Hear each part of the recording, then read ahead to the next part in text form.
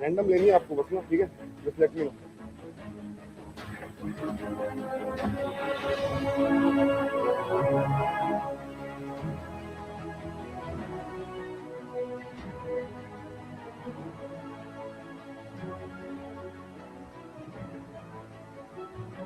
बयान बड़ा अच्छा काम करते हैं, कल के फोटो देखे थे।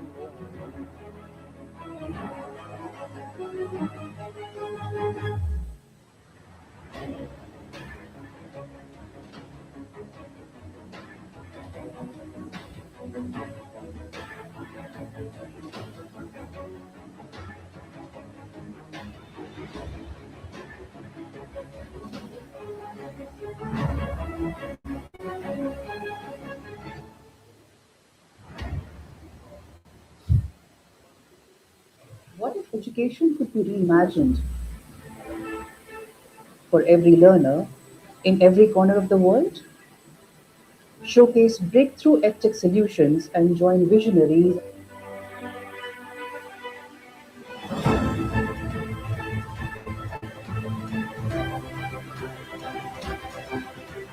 Actually, this is my first experience in the summit, and I think it's great because it's gathering all the decision makers, schools, principals, and other activities around schools like companies, vendors. So I think it's overall great.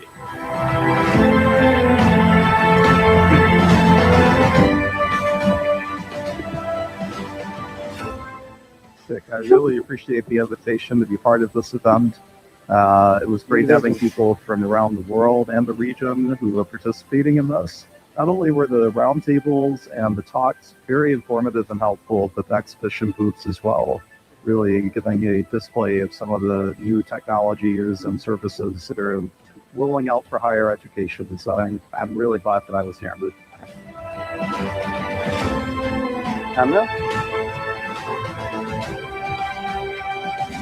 Join a global community, governments, educators, innovators, co-create pathways for a sustainable, tech-driven future.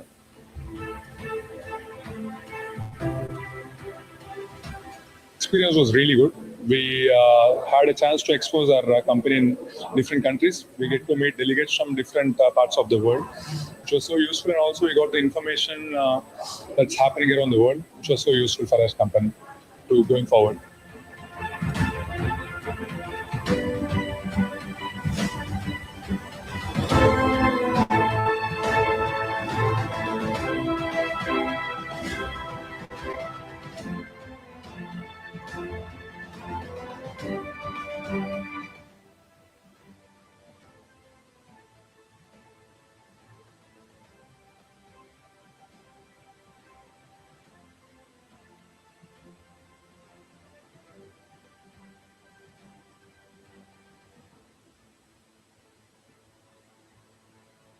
This is more than a summit. It's a movement. Are you ready to elevate education?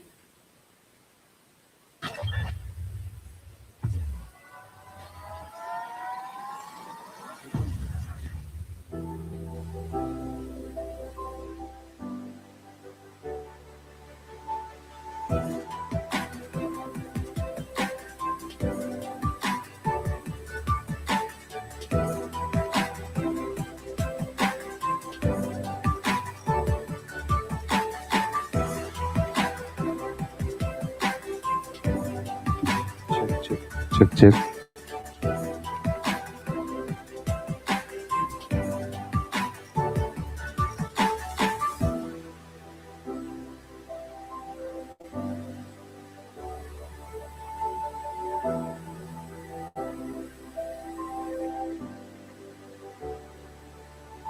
Test 1, 2.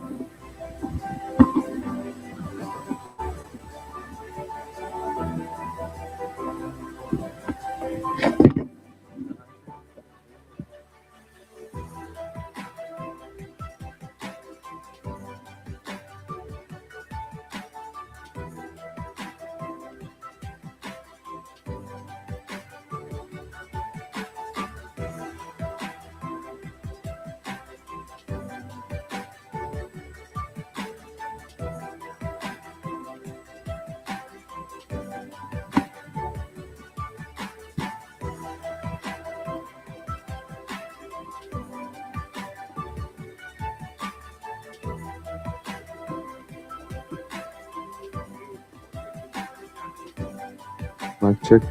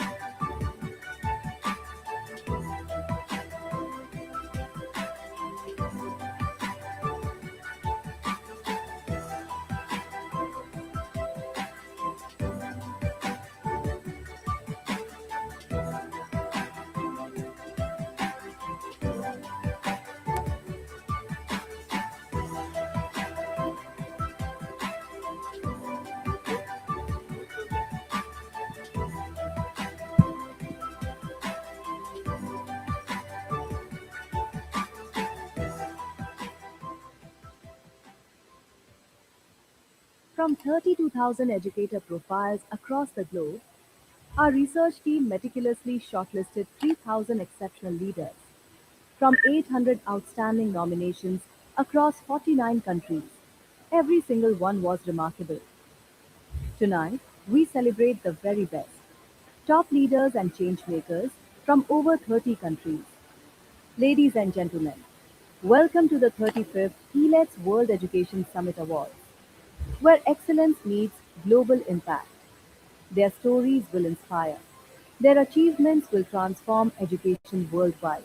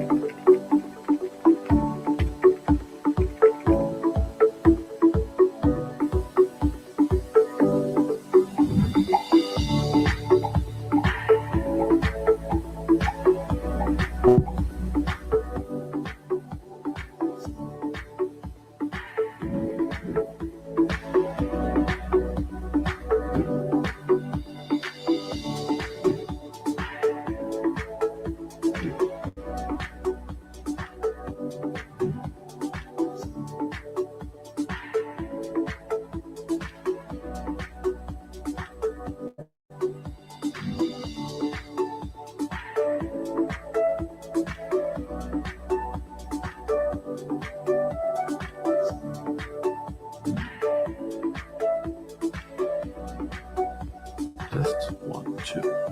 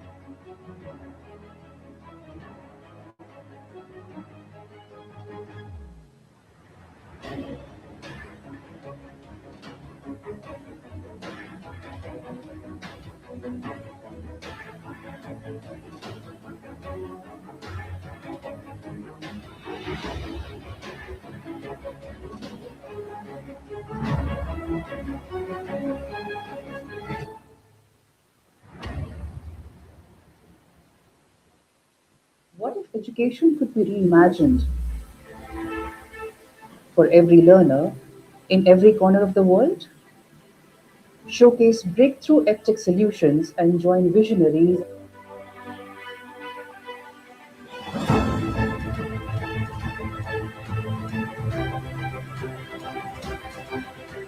Actually, this is my first experience in the summit, and I think it's great because it's gathering all the decision makers, schools, principals, and other activities around schools like companies, vendors. So I think it's overall great.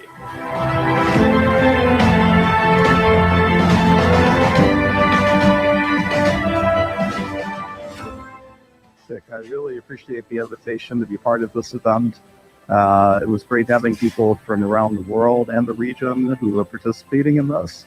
Not only were the roundtables and the talks very informative and helpful, but the exhibition booths as well, really giving a display of some of the new technologies and services that are rolling out for higher education. So I'm really glad that I was here.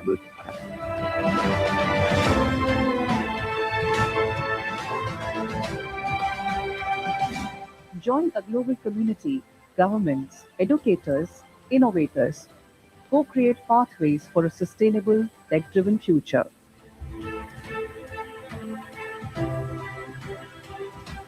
Experience was really good. We had a chance to expose our company in different countries. Good morning, ladies and gentlemen. How are we all doing this morning? Very well. I'm glad to hear. I hope you all got a chance to have a really fun evening yesterday. We had such an incredible morning full of really, really engaging panels, keynote speeches, and award ceremonies. I hope you all had fun, but you also managed to have fun during the evening. And now we go ahead and start day 2, ladies and gentlemen, of the World Education Summit Dubai. Can I hear a little cheer showcasing your excitement for today? What a mighty, mighty crowd. Thank you so much for bringing this energy so early in the morning. We're going to go ahead and kick off this day with a short video from yesterday, actually showcasing some highlights. So I'm going to give it off to the team. Take it away.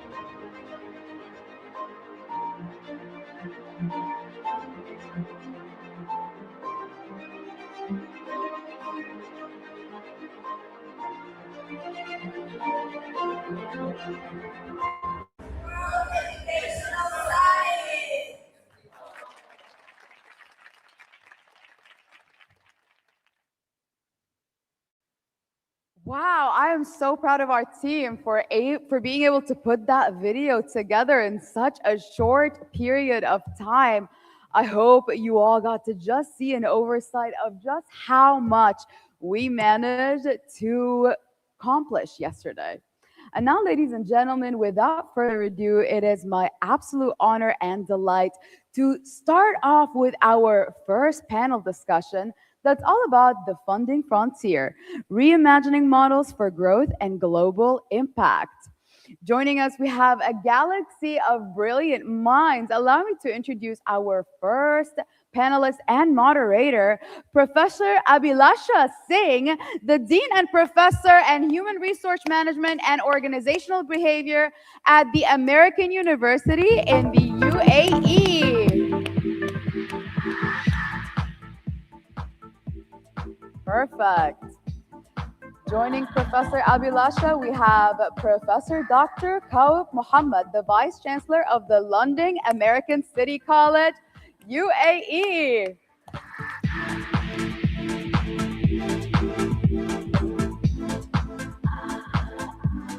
Joining them, we have Dr. Saeed Arabi, the Director of Center of Excellence in Teaching and Learning in the United Arab Emirates University, Al Ain.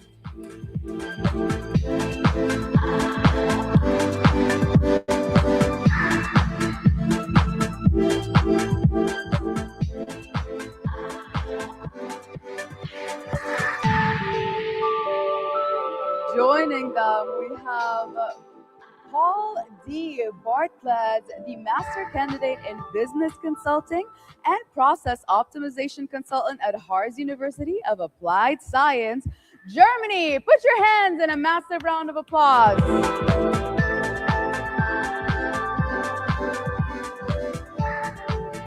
And last but certainly not least, we have Dr. Arindam Banerjee, the Senior Academic Leader and Program Director at SP Jain School of Global Management, Dubai, UAE. Let me hear you give it up for all of our panelists.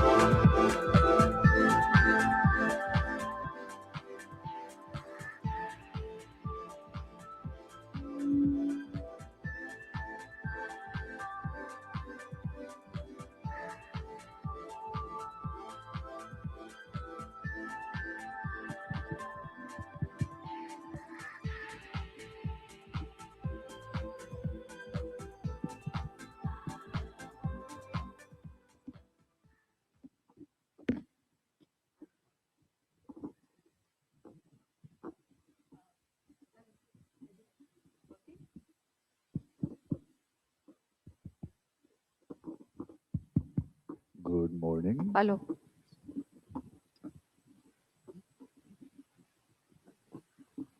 Good morning, everyone.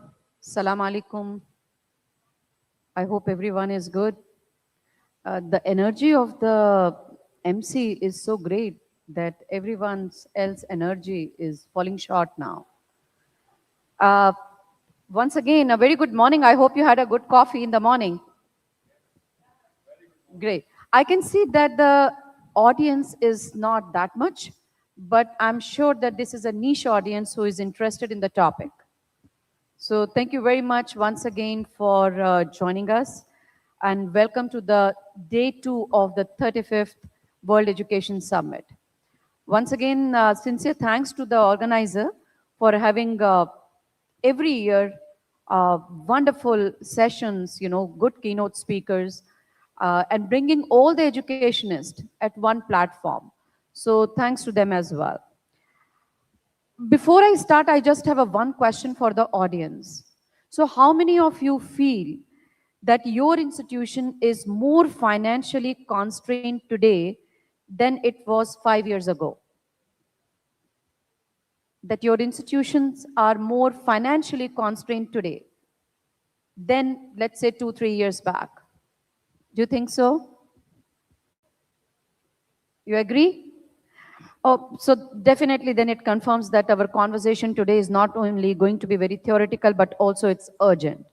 And how many of you feel that the current funding model is fully future ready for the next decade? Anyone? Do you think that it is future ready? Sorry? No? Okay, good. Anyone else have a comment? Not yet. Okay. So we do have a great panelist here. And that's the gap which we are noticing between pressure and preparedness. And we are going to talk about it. So we are going to begin the conversation today that basically sits at the heart of the, I can say the very heart of the higher education. And it's basically how the university can fulfill their ambition, how they can fulfill their resilience, how they can fuel their aspiration, and how they can be more impactful. So the day 1 was more focused on the vision and transformation. And day 2, we are starting with a much harder question, that how do we sustainably pay for that vision without compromising access, quality, and purpose? So that's the question we are going to answer today. And we are also meeting at a time where universities across the world are being asked to do more. So we are always asked, and I'm sure people here sitting there, they are going to agree with me, we are asked to do more. So more access, more innovation, more impact, more research with less funding. So the question is no more how just universities are going to survive. The question is how they can grow with purpose and with global relevance. So that's what we are going to discuss today. And the session today, which is focused on the funding frontier, reimagining models for growth and global impact. So the panel today is going to bring some examples, what actually works, what is scalable, and what is governable in today's very complex higher education landscape. So we are going to talk about that. It's my pleasure to introduce once again a very excellent panel, I can say, representing leadership, policy, pedagogy, and operational innovation. So we have Professor Dr. Kaap Mohammed, the Vice Chancellor, London American City College, bringing an institutional leadership and governance lens. Dr. Saad, Director of Center for Excellence in Teaching and Learning, UAE University. Thank you, Dr. Saad. I'm sure you are going to offer a very national and faculty-centric perspective. Mr. Paul, completely different, but I mean, I'm really looking forward to hearing from you, because he's a master candidate in business consulting and process optimization consultant. So his perspective will be completely different. And then we have Dr. Arindam Banerjee, seasoned academician, I can say, from SP Jain School of Global Management. And he will be sharing insights from a very global, and SP Jain is also multi-campus education model. So they operate completely, I can say, differently in this higher education landscape. So let me start with Professor Kaap Mohammed. My question to you, as a Vice Chancellor, how do you see university funding models evolving to remain globally competitive, especially beyond traditional dependence on the tuition fee? Well, good morning, one and all. I am keeping two legs in two different universities. One is in UAE and other one is in Republic of Zambia. Probably two different models. And as a Vice Chancellor, as a member in the board, I always feel that we need to keep academics and quality of education separate than the, with the tuitions and with the funding aspect which is being used by the universities. So here we cannot compromise quality of education with the tuitions, because nowadays many of the universities, they compromise quality of education with the funding. No fund means you'll find that again, no quality. That's what they feel. But from my point of view, I feel that, we need to keep these two aspects in two different baskets. That is always better. What we are trying to see is that we look for micro credentials. This is what is happening in our university. We look for micro credentials. We try to see that there is continuous learning. For example, I am associated with Madonna University, which is in Michigan State in the United States.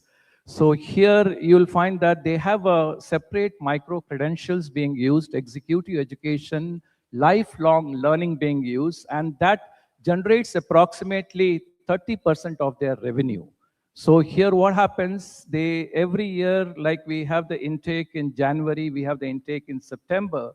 So you'll find that they also have professional learning, executive education, with the micro credentials, which they use it every year and they generate income through that. They don't rely on government funding mostly, but they have private sponsorship, etc., which they go with it.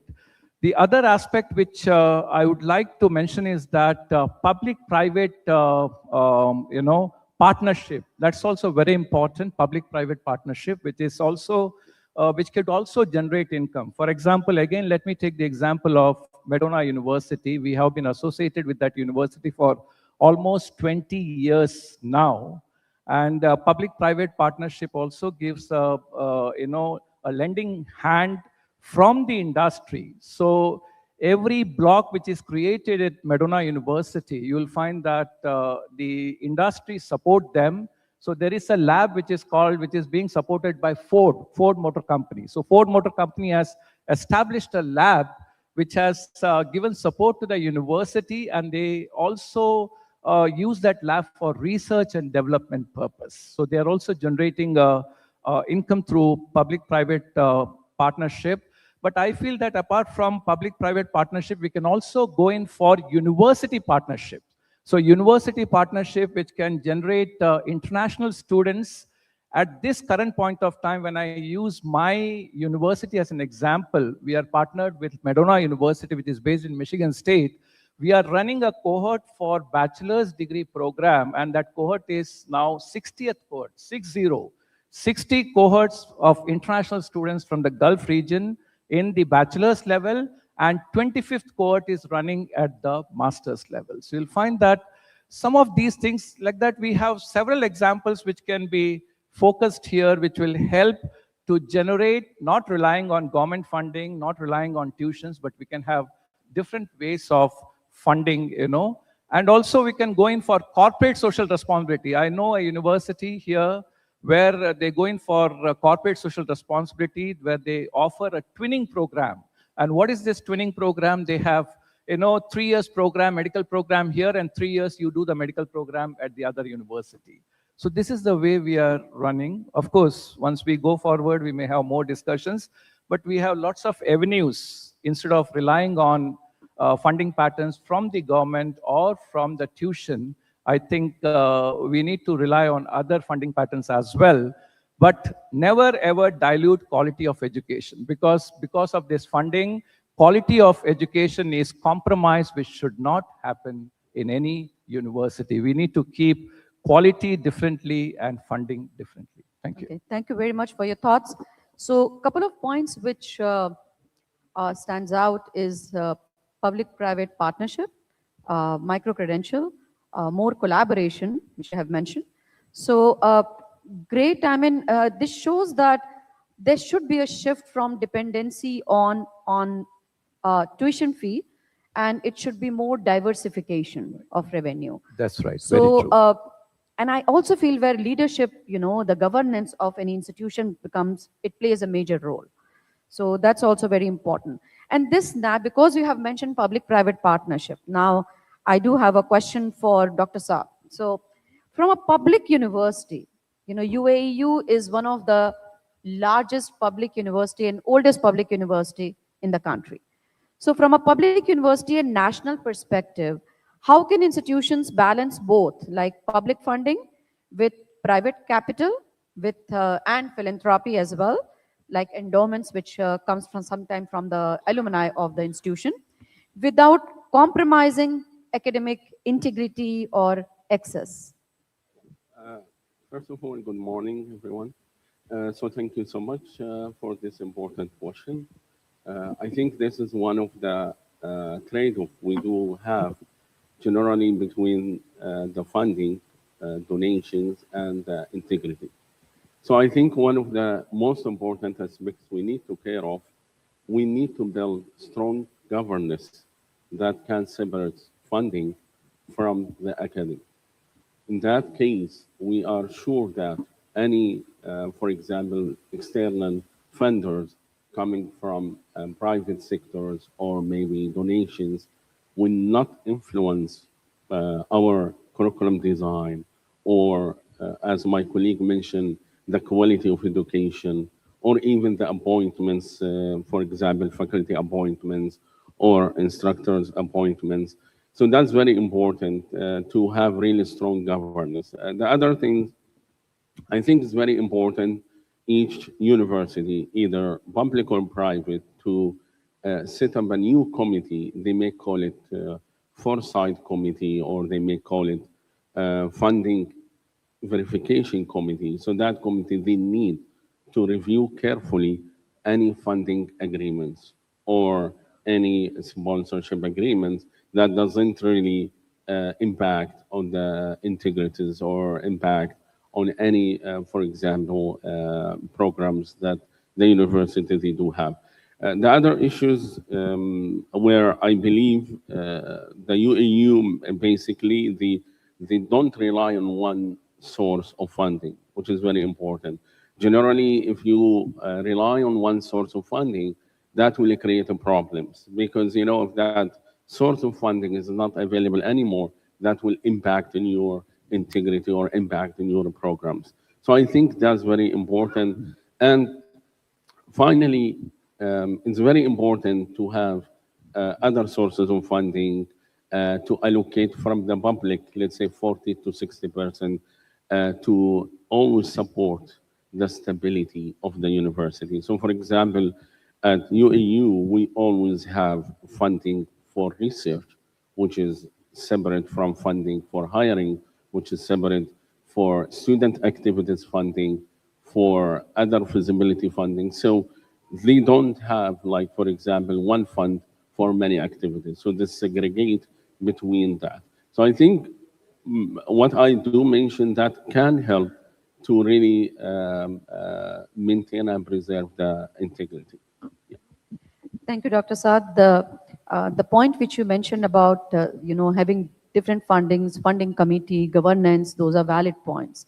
I can say that that's a powerful reminder that funding is not just financial, it's value driven as well. So that's important.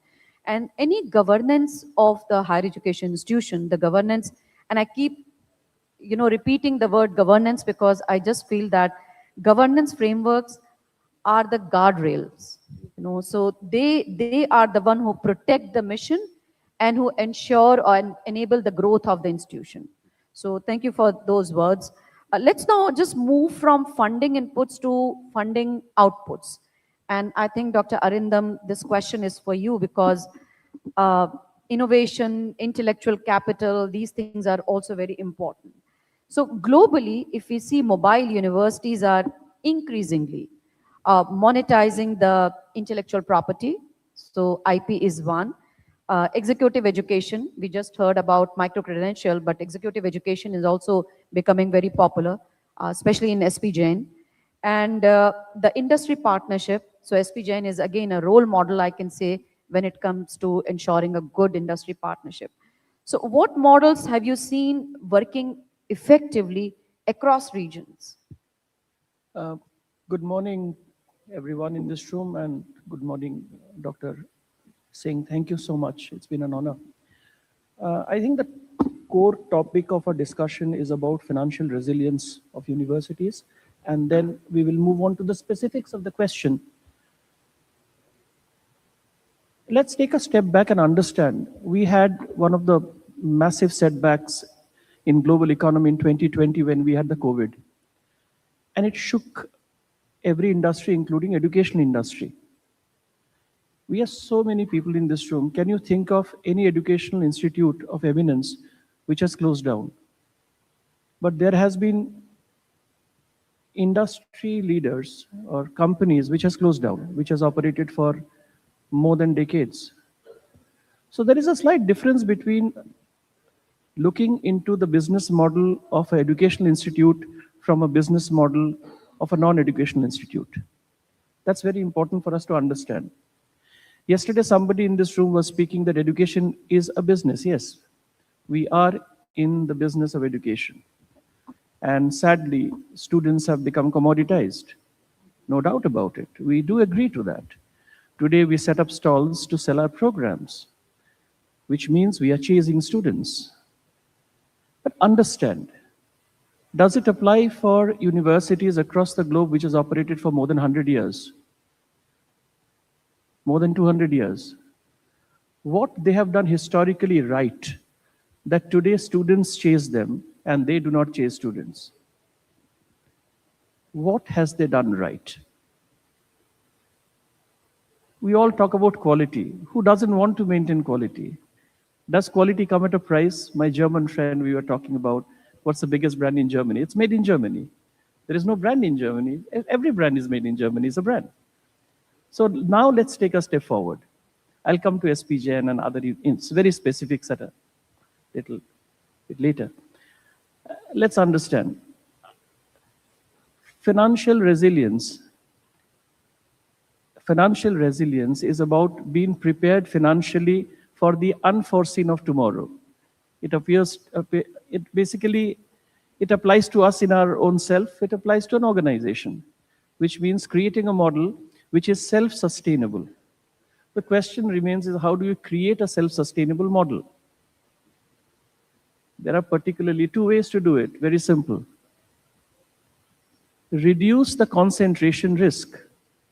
Reduce the dependency on the source of revenue which predominantly helped us to grow, which means create new avenues in our realm of things which helps us to grow, but not deviating from what we traditionally do, educate people. We do not start another campus because one of the campuses is not providing us enough revenues. We do not do that. We should not do that. Sorry, we should not do that. We do that, but we should not do that. We start executive education not because our traditional programs do not bring us enough revenues and are not able to break even. We do it because we feel there is a need and there is a gap in the market which we can do. So coming back, just to give those specific comments, I think creating a financially resilient model doesn't lie entirely on the institution's current model.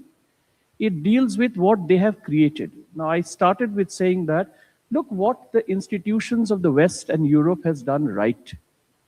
They have created a group of students who has come back and said, you have educated us, now leave the future to us. Today, the endowments of the Western universities far exceed the current revenue of the enrolled students. And that is why they have not been hit by the COVID. They have not been hit by the pandemics and other things. They can run a 1,400-acre campus, 1,500-acre campus without, even if there is a tariff on Indian students or there is embargo on Indian students going to US. They don't mind it because that's not their primary source of revenue. We think that way. It's not.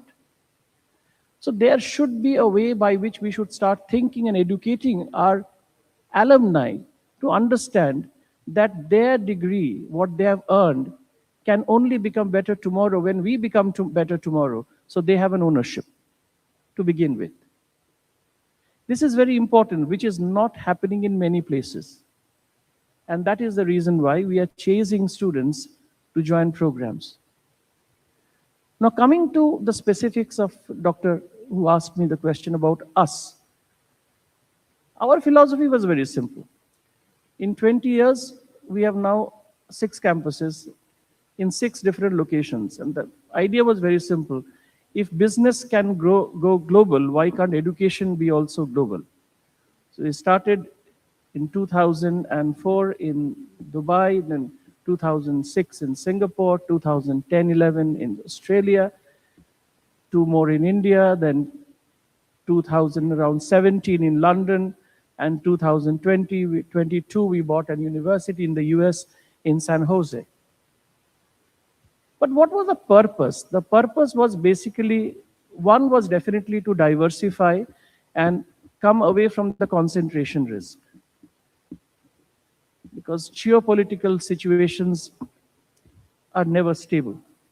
But more importantly, the model of the program was very different. Do not allow the students to be comfortable in one campus, let them go to different campuses so that they can understand how exposure in global places can bring a different mindset of globality in them and help them to do better. That increases the cost also. So it's not a model which helps us to become financially resilient. But concluding remark, if we have to think of the future, we have to invest in the future. What is investing in the future? Investing in the future to be financially resilient calls for heavy investment in technology. Heavy investment in technology. And that is not restricted to online, moving from traditional chalk and talk to online. That is not investment.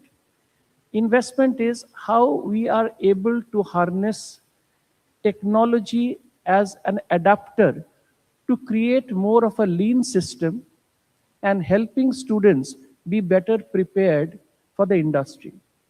Conclusion, I'll tell you one thing which we have done. We are the first school, university in entire of Asia and Europe to have created an intellectual property called artificially intelligent tutor, an artificially intelligent job preparation tool.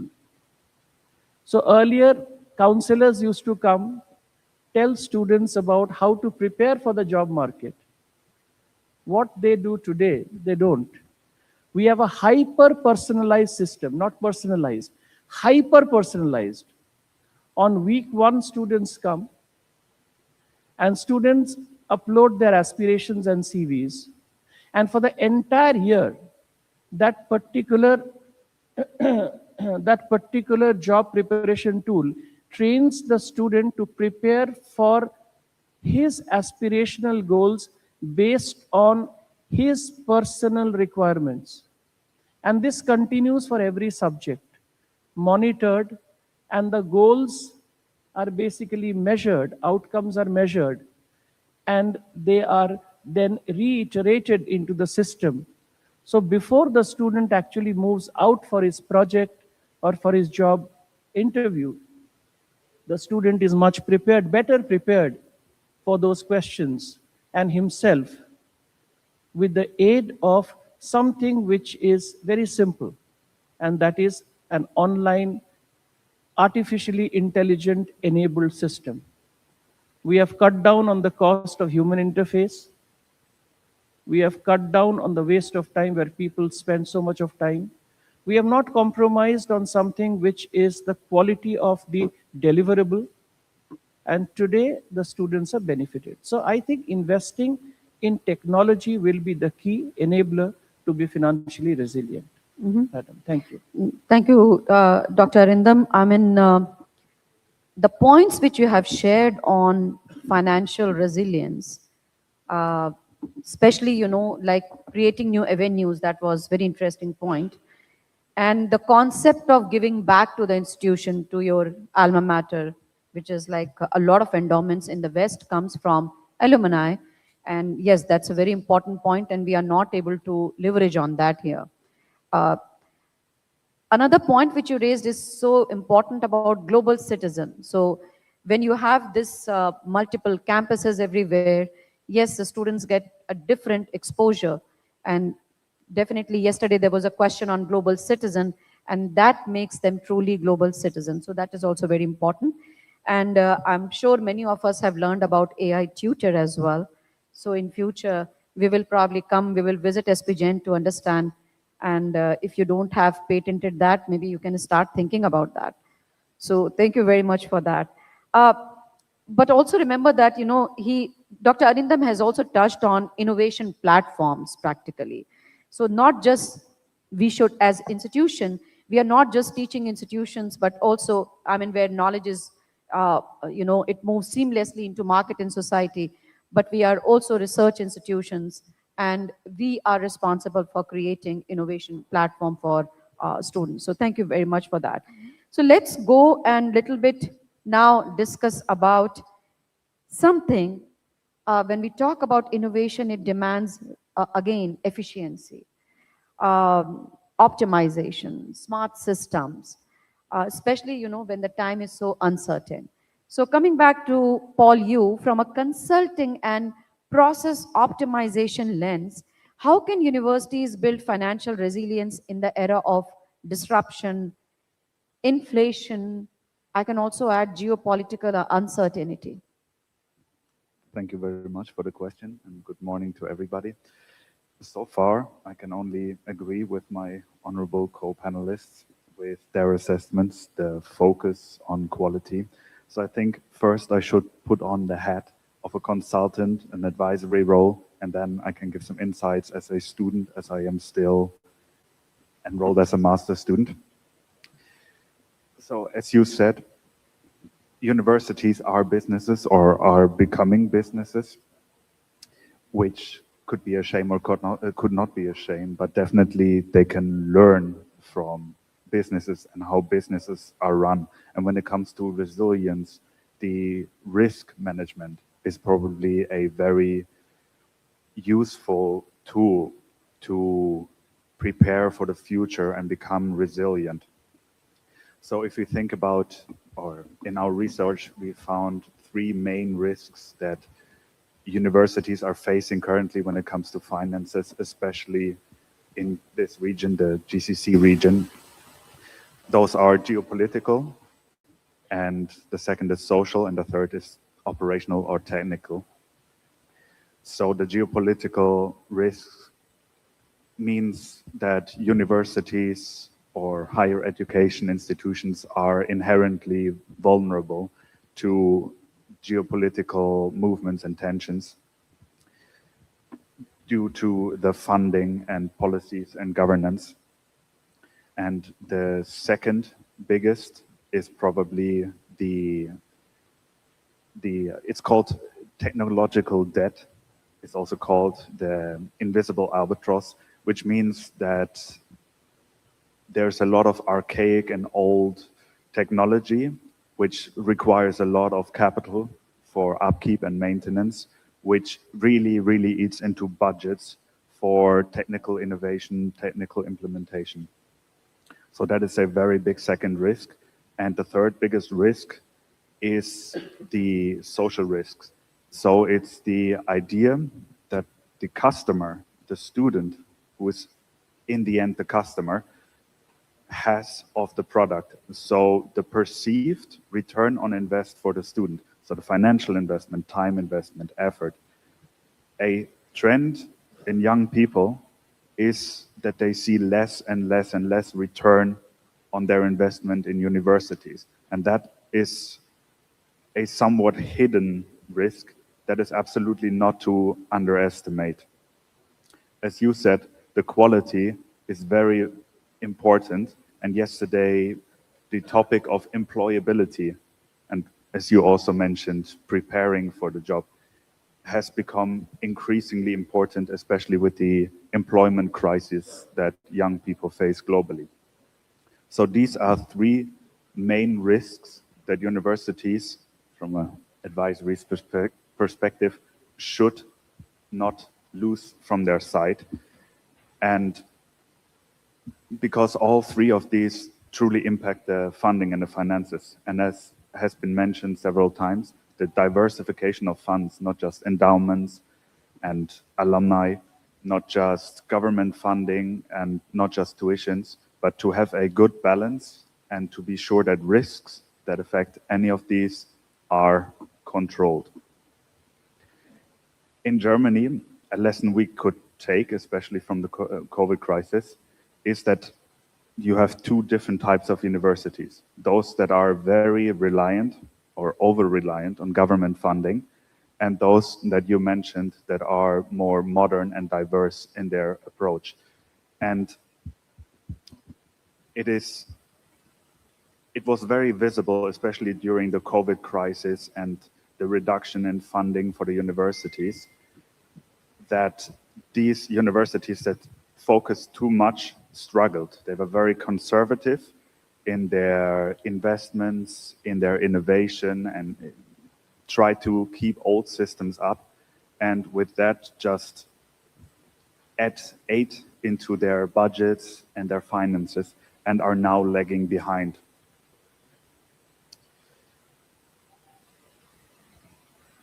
So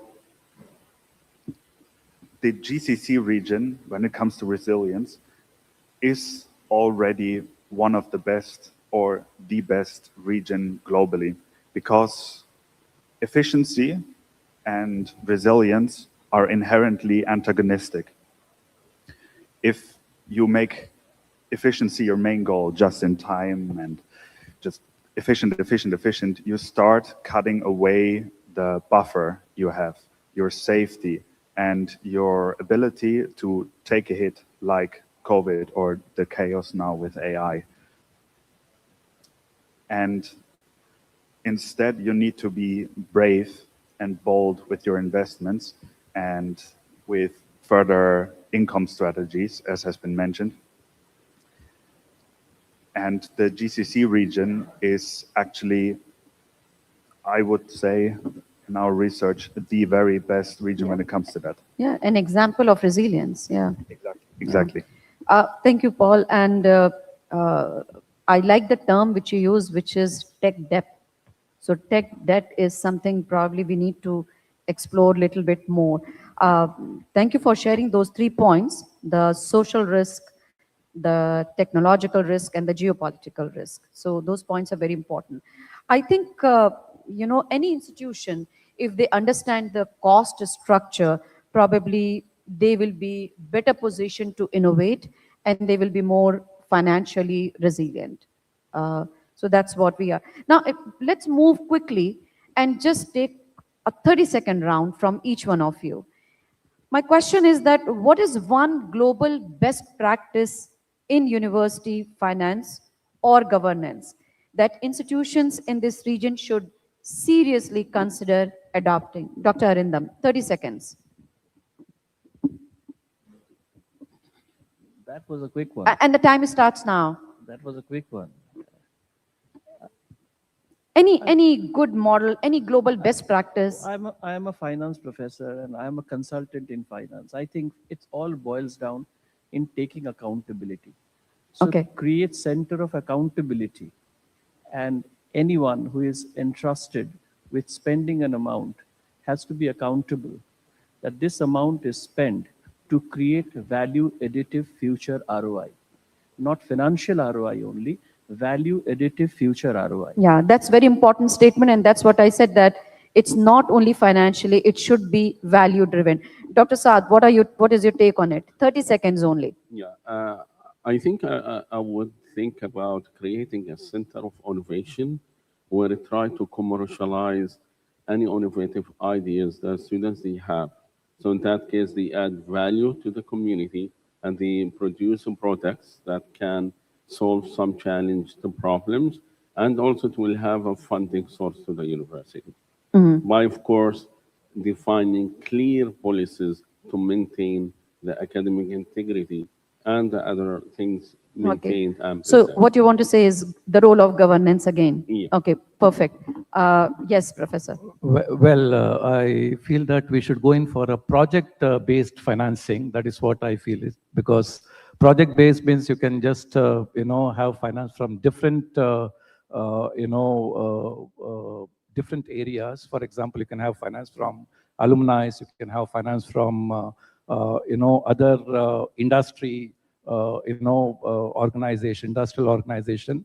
Club it together, and the output should be based on how much project financing has been done. So based on the project finance, you deliver your outputs So the to term the which is university. important is project financing. Project financing, yeah. Okay, Paul, before I ask you the question, which role you enjoy more, a consultant role or a student role? Consultant. Consultant role. So what is your advice for higher education institution here? Which financial model do you think? It's the same for both, actually. My advice is very short: evidence-based management. In this current time, evidence is the only thing that can control the chaos. And since there is no, what has been called Big E, the scientific ivory tower evidence, there's only local evidence. So models are not plug and play, best practices are not plug and play. Develop your own locally. Okay, so contextualize it. Yes. Okay, perfect. Any question from the audience? Yeah, so we have one question here. Let's take a couple of questions from the audience.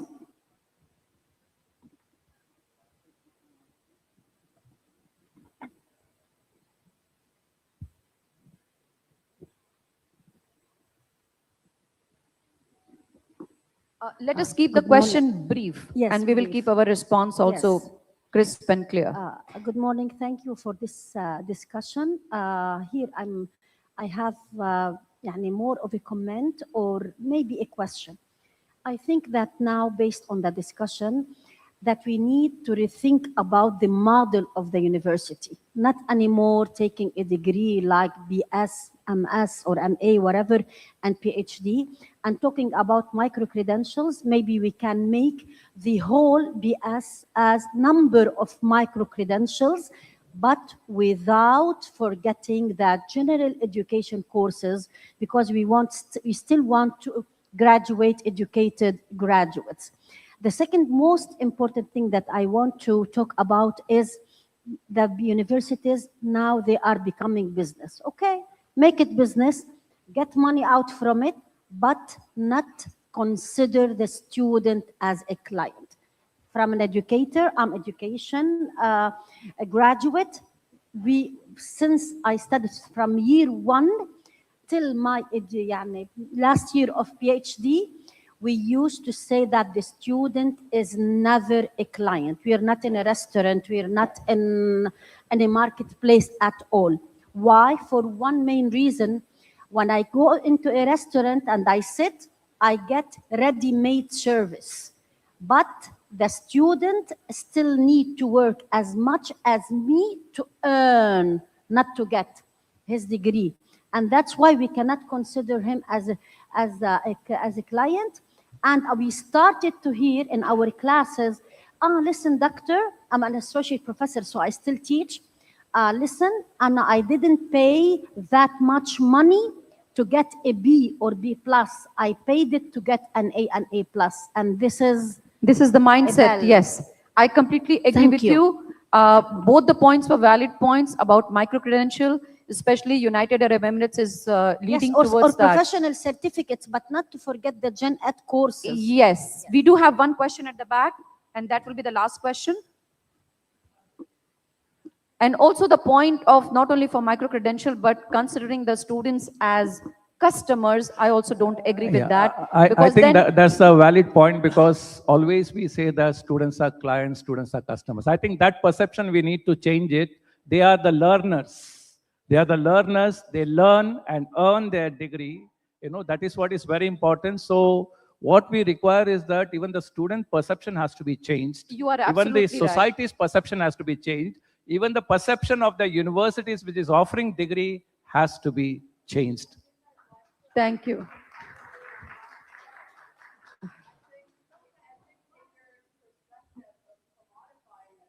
Yes, it is not commercialization. We should avoid commercialization. We should not, allow students to be a commodity. They are not commodity. Dr. Mohammed, we have to take one last question from the back. Can I just, I'll state my question hopefully very briefly. I know that we should keep quality and funding separate. That I fully accept. And also we heard about long-term investment, investing into the future. And I think in both of them are very valid points. And I think the model that works for public sector institutions or universities is very different from private sector. Absolutely. And when the private sector, when you start to get to the place of survival, in certain parts of the world, you have enough student population. There's numbers are not an issue. But in certain regions in the world, you have, it's like, it is a very small student population. There it becomes a survival issue. And I think often, I would not say at the faculty level, at the senior level, it is more, they're trying to deal with the survival. Yes, you can focus on the quality and parallel, keep the funding separate. But you keep the quality and you don't have student numbers because other universities follow different processes. Then it's a question of survival. Yeah. So, I mean, I think you made a very good concluding remark for us. So I would just like to say thank you everyone for what a wonderful engaging audience. Thank you panelists. I think the future of university funding does not lie in one single model. It lies in an intelligent combination of strong governance, we can say, ethical leadership, societal impact, and then we can have like efficiency and project-based funding as well. So once again, thank you, dear panelists, and thank you, the audience. It was a great panel. Thanks, everyone. Thank you. Thank you. Thank you so much. Let's give it up, everyone, for our brilliant panelists. Put your hands together in a very well-deserved round of applause. And now we'll have one of our team members on stage to present everyone with a token of appreciation. Everyone, put your hands together for Professor Abhishala Singh.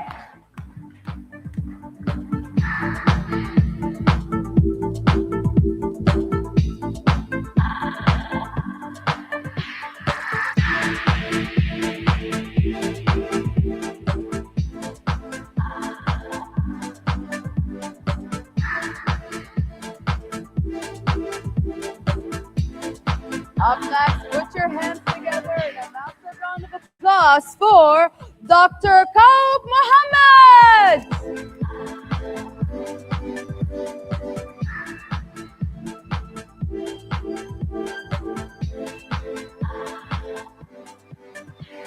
Up next, let me hear you cheer for Dr. Saeed Alabre.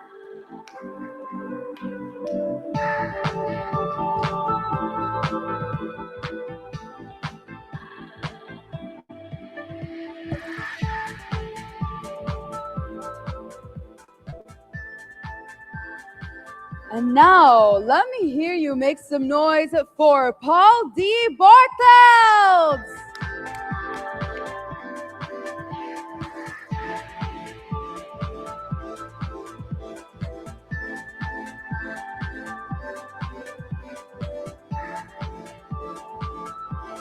And now, but last but certainly not least, make some noise for Dr. Arindam Banerjee.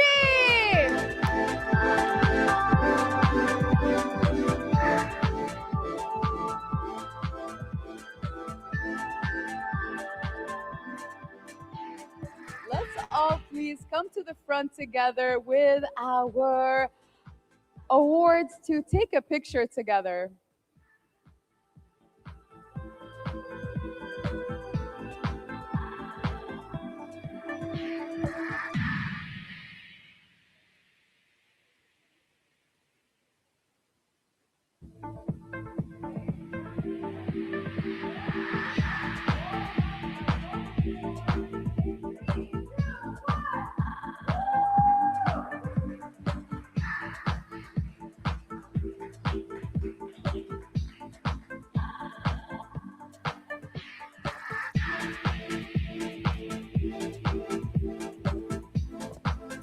And now, ladies and gentlemen, it is my honor and delight to welcome on stage our next discussion and our next keynote speech. Please welcome on stage the co-founder and COO of Tetter College of Business in India. He is here to talk about learning to build and building to learn. University Excellence Session. Please put your hands together in a massive round of applause for Taran Gangwar!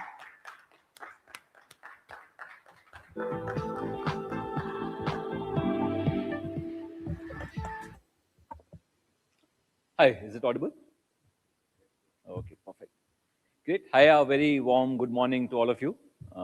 It's been thank you for having me here with this panel of people who are distinguished academicians and industry leaders.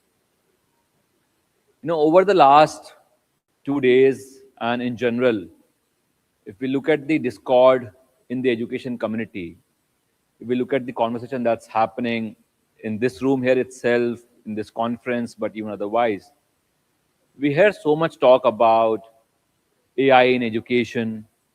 We hear so much talk about innovation in education. We hear so much talk about new technology coming into education. And it's almost as if we're looking for some kind of a silver bullet, some kind of a transformation that will change education forever. But I actually wanted to talk about a slightly contrarian view and slightly wanted to talk about something more fundamental. And my belief that I wanted to present today was that instead of looking for newness, instead of looking for something very cutting edge, and instead of looking for a silver bullet answer in technology, we probably need to go back to the roots.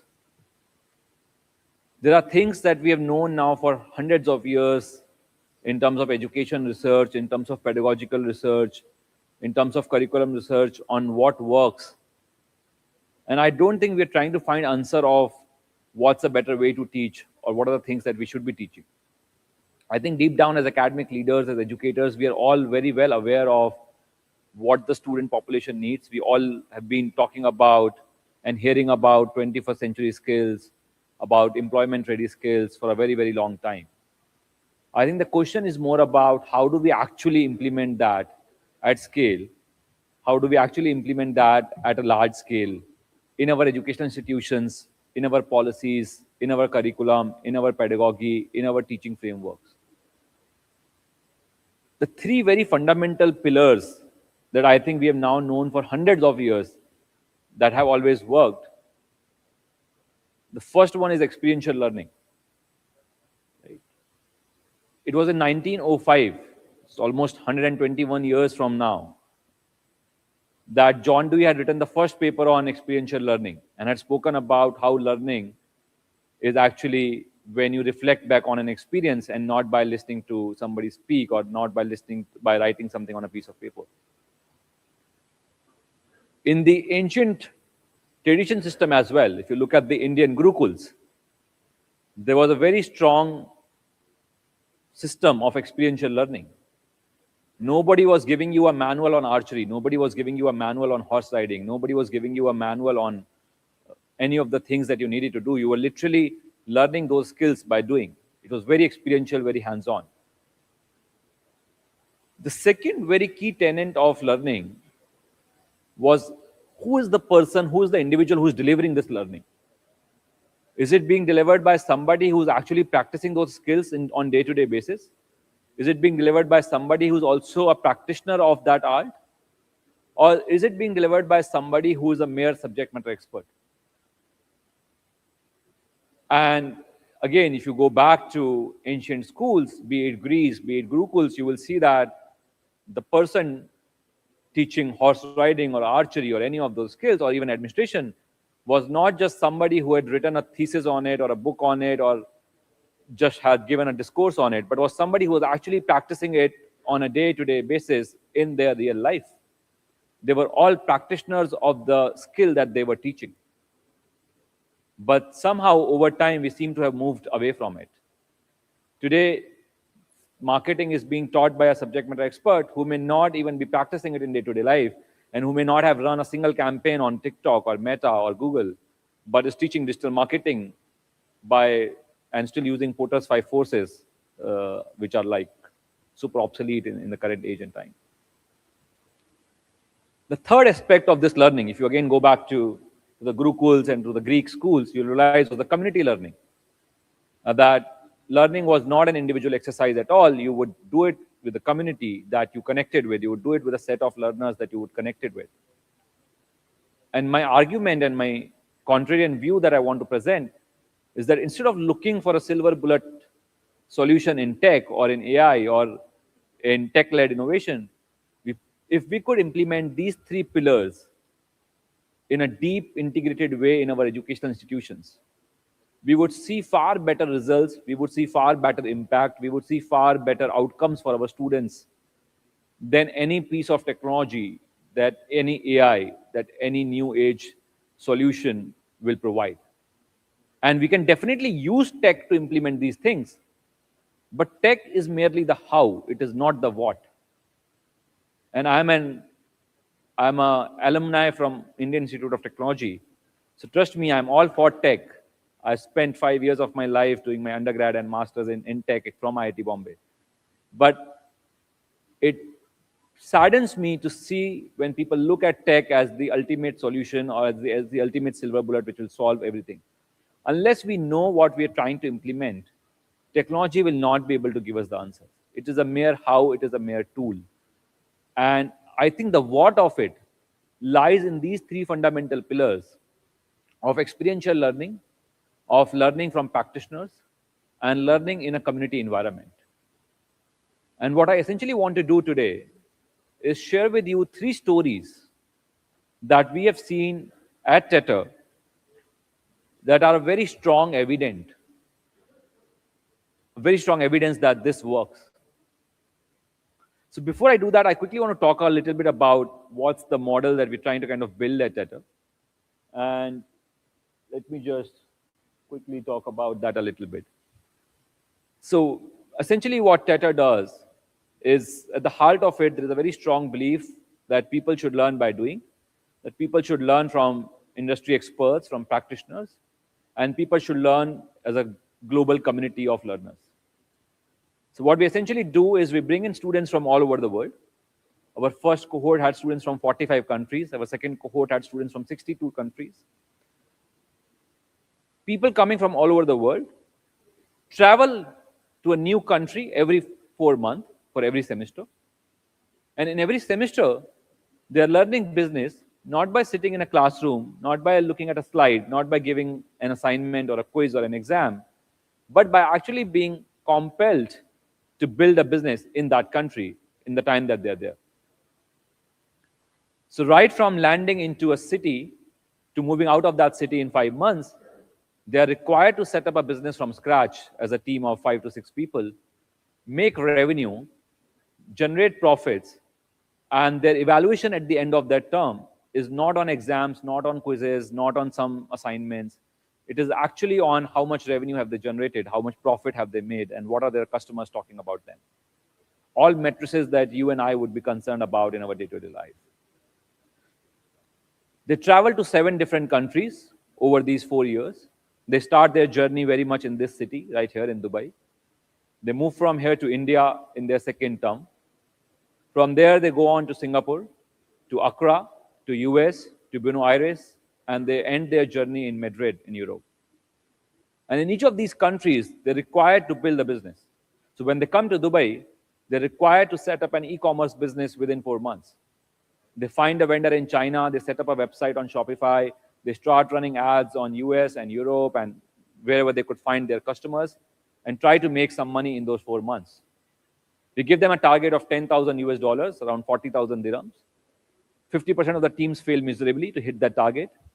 But the learning they have in trying to achieve that in that 4 or 5 months supersedes any first semester that I have seen in any part of the world, including IITs, including Ivy Leagues, including IIMs, including any top-tier institution that you could think of.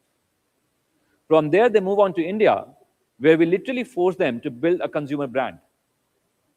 Last year, we had 4 German students trying to sell caps in India in winter with no sunlight, no heat.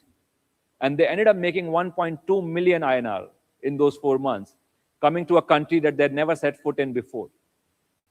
They built a story around using banana fabric to build those caps, found a vendor who was actually using sustainable fabric to do that, built beautiful designed caps, and literally sold a 1.2 million INR worth of caps in a country in winter where nobody wears caps in north of India in winter. And the kind of learning they acquired in that was phenomenal in terms of brand building, in terms of user personas, in terms of how do you literally build a business in a country that you've never been in 4 months. From there, this cohort went to Singapore. They were studying at NUS, who's our academic partner there. And we told them, okay, that you build actual products. Now, what if you were to raise capital from people without having a product? Let's level it up. So they went onto this platform called Kickstarter, which is essentially a fundraising platform, put together a concept video of a product that did not even existed. It was just a concept of what they wanted to build. It had ideas like board games. It had ideas like foldable kettlebell that you can carry with you for the fitness enthusiast. It had decorative glasses, anything and everything that you could think of. And out of the 20 teams, 18 of them got overfunded within 5 hours of going live. And what they learned from this experience was their art of storytelling, their art of designing a product from scratch using 3D printer, using prototyping tools and whatnot. As we speak, these 100 students are in Accra, in Ghana, trying to work on social causes, from child labor to teenage pregnancies to homelessness. And in every term, we give them a leaderboard where we are tracking different metrics. And up until now, the leaderboard was always talking about revenue and profits. And it's the first term where the leaderboard is talking about how many lives have they impacted in this term. And each team has been mandated to impact 100 lives before they leave Accra in next 4 months. Having run this model for 3 years now, and having worked with hundreds and hundreds of students from almost 70, 80 different countries, what we're realizing is that actually instead of looking outward towards AI and towards tech to tell us what to do, we want to go back in time and go back not just 50 or 100 years, but almost 200, 300, 400 years, back to what was happening in Gurukuls, back to what was happening in the gymnasiums in Greece, and deeply integrate these 3 models of learning by doing through the way that I just spoke about. Learning from practitioners. So for example, all of you have been in Dubai now for a good few days. I'm hoping you got a chance to look at the food delivery app, Talabat, right, which is one of the leading app in Dubai. When they're here, they're taught tech in business, not by a academician, but by the CTO of Talabat himself coming and delivering a module on how to teach tech or how to use tech in business. And I think that's the kind of mentorship, that's the kind of guidance, and that's the kind of faculty and academicians that they're looking at. So that's the second pool. And in the interest of time, I'll just wrap up with the third, which is community-based learning. When you work with people who don't come from the same background as you, when you work with people who have never shared the same PIN code as you, the same city as you, and when you try to build with them, there are a lot of fights, there's a lot of friction, but what comes out at the end is beautiful. And this is the last example that I want to talk about before I wrap this up. We had a team from 5 countries which literally took on the mandate to defeat hate as part of the company that they were building. And these are all people who are unfortunately coming from countries that had seen a lot of civil unrest, a lot of conflict, a lot of hatred in some way or the other. The 5 students, one of them came from India, one of them came from Pakistan, one of them came from Myanmar, one of them came from Ukraine, and one of them was Israel. All of them had seen the impact of hate, the impact of distrust, the impact of war. And the brand they built, it's called 8BP. And 8BP actually stands for 8 billion people. So they wanted to build a brand that stands for a community of humanity. They built a brand that they call as Peaceware brand, which essentially was promoting peace as a solution. And it's been a wonderful journey. I hope that these stories inspired all of us to go back to our roots instead of looking outward to tech and build solutions that teach our students to learn to build and to build to learn. Thank you so much for your attention. Everyone, please give it up for Tarun Gangwar.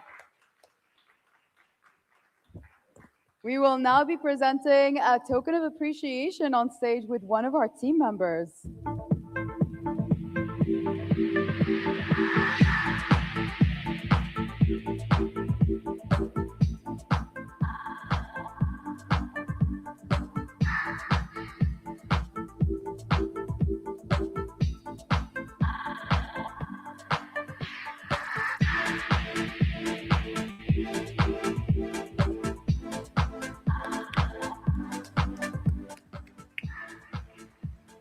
Up next, ladies and gentlemen, please join me in welcoming on stage a presenter who's here to shed some personal insight, Mr. Tamesh Kumar Jain, the Zonal Business Head at Code Tantra.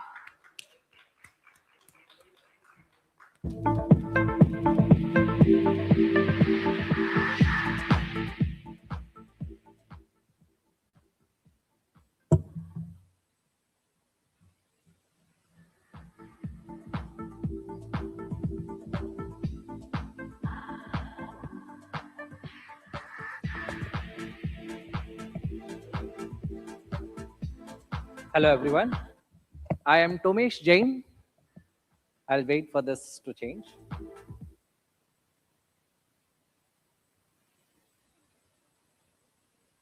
Yeah. Hello everyone, I am Tomesh Jain. I am Zonal Business Head of this company called Code Tantra. Code Tantra is a decade-old company headquartered at Hyderabad, India.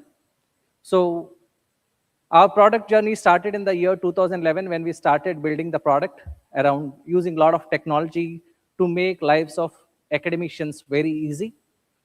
So 2014 is when we registered as a company, and then 2016 is when we got our very first customer in India. As we talk today, 2025, we are having almost 400 customers, 400 colleges using our platform in their day-to-day academic activities. So we have touched lives of almost 5 million learners, 5 crore learners. And these are the founders of Code Tantra, Mr. Ramana and Ravishekar Chilmakuri. Both of them are alumnus of BITS Pilani. We have got a lot of awards and recognitions in India. And this is a small subset of happy customers which we are having.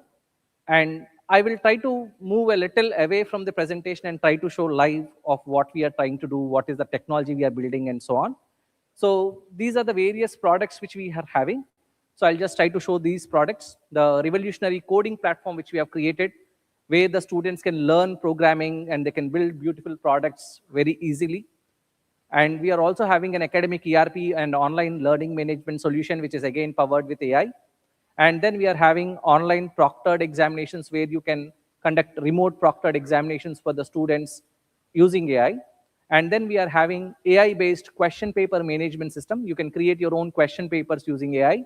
And then you can also evaluate the handwritten answer booklets of the students also using AI.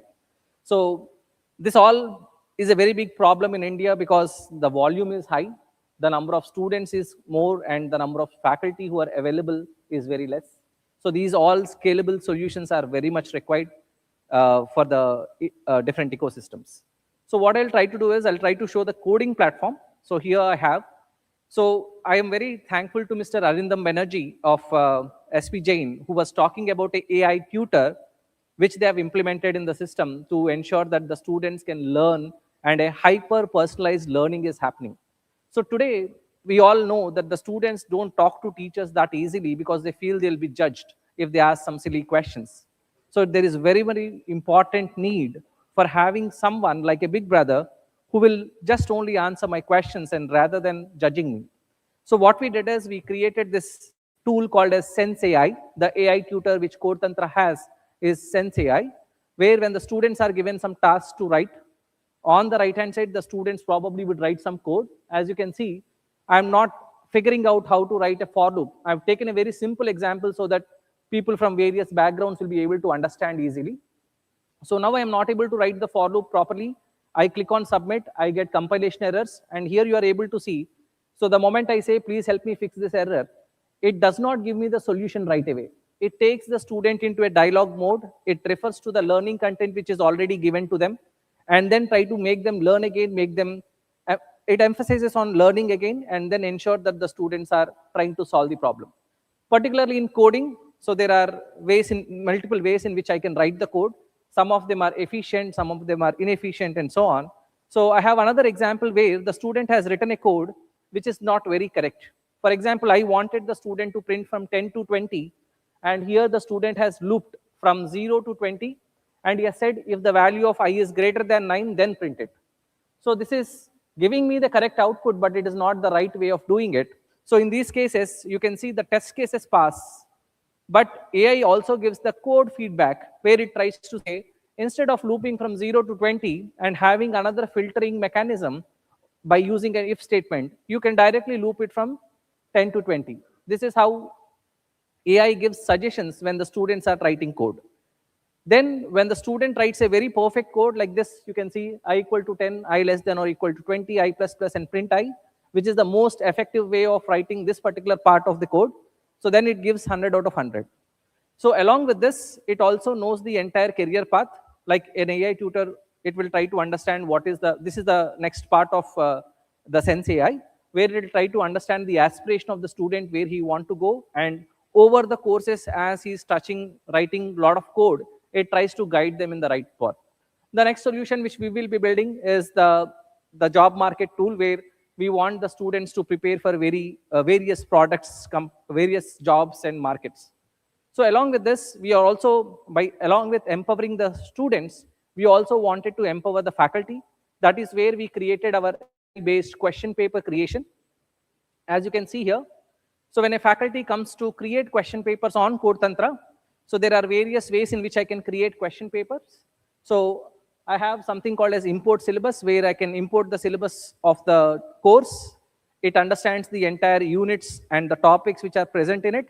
And it is also able to understand the course outcomes which are defined in the syllabus document. And based on that, it will try to create the question paper. So I can control various mechanisms, like I can tell what is the difficulty level I want, what is the course outcome weightage I want, which course outcome should have more weightage, which course outcome should have lesser weightage, what is the Bloom's taxonomy level I want to follow, to which level I want to evaluate. All these things I'll be able to configure. Along with that, I have a PDF question paper which is created. Now I want to use tools to enhance that question paper to make it much more effective. I'll also be able to do that. Then we are also having a facility of generating from reference papers. So you have seen some reference papers which are very good, and you want to create a similar question paper, you will be able to upload some reference papers, and then from that, you will be able to create a new question paper as well. Then the last part is manual creation, where you will be able to give a topic and also the difficulty level. It will generate questions, and you can pick and choose and decide whether you want to have that question or not. So I'll just try to give you a small quick overview of this, where I'll try to click on something called as proceed with syllabus import. I've already imported one specific course already here. So I'll try to search with that. So there is a course called as Thermodynamics, Engineering Thermodynamics, which is in terms of cognitive level, one of the most toughest paper for anyone to create. So I've just selected that, and then I'm clicking on link to question paper. and then I'm able to configure the question paper. As you can see here, all the units and the syllabus which is there in that particular syllabus document which I've uploaded previously are all read here. It also knows all the course outcomes of that particular course. And for each course outcome, I'll be able to select what is the Bloom's taxonomy I want to cover.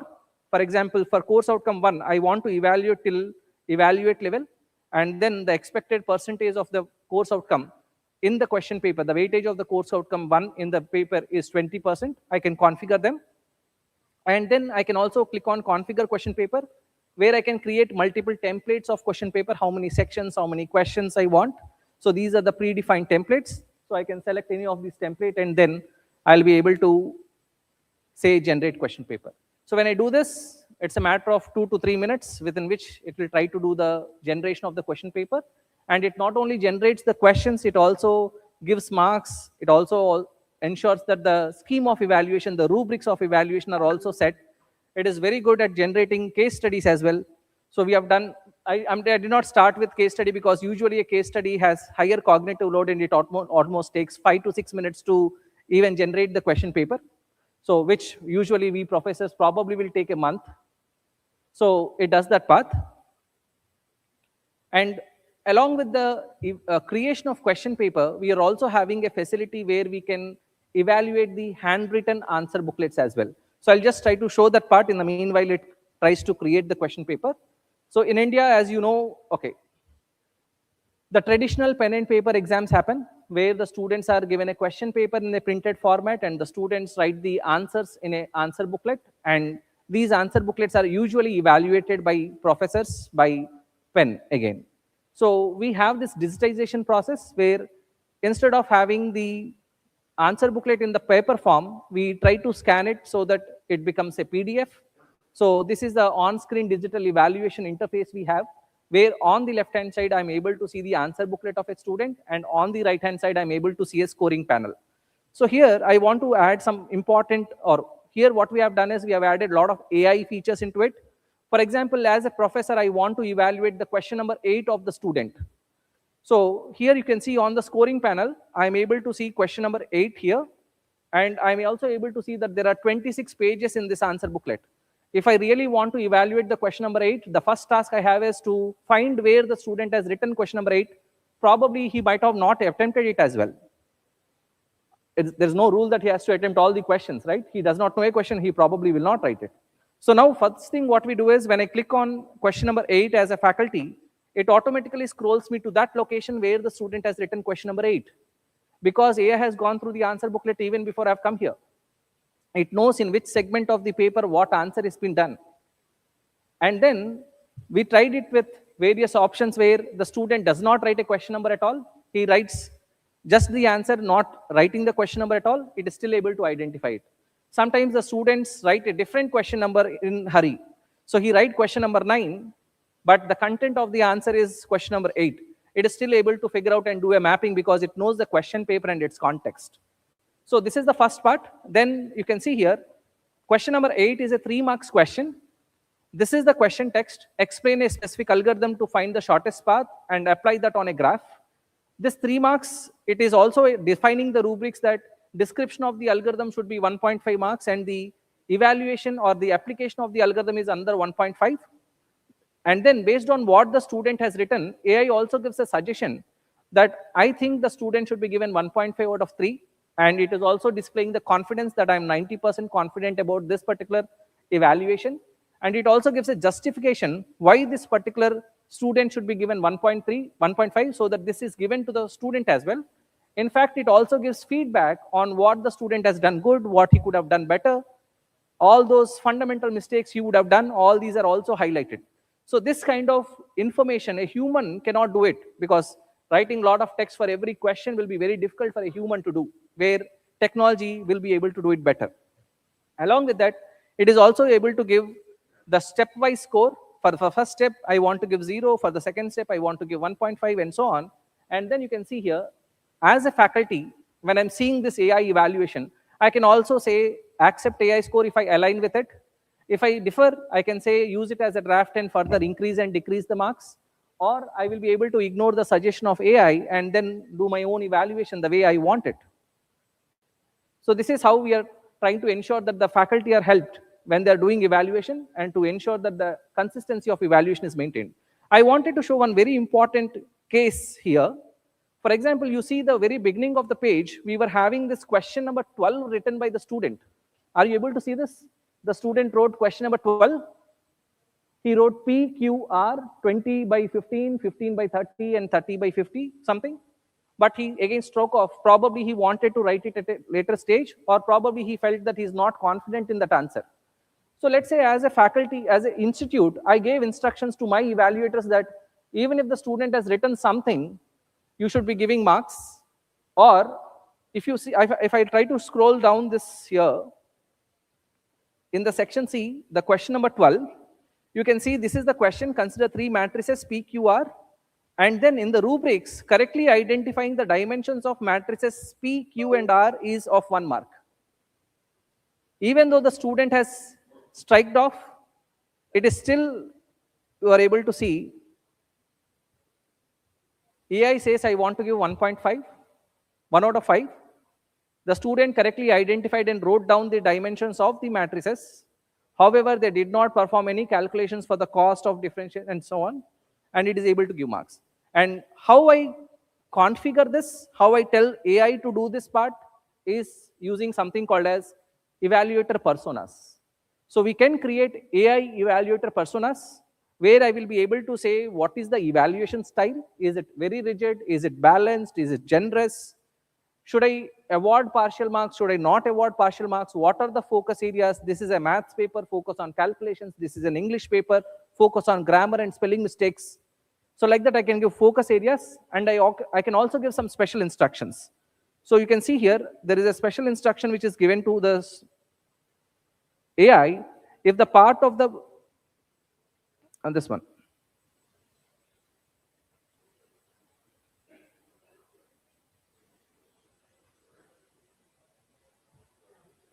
if a part of the booklet is struck off or crossed out completely and the answer was correct, do consider that part for grading. That is the instruction which was given to AI. So that is the reason, even if the student has struck off that particular part of the answer which he wrote correctly, it is still awarding marks. So this way we can fine-tune AI to evaluator to do a more human-like grading. So along with this, we are also have, we'll go back to the question paper. Probably it has got the question paper created. I'm now clicking on edit question paper. So the engineering thermodynamics paper got created in the 2 minutes time which we had. It is good enough to create multiple choice questions where it asks a question, and it also selects the difficulty level of the question, the level of the question, and also the course outcome to which this particular question belongs to. And it is also able to generate a fill in the blank question where there are no options, but we are expecting the student to type something or the write something. And then we are also having a facility where the AI creates the descriptive questions.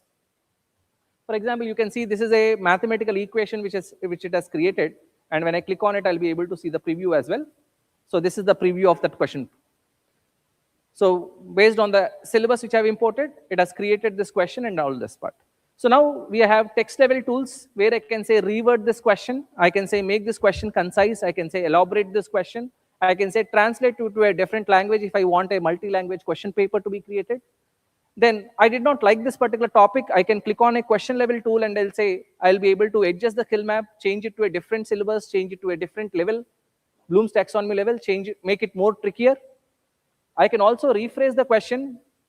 I will be able to give my own instructions like make it as a case study based question, and it automatically converts it into a case study based question. So these are various products which we have built to help the academicians to make scale easily. Thank you very much.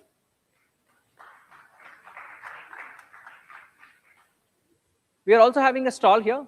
So if anyone is interested in understanding the product more, you can always reach out to us.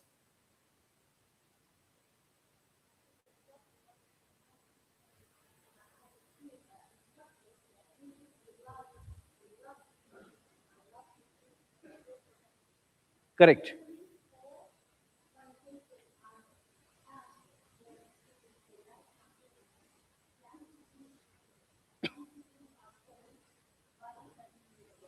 The descriptive part. Yes, the writing part is still missing, and we really, really struggle to finish the corrections in a good time. And specifically, the way you started, why you mapped the CLOs, the learning outcomes or the student learning outcomes of the course with the specific questions that formulated. Yes, definitely, I will visit For sure, your ma'am, for booth. sure. Thank you. Thank you. So in fact, she raised a very, very valid point that faculty love teaching a lot, but when it comes to evaluation, it becomes more monotonous. And there is another major reason why many of the Indian universities today, we are having almost 40 odd universities which are gearing towards AI-based evaluation, where they want their faculty to do a lot of research. Because doing research is one very important vertical of a university. And if you see a life cycle of a faculty, 4 months of semester, they do teaching, and the next 2 months of the summer break, they do evaluating, and again, they go back to the teaching. So there's very little room for them to focus on research and focus on something else. So when you use technology, obviously, there is a helping hand for you, and you do things much more quicker, much more faster, and much more efficiently as well.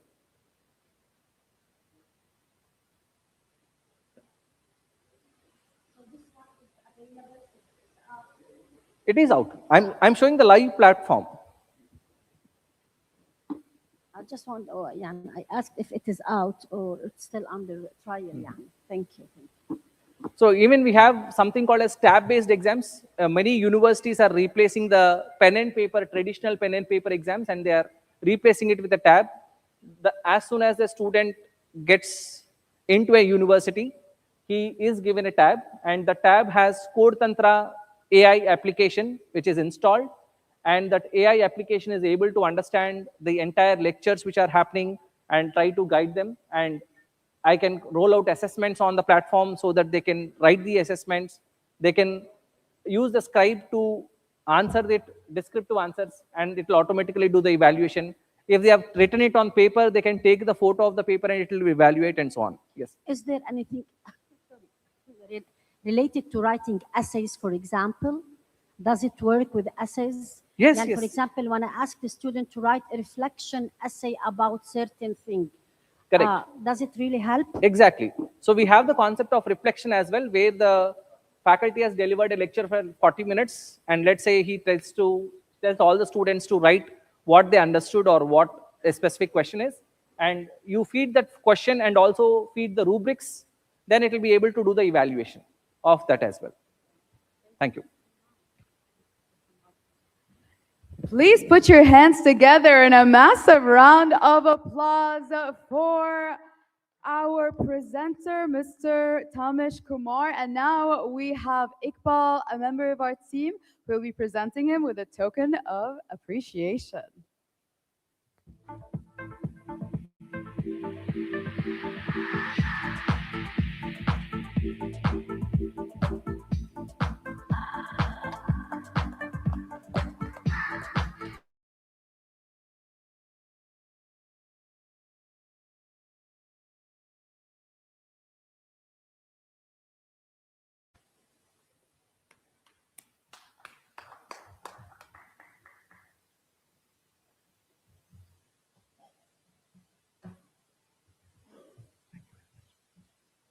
Thank you so much for such a wonderfully prepared presentation. Up next, ladies and gentlemen, it is my delight to invite on stage, here to speak about university excellence. Please put your hands together in a massive round of applause for Dr. Srinivas Shebrolu. Put your hands together. The principal at Sitarama Raju Academy of Medical Sciences in Pradesh, India. Ladies and gentlemen, he'll be now taking it away.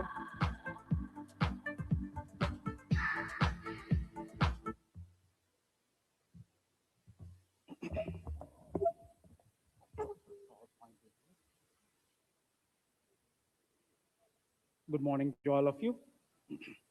Warm greetings from Alluri Sita Ramaraju Academy of Medical Sciences, in short called Ashram, which is situated in a small agrarian society in the south of India, in the state of Andhra Pradesh, to the people, to the educators in this wonderful and the happening city of Dubai. So my topic, looking at the educational summit and the stalwarts that are assembled here today, looks a lot about experiential learning and all the other things that have been discussed, which when you take the medical profession per se, are part and parcel of the educational curriculum. In the next 10 to 15 minutes, I'm just going to give an essence of what an institute of ours in the healthcare training and the hospital facilities and the services is going through. What are the wonderful opportunities that are available for us to collaborate with each other to take the education a step forward. Let me start off with a bit of an uncomfortable question. In the world where the diseases travel faster than the passports, why should medical education stop at borders? If COVID has taught us anything, it's this. Healthcare is global, but we find that the education is still local. Today, I want to share how our medical education is quietly building a borderless, collaborative model of medical education and healthcare, and why that model matters to all of us. Every global institution starts with a local human belief. Our institution was started by Dr. Gokaraju Gangaraju, an industrialist and educationist who believed that education and healthcare are not businesses but responsibilities. He often says, if education doesn't heal the society, it has failed. From that, our philosophy of educaring, education with compassion, still defines how we teach, heal, and collaborate globally. Yes, our chairman also served as a member of the Board of Cricket in India, but thankfully, he has focused more on saving lives, providing education, and also nurturing nutraceuticals. Right. Ashram did not begin with rankings, it began with relevance. So, being in a rural agrarian area in the south of India, instead of asking ourselves the question, how do we look global? We asked ourselves, how do we solve real health problems at scale? That decision shaped Ashram into what it is today, a practice-anchored academic health system, not an ivory tower. Good healthcare fails not because of doctors' lack, but lack of governance. Our management philosophy rests on these three pillars. This structure mirrors the global academic health systems and not just Indian regulations. So,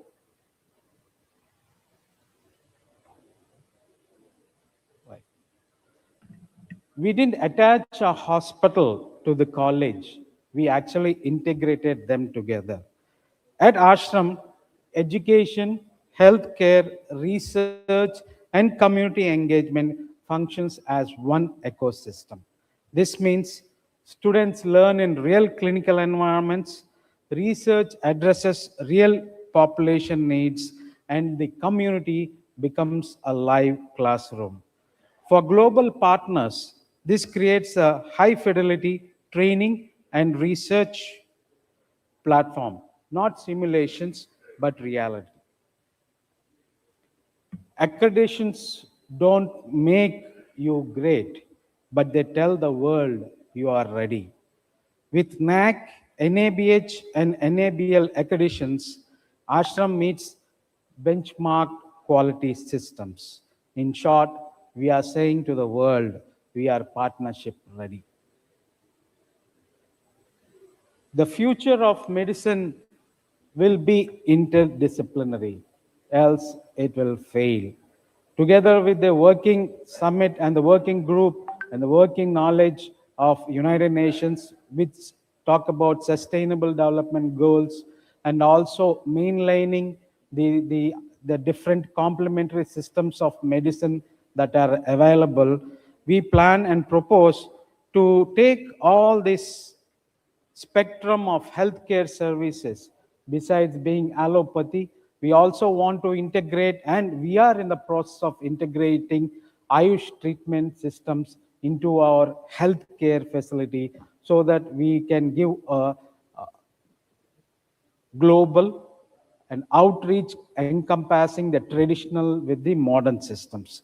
This will align with the Sustainable Development Goals 3, 4, and 9, where they prepare the professionals for aging populations, chronic disease burdens, and also technology-enabled care.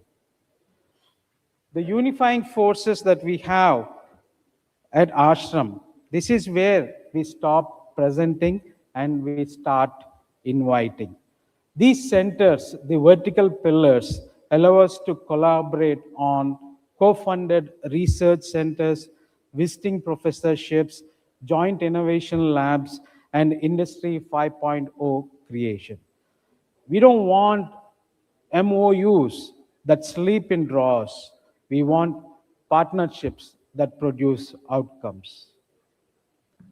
When we look at the academic plan of our institute, we are not training students for yesterday's hospitals. Our academic model is built on outcome-based education, competency-based medical education, digital and simulation-led training. This enables the global mobility of our graduates who can move across borders with ease and without losing relevance. Research and ashrams. Our motto is research that doesn't reach patients is just expensive curiosity. Our research continuum runs from discovery to delivery. Our main themes of focus are on translational research, community relevant outcomes, and ethical governance. For global collaborators, this opens doors to joint grants, clinical trials, fellow exchanges, and also IP co-creation. Ashram will not be just a data mine. We would like to become knowledge partners with whoever is joining us. At Ashram, which is a 1,300-bedded hospital providing various broad super specialty services and cancer care, our hook is complex diseases need complex ecosystems. With advanced clinical services, diagnostic services, and specialty care, Ashram offers high patient diversity, high learning density, and a high research potential. This is particularly valuable for global health training and implementation science. The hospital by itself will not have any value unless and until it has the community outreach. Global health is not practiced in conference halls. Our community programs, namely mobile clinics, family adoptions, preventive care, serve thousands of people in the agrarian areas. For global academia, this is a living laboratory for public health, population medicine, and health equity. Here in our institute, Students just don't learn medicine.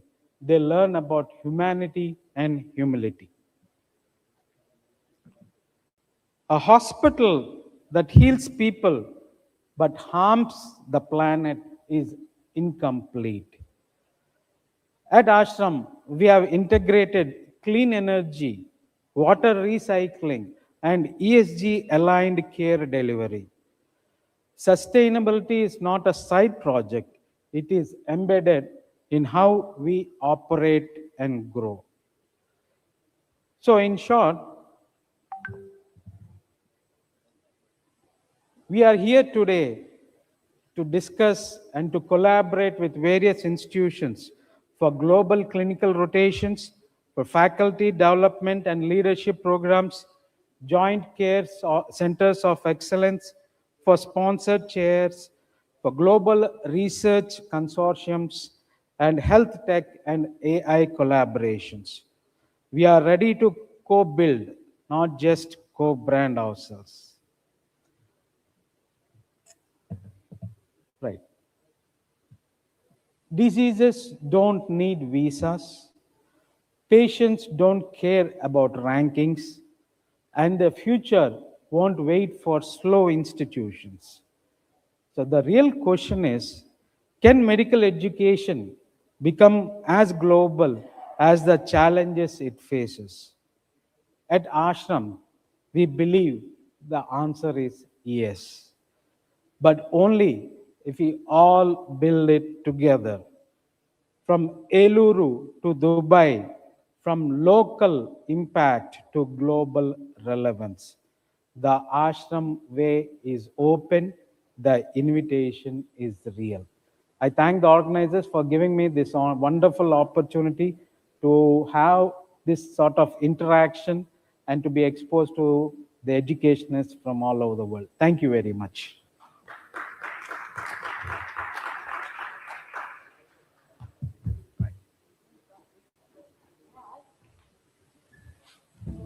Ladies and gentlemen, once again, please put your hands together in a very well-deserved round of applause. And now Iqbal from our team will be presenting you with a token of appreciation.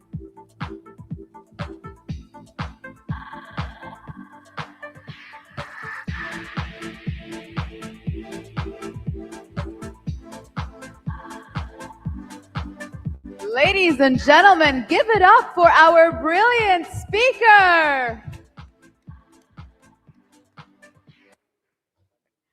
And now, we'll have a short 5-minute break if you want to go grab a coffee, and we'll be starting our next panel in exactly 5 minutes. So we hope that everyone outside the hall joins us as we will be beginning our next panel in 5 minutes.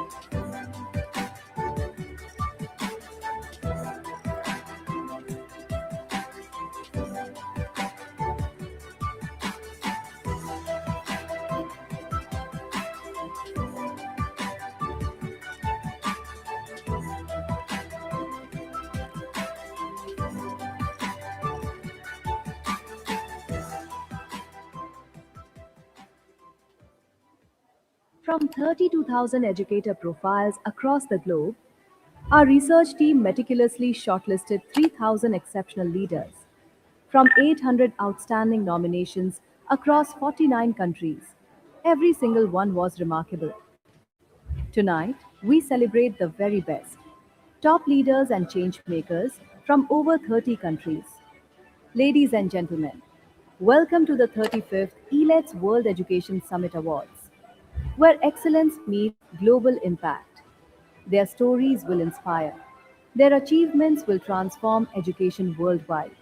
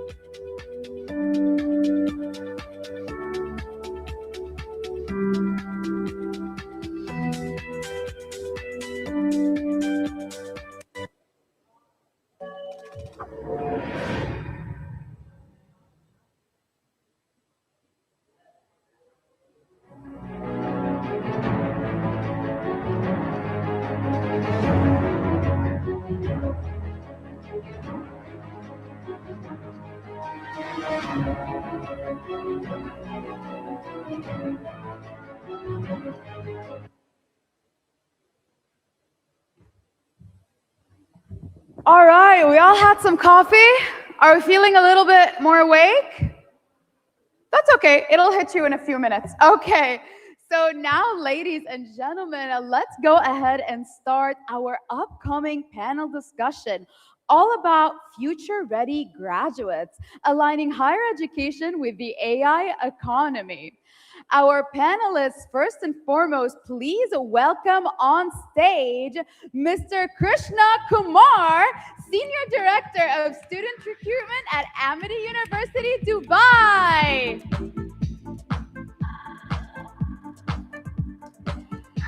Joining him, we have Professor Tahsin Anwar Arshi, the Associate Provost for Research and Sustainability and Dean of Business at American University of Ras Al Khaimah.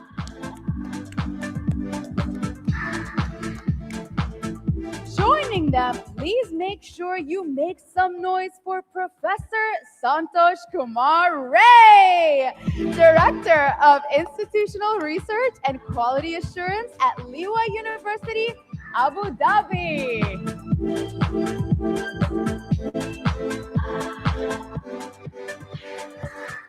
Joining them, please make some noise for Gemma Peebles, the Principal and Chief Executive Officer of Harrison College, Doncaster, UK.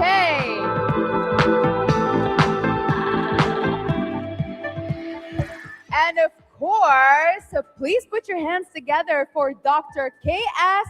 Prabhakar, the Director and Training and Placement at SA College of Arts and Science at Chennai, Tamil Nadu, India.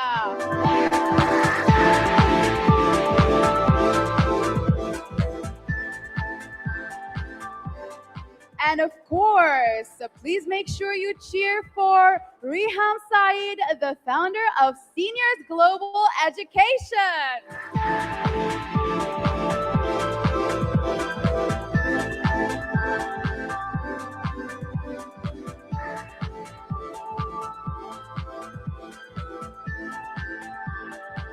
Joining them last but certainly not least, Mr. Sardar Shan as the Assistant Director and Outreach of Public of the Giller Institute of Technology. Ladies and gentlemen, make some noise. And with that, Mr. Krishna, I'll have you take it away.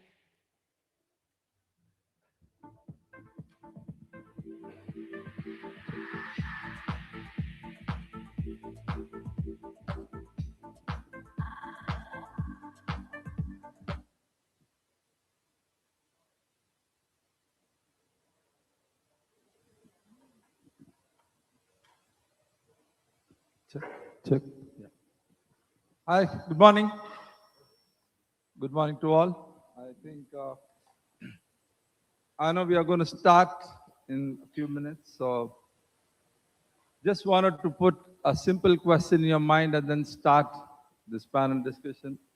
In 5 years, many of today's jobs won't exist, and many future jobs doesn't even have a name yet. This statement I'm listening for almost, say, from 2014.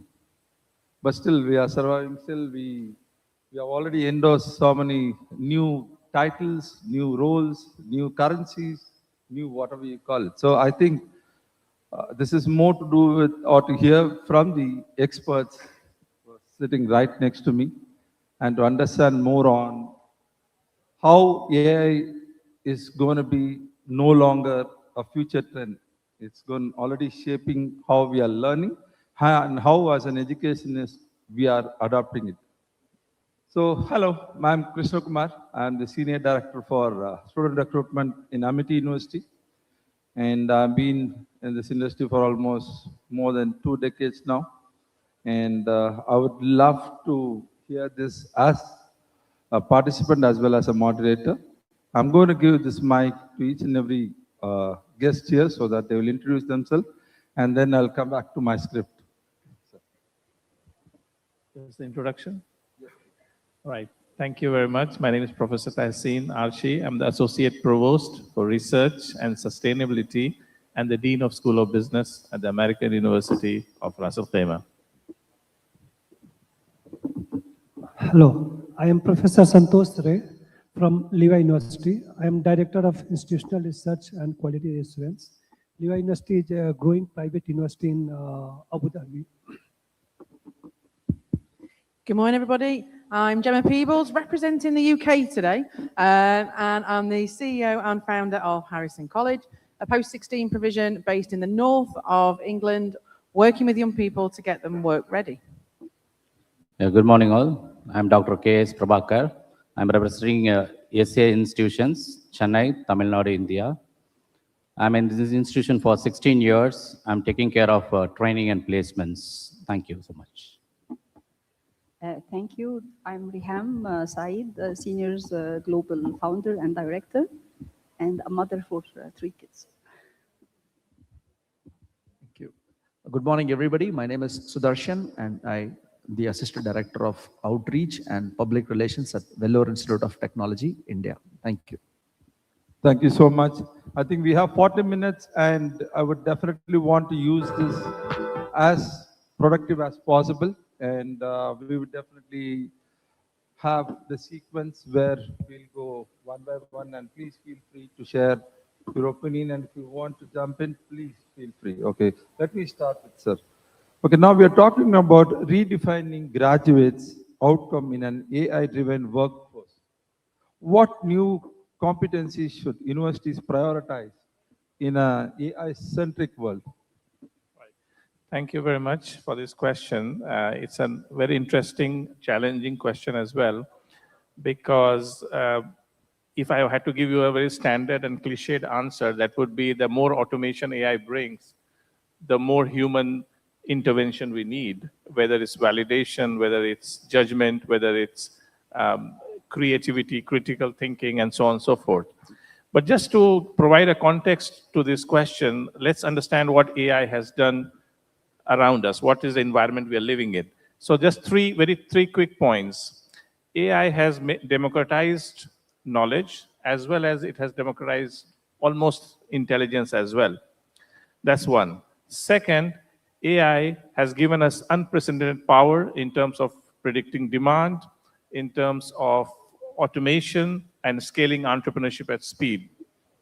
And finally, AI has optimized almost everything, including content, creativity, judgment, attention, everything. But what still the planet seems to be losing. So the ethical AI and responsible AI is something that universities should prioritize, according to me, because I represent sustainability. So that is something that is very important to us. How the graduates can use AI responsibly is the question. And that is a priority area for us. That's what we train our students in. So the question in the future would be, is it the failure of innovation or is it the failure of obligation? And I say the obligation towards protecting sustainability and circular economy while you're working in collaboration with all AI agents or AI tools around us is priority for graduate outcomes, apart from the standard elements of skills that I've shared. Thank you. So I think there is a follow-up question to Santosh. How do we balance technical AI literacy with essential human skills like empathy, creativity, and complex problem solving? How do you think we have a balance point where we try to not just look AI as something out of the box or out of the table, rather than integrating it in our day-to-day, or how we do that? Yeah, as Dr. suggested, AI literacy and of course the technical skills, AI is going to take care of that. Now, what the second part is that human intervention that is considered, and how we are going to balance that both between, right? So for the humans, as you suggested, that emotional intelligence part of that one, we have to train our students like that one, that adaptable, and at the same time see that how it can be, depending upon the data set, how we are giving the data set, we can train the AI machines so that they can take the decision which they can consider the emotional intelligence part of the humans also. And this is going to be a very hot topic. Like emotional intelligence, that is one of the criticism people are giving, that AI is not capturing that emotional intelligence part and all. But now the recent research, they are capturing. This is one of the hot topics of that. And we have to provide the feedback to the machines algorithms, where like humans, how they interact, how they respond in the specific situations. So those parts they have to capture. So algorithms, especially that visual capturing algorithms depending on deep neural networks. So they can capture those emotions. Okay, they can analyze, and then similarly he mentioned one more thing, that short span and that also. So that can also be like captured. We can through the sensor and monitor, and I think it can be. Perfect. Thank you. I think Ms. Gama, I think we spoke briefly about this, and I think you would be the right person to get this detailing. What new competencies should universities prioritize in an AI-centric world? Thank you. So we were discussing this. So I think we've traditionally had a very knowledge-rich, information-based curriculum across the world, all the way from K through to 12. I think now employers are looking and valuing the human skills of communication, resilience, problem-solving, teamwork, leadership. I think they're the skills that are transferable no matter what the job, no matter what the role. I think there's a lot of roles and industries that are going to appear before 2040 that we don't yet know exist. What we do exist are human skills that are valued, human skills that are always a point of difference, a unique selling point for a business. Organizations are always dealing people with people. And I think if you have people that can communicate, people that can lead and problem solve and be creative, that's going to be the strategic advantage. That's what we need graduates of the education system to be able to give to a business. We work with 250 businesses. We had our conference with 150 voices in the room, and every single business said the same thing. What do you need from the education system? And they said skills, human skills that AI cannot replicate. And that, I think, is what we all need to prioritize across the world. And then young people can be mobile. We improve social mobility. We get young people transferring country to country, sector to sector, because transferable skills will be the key. So, thank you so much. I think, Dr. Prabhakar, I think it's a follow-up question, the same. Should graduate outcome be standardized globally or tailored to regional workspace needs? Yeah. When you talk about this graduate global, the thing is very important, but region-wise only it will work out. Because if you go globally, some part AI is ruling in a different way. And AI, when you talk about AI, it's a very big subject because we are not in scratch, we are not in advance. So that's the space now. Even yesterday in IFCAI group, here they presented the slides where some of the business failed implementing the AI model. But AI is going to be a future, undoubtedly. The thing is, how far we are implementing that, and as well as which you know the minimum tools we are using now as globally. So instead of that, if you go for talk about AI, where it's dominating in the sense, mostly in a cinema field. When you take up films, it is not dominating as softwares. Actually, it is, which is making a creativity areas, it's dominating now. So when it comes to this, universities or places, so still this AI implementation is needed, and various, the region-wise when you take it, and moreover going to AI, people are losing their creativity apart. That's the hard truth. So we should not lose that. Yeah. Yeah. Thank you so much. Yeah, please add. Just on the creative sector and particularly films, that's all people to people. That's emotion. That's something that AI can't replicate. So I think in that particular field around creativity, film, cinema, we all go and collectively sit to have an emotional response, and you need people to give you that. So I think AI can enhance and AI can make it more effective, and we can have all the exciting tools behind the scenes. But I think we would agree that if you're wanting to get someone emotionally invested in something, you need the people. You need the people to understand how to connect with an audience, and AI is never going to do that. Thank you so much. I think how many people agree with this? Thank you so much. So I would definitely want a question for the audience also. See, whatever new technology you talk about investment. AI in future, is it an investment or a spend? Think about this, I'll come back to you. So yeah, my next question to you is, how do we balance technical AI literacy with essential human skills like, I think I've already crossed that, maybe I'll go to the next one. Should graduate outcome be standardized globally? Or do you think, see now, we are working together in a different platform. How do you think that AI is going to match both our skill sets? And how do you think we will have that point where we say that we are going to handshake from now? I guess I can see it from our facial expression, both of us. how happiness we are that AI tool is seriously making a big difference in the education sector. As an educator, both of us, we know quite well that we could make it a tool for our students and for the community for a better economy, for a better productivity. We can see the AI is extend for smart classes, which started by 2000. If you can allow me just for a few minutes, I can share Please. my experience. I still recall in 2002 when I'm coming from a corporate sector and starting working as a business teacher, and telling the principal that there is something called a smart board.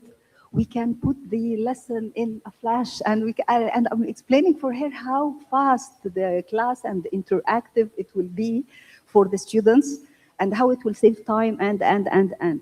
So today, sitting together and sharing our fruitful experience of the evolving of the technology in the education sector really make us very proud and happy. Balance, definitely it will happen. We, as an educator, our role to make the unknown known. So in a very simple way for clarifying the AI for parents, that this is not cheating tool for the kids. It's the way we give it for our children will make them better off, which means I could give him fire, he could burn himself and he could understand how to light. So the same AI, if I build up his personality, that you are a researcher, you are an explorer, you are not copy-paste machine, you have to put your touch, your creativity, and this tool is helping you to be a better decision maker. So here you're building the first leadership skills for him, which is amazing. So AI is a useful tool for them, and you can balance between the communication skills, leadership skills, and AI. Thank you so much. I think by this we definitely had some sort of an idea about redefining graduate outcome in an AI-driven workforce. Now we are going to move on. We need to next. We are going to move on with what is integrating employability, adaptability, and lifelong learning is all about when it comes to AI. So I'll start with you, sir. Traditional degrees are no longer enough. What model of continuing upskilling or micro-credentials are shown to the most promising world which we are looking at? I know it's not an easy question, but still, just want to hear from you. Yeah, can you repeat the question? I'm not able to. Okay, traditional degrees are no longer enough. What models of continuous upskilling or micro-credentials are showing the most promising upskilling when we are looking at the AI in future? Sure. So traditional skilling, traditional learning or traditional curriculum has to continuously be there. It has to coexist with the ongoing new age learning. Having said that, the upskilling and reskilling that we talk about is very essential for all walks of life, irrespective of AI or non-AI. So in addition to the traditional skilling or curriculum that we used to have, for example, good old days, we used to have subjects like moral science when we studied in school education. I don't see my children having moral science as a subject. It shouldn't be a part of academia. It should be imbibed in the value system. But now the value system, even in the East, in countries like India, which is historically and traditionally a value system based country, because of globalization, I'm not blaming the globalization, because of such effects, a lot of value system takes a hit. We were in a phase where value system were very, very active. We still studied moral science, subjects like moral science. Today, the value system has taken a backseat, and we still don't have that as a part of curriculum. Increase in focus on STEM education I think has taken some of the value-based subjects to a backseat. So I think at the school level, we should start implementing programs like moral science, values, ethics. That's right at the school level. When you go up, when you come to the higher education, the hall where we all sit, I think it definitely should be a part of at least the minors. Agreed. There should be 1 or 2 minors. At our institution, BIT, we have subjects like values, ethics as a part of minor. So I think that should be definitely there for the students to get a degree. So it becomes, and you can also include things like community service. I'm not even getting into the tech part now, which is always there, which is inevitable today. I'm only talking about the non-tech aspects, which are very, very essential if you want to be successful as a tech leader. Thank you so much. I think that's quite I have clear. one point to add as well regarding the degrees, which will change actually in the coming 10 years from now. This is normal as the jobs itself will change. The market itself will require different jobs and different roles, which will create a new degrees and new subjects, new curriculum definitely to be studying. So it's always from the market to the education sector. Yeah, sure. I think it's really interesting around the values and the ethics. I think what is going to be really important for graduates as they leave, you could have in front of an employer 20 young people with the same degree. I think if they can then communicate that they've been values-led and ethics-led, they can understand how to then take the values of the organization and understand how they implement their knowledge in that system. I think if we don't teach graduates how to embrace values, embrace culture, embrace ethics, they can't be mobile across the globe. We've got to continue to look at, recruiters are looking now more so for values-led recruitment. They're looking at the person, they're not looking at the degree. That's great because they can demonstrate that knowledge and understanding. But you're right, we need to keep values and ethics at the heart of everything as part of the education program, because that's what businesses need. They need young people, graduates, to understand what is their organization about, what do they get up every day for, what is their core values, their core purpose. And sometimes you have to train young people how to understand that. And I think it is so key that you've got to keep that as part of particularly higher education. Even just to add to her, many people in this hall might still think that can subjects like ethics, can subjects like values be taught through books? Many people will have doubts, but yes, it still can be.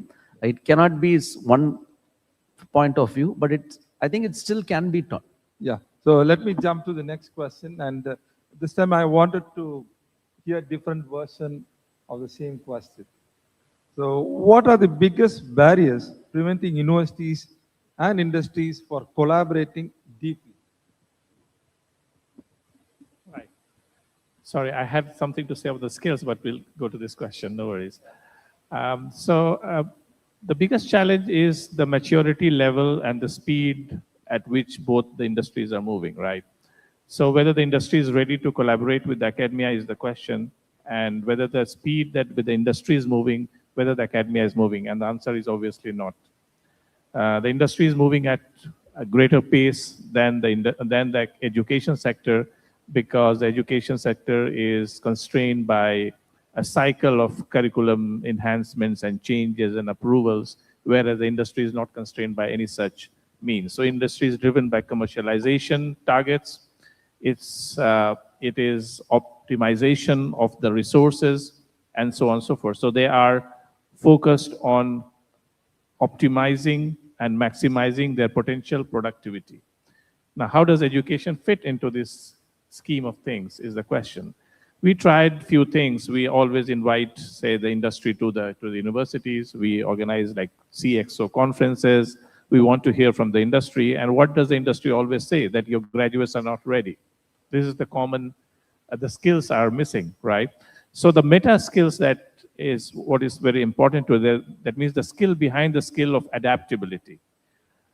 So the most challenge is adaptation of these two industries so that they can come together, and the value that we can communicate to each other, how we can contribute. Say, for example, there are plenty of slack resources at the university in terms of research potential that the industry needs. So the industry can contribute in terms of providing research inputs and research infrastructure to the industry, that they don't have time or resources to do so. And the industry should be absorbing those ideas and taking those forward. So the biggest challenge, to answer your question, is the readiness level, the level of communication, and the speed of these two industries moving at the same time or not, is the three major challenges. Yeah, so little different from what Dr. spoke, because we were trying to establish coordination between two different worlds who are driven by the different mission. Academician in a typical academic environment, they are not like by the deadline or something. They are shouting the truth and perfection, while industry is not that patient. Industry is looking for like something which can be shipping. For them, shipping is most important. And I'll give you by some very good two examples how they're contradicting each other. Everyone here using Google, and you know that that is the page rank. The algorithm is called page rank algorithm.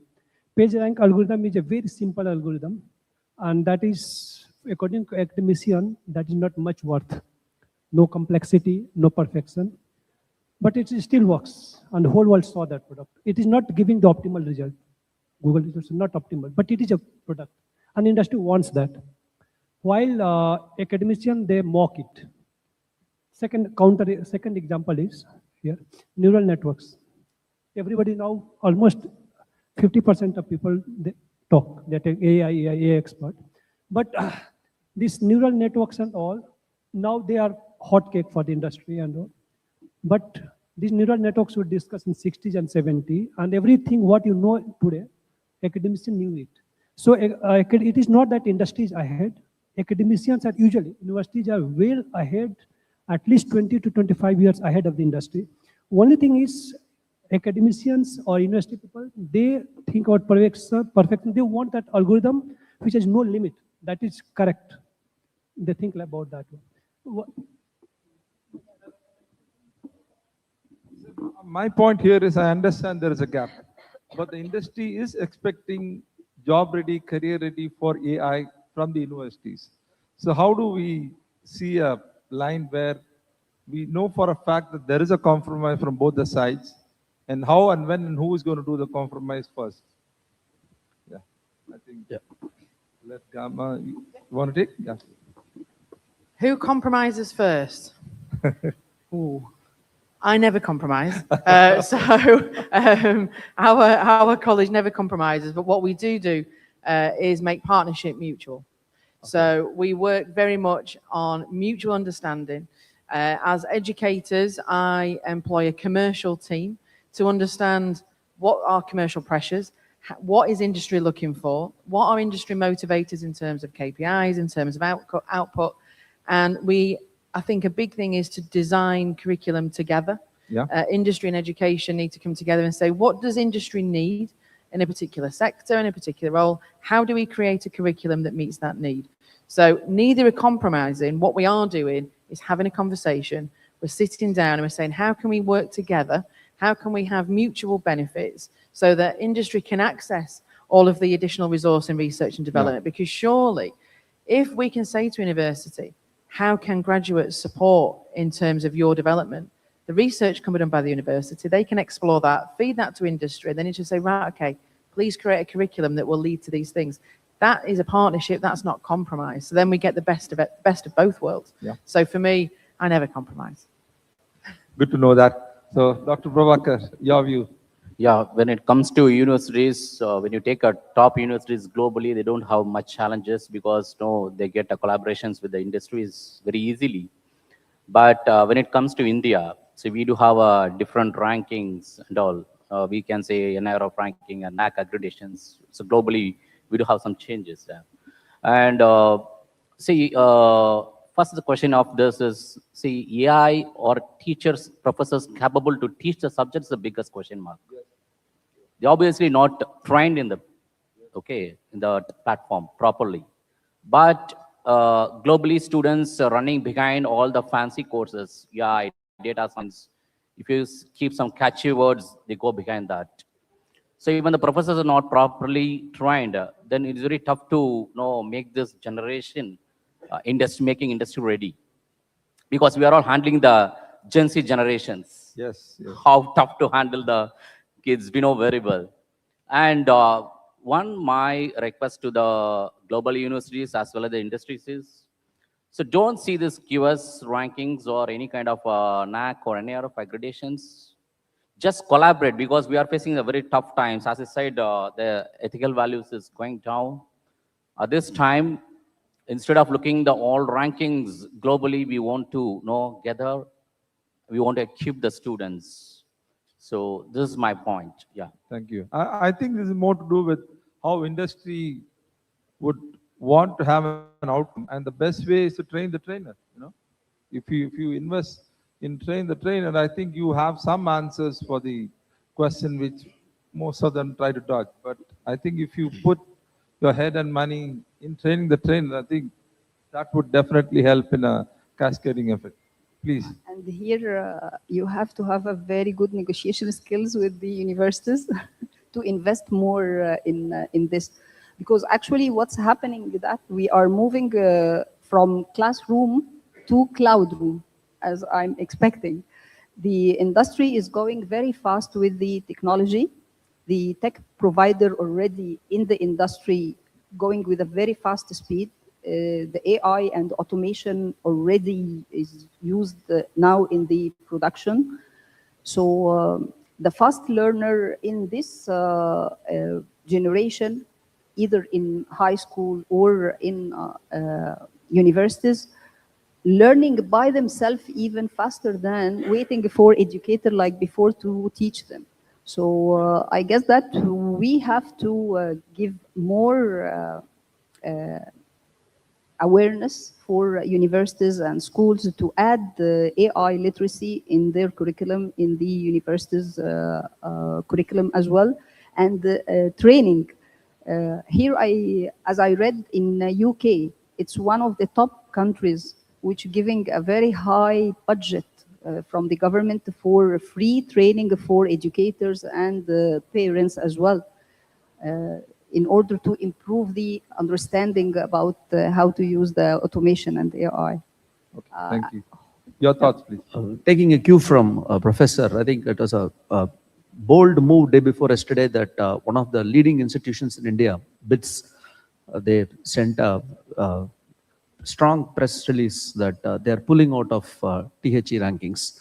It's a very strong press release, and it sends a very strong message to the stakeholders, various stakeholders, that rankings are no more the barometer for students to choose. So, adding to what Sir said, and I also think that charity begins at home. You're into the student recruitment, zone. So do I. So we understand the challenges of students recruitment.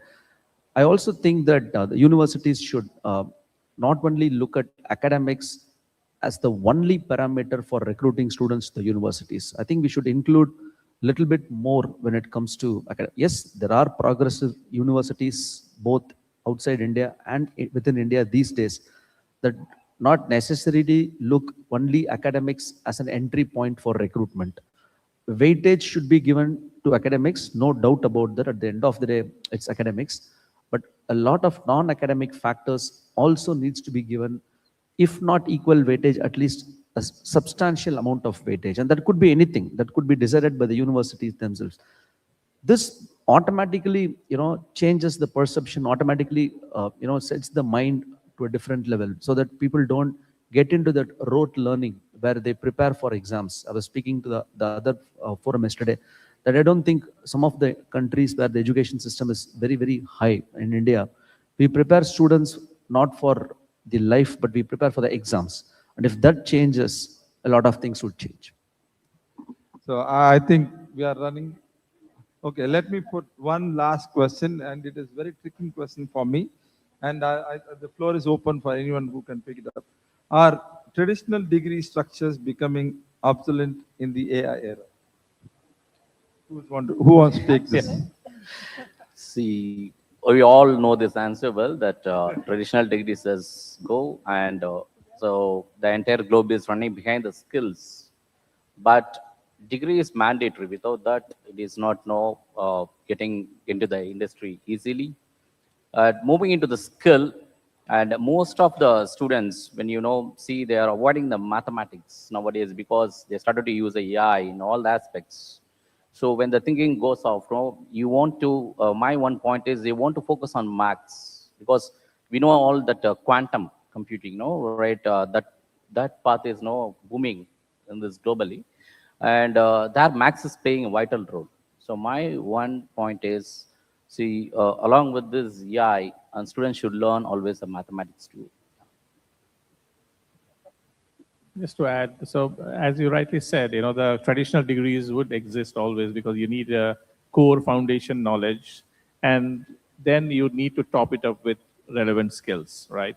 So the stackable skills, micro-credentials, we all know about it. Those will complement the traditional skills.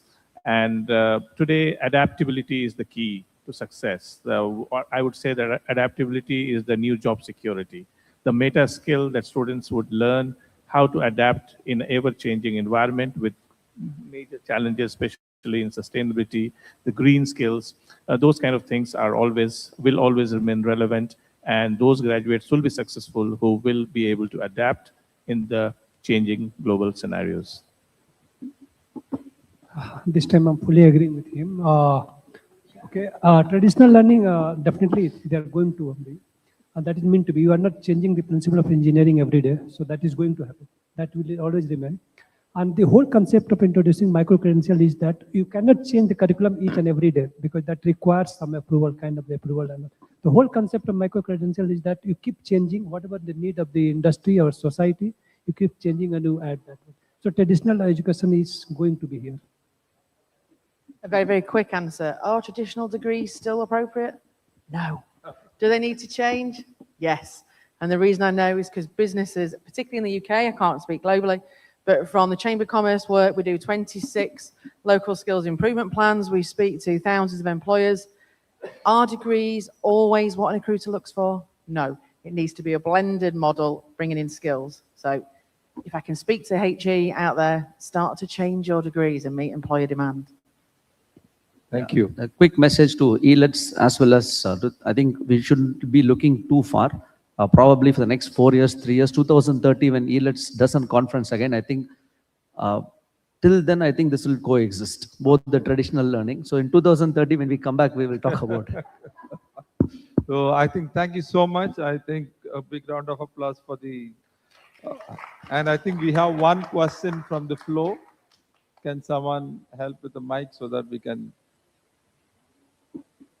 hear the question?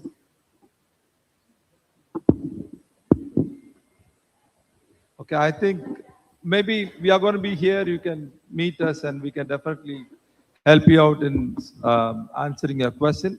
Thank you so much, WES, for this opportunity. Thank you so much for each and everyone. Panelists.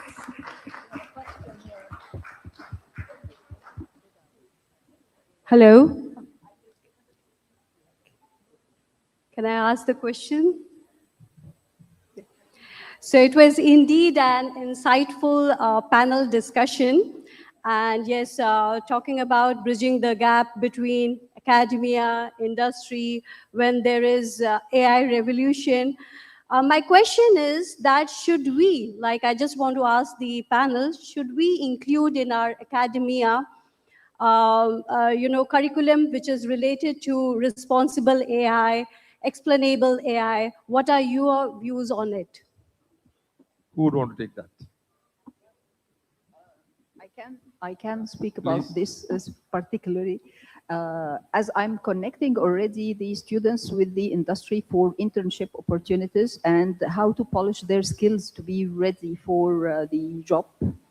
I highly recommend, yes, that we have to give more attention for AI in the curriculum. And I guess that we are living now in an era which you will send your kid for the school and he's learning English, Arabic, and AI literacy language.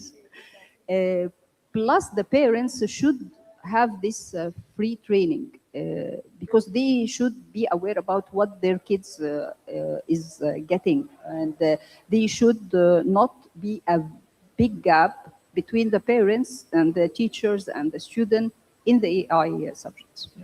Just to answer that a little bit on that, add to that, that's a very good question, and I'm glad that you asked that question. Absolutely, we must teach responsible and ethical AI, because it seems that AI is depleting a lot of resources that we have at hand, and there is optimization without limits. So we must teach our students how to optimize within the limits, and the mandate should be to use it as ethical as possible in the use of AI. So thank you very much for that. Thank Thank you so much, everyone. Unfortunately, we don't have time for any more questions. I'm so sorry. Let's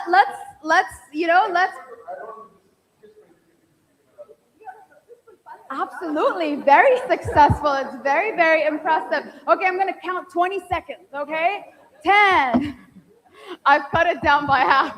I said 20. I'm just hoping I could trick you guys. Thank you so much for this opportunity. As ma'am was saying, that we should definitely align AI with the current curriculum. Being a graduate with the traditional degree, what I want to ask you, when I see a future graduates who are coming up, students who are associated with computer science, students who are associated with the trend of computers, they might find it very easy to incorporate AI with their curriculum. What about the other people, like human resource professionals, the medical professionals, maybe the accounting professionals? How practical do you, as experienced panelists, you think it would be to incorporate this particular thing with them? This is what I want to ask you. Yeah, it's a great question. I think passively everybody is already an AI user without even realizing that they are consumers of AI. They're already AI users. So it doesn't matter whether you are an IT professional or you're not an IT professional. It's just that you are already experiencing it. So you need not know the coding, or you need not know how AI works. But as long as you're literate about AI, it works. So it is just that we are going to teach them how to use the AI tools, is it? they can learn, but again, it's not necessary that they have to learn how it works. They need to know To use it. To use it. Once a threat comes for their jobs. Which they're already. 100%. Yeah. Okay. Thank you. Thank you. Please put your hands together in a massive round of applause. What an engaged crowd. I'm so happy to see everyone so engaged. And of course, the credit goes to the panel for being so engaging. And now, of course, we have to give a memento out to all of you. Please welcome on stage an educational and empowerment director, an educational and consultant strategist, and a founder of ERA, a board member at Al Nawari Education. Put your hands together in a massive round of applause for Dareen Tawil.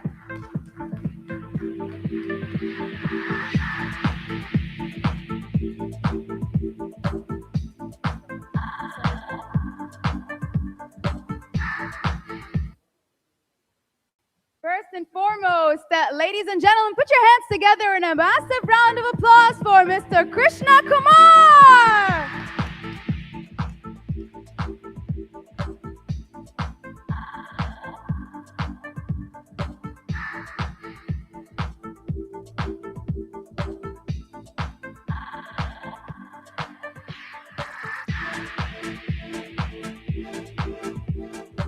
Up next, make some noise for Professor Tahsin Anwar Arshi.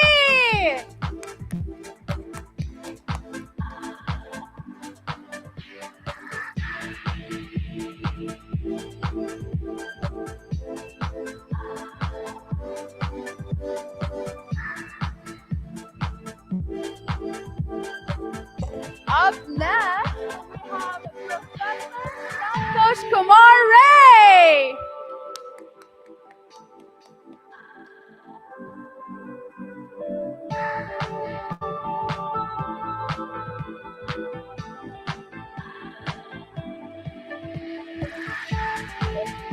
And now make some noise for Gemma People.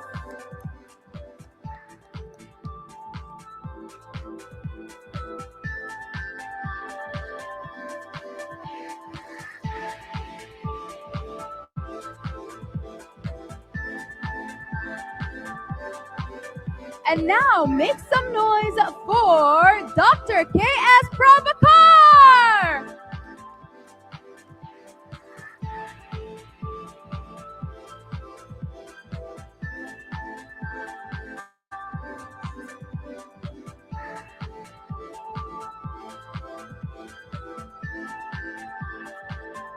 Up next, let me hear you cheer for Riham Saeed.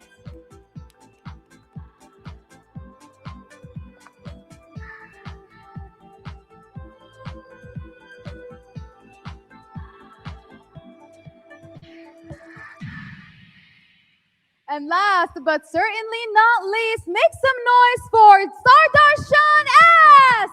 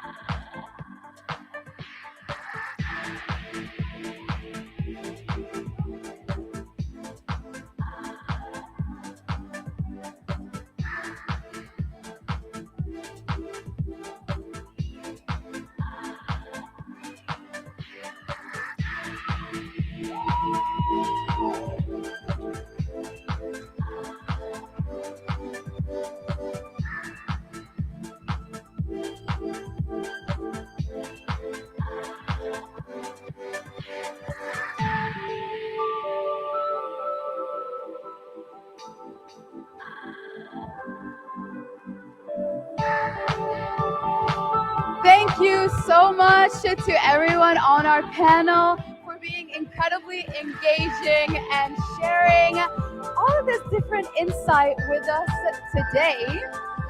And now, ladies and gentlemen, it is my absolute honor and delight to welcome on stage an expert talk that will be led by Fatiha Basush, the instructional designer, EdTech research, program evaluator, and editor at the Instructional Technology, Ohio University, Athens, United States.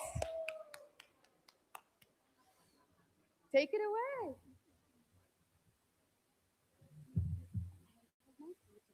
I think, yeah, I think I'm okay. Yes, I'm okay. Appreciate it. Thank you.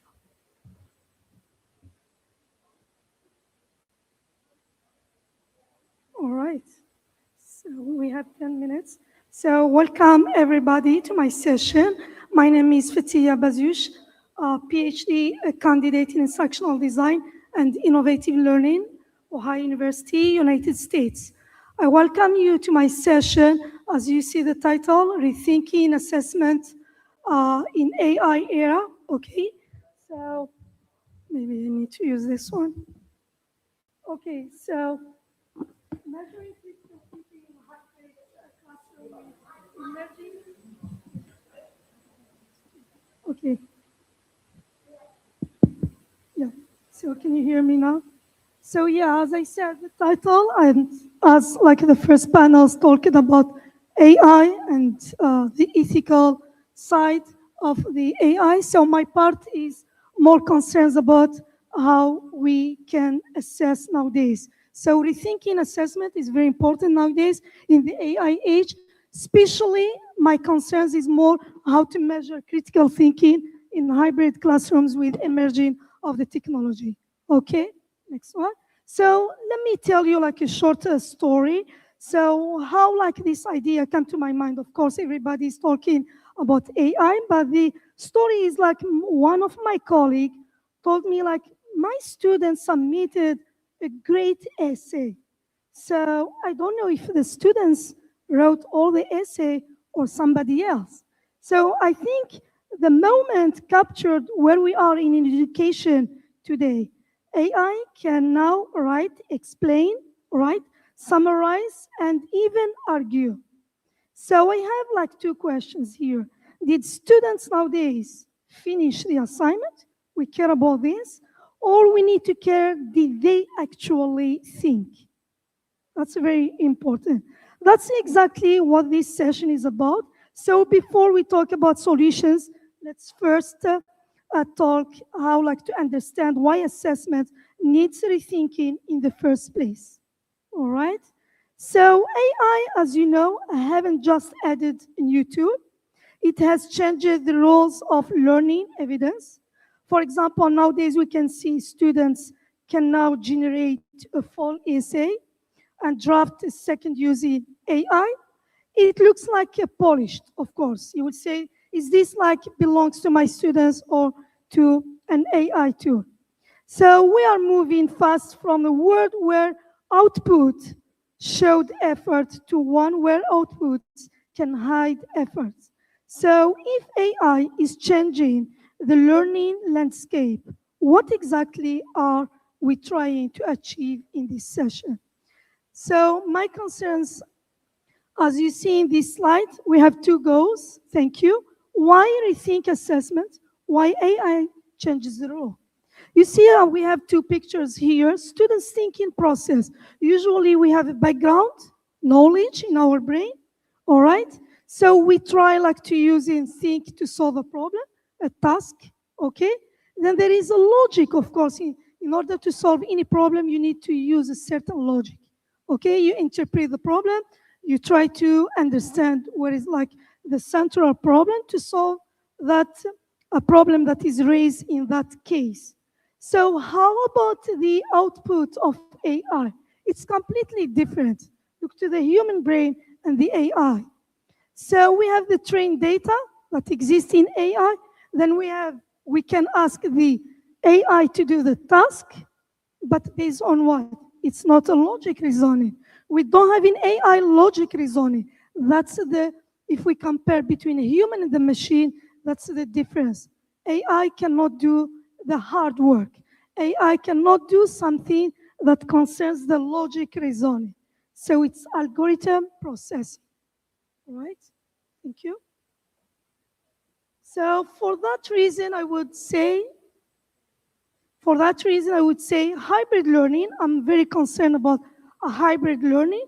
It's already a blended online learning, in-person space or face-to-face, okay? Or online learning. So now AI adds the third invisible layer. For example, if you notice, maybe you are doing it in your classroom. Students discuss in class. Then when they go home, they use AI for brainstorming, for a schedule, for like writing, doing an assignment. So the thinking path becomes hidden. So how can I know that my students is thinking, is trying to solve the problem by a certain of reasoning? So the challenge that everybody is facing, especially the educators, we have like AI-generated content makes it difficult to verify independence. That's true. I have students, as I told you, even my colleagues said, oh, I have like a great essay to correct. How can I coach my students is writing or using AI? All right, so another challenge, traditional assessment in hybrid learning often fail to measure the high order of critical thinking, such as analysis, inference, and evaluation. As another challenge, we have like the emerging of ethical concerns that even the colleagues earlier mentioned, include data privacy and equal access to AI tools and ensuring academic integrity while leveraging the AI for learning, all right? So in order you move, thank you. So in order to break this problem statement, I would try to summarize, guys. We have just 10 minutes. So as you see here, these are the tools in order to assess, and we can talk about it later. We have ChatGPT and the Gradescope and the PackPack. Maybe you are familiar. How many are familiar with this? They can grade, they can give you the score of your students. That's the assessment workflow. Students, they submit, so we need grading. As a teacher, we need to give a feedback, and we need to call the students to discuss it, all right? So, but nowadays, automated scoring, so ChatGPT can do it. The Gradescope can do it. The PubCap can do it too. So it becomes from like a grading face-to-face, grading the paper, coaching the student, giving or providing feedback, it becomes to automated scoring, it's less a peer review. So I think nowadays we need to support more these things instead of just like put in the paper of the students and give it to any AI to grade it. I think it's very important, the integrity concerns.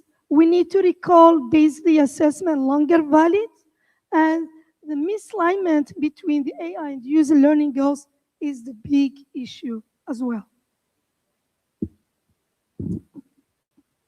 All right, here is just an example to show you how the students thinking process and how AI output. And you can see the difference. When we do when you provide an assessment to your students, an assignment, for example, and you go and you assess your students, students needs to process all this, use the WH question. This is a certain of the level of thinking, analyzing, interpreting, analyzing, thinking how to solve that problem based on the case.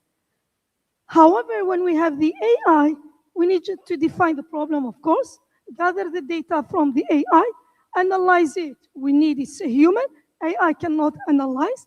Some of the tools can analyze, but with the inclusion of the human being. Otherwise, it's going to be messed up. Then the process of the solution, then you evaluate the option. All right? Can like AI do it by itself? Of course, by the inclusion of a human being.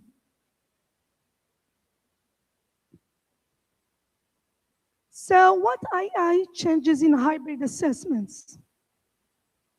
Do you teach guys a hybrid? How many people are teaching hybrid? Face-to-face and yes, online? Good.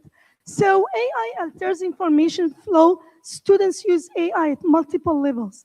We have always the brainstorming, then we draft, then we polish. But with AI, hidden AI use versus transparent AI use. So we need for the AI literacy plus the higher order of thinking. Otherwise, it's going to be just copy and paste. So let's find out how we're going to support our students to use AI ethically, to think about the problem, use their brain, interpret the problem, analyze it. All right, so I think teachers or educators in general are challenging. Students use AI without transparency, and we can see that. Hard to distinguish AI-generated work. I think you are all facing this. And you cannot even tell your students, oh, you used AI. What I do in class, instead of coaching students, telling him, you used AI, tell him, please, can you just tell me which AI you use, how did you use it, which kind of questions you asked, in which part or level does or did AI help you? Instead of blessing or disappointing the students that he used AI, it's better to give him or to push him to think in a deep way to tell you more how he used that AI.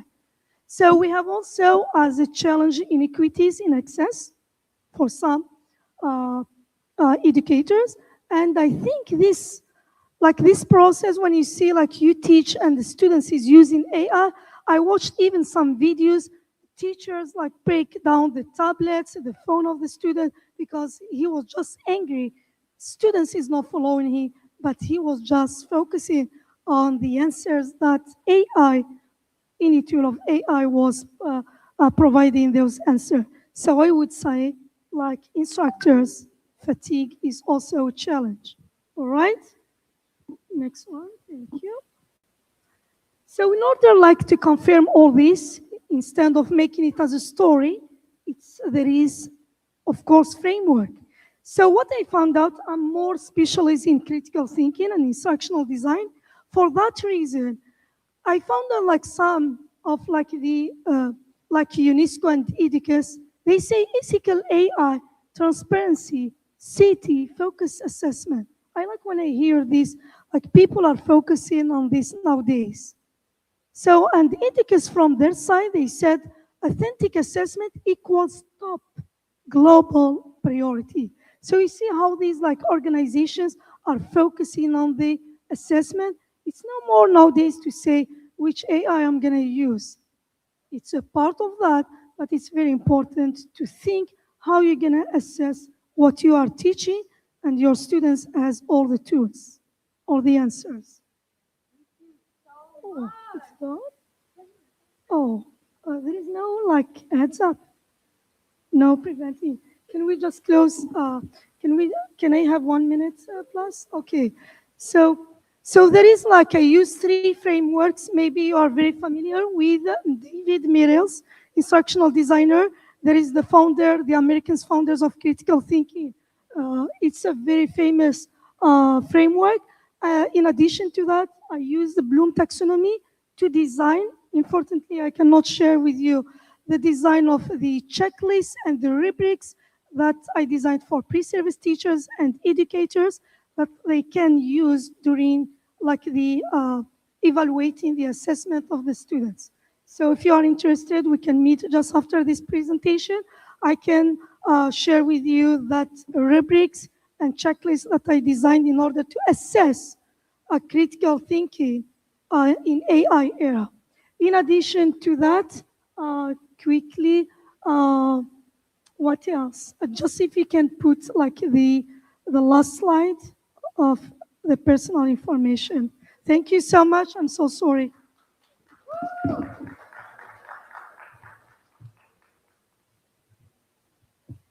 Everyone, please put your hands together in a very well-deserved round of applause for Ms. Fatiha, and to present her with a token of appreciation and gratitude on stage, please welcome Matthew Cooper, the creator from Markaba Management Systems.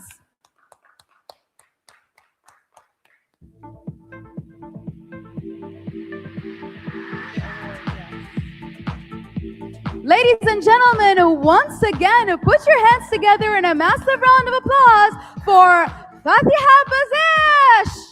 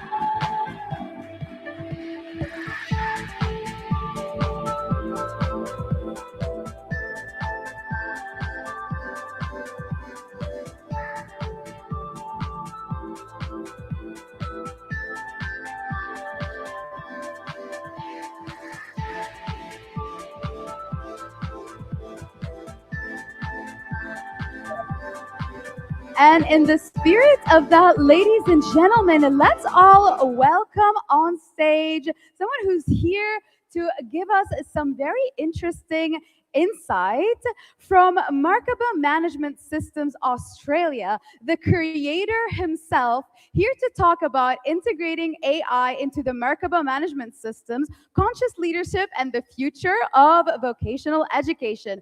Put your hands together in a massive round of applause for Matthew Cooper!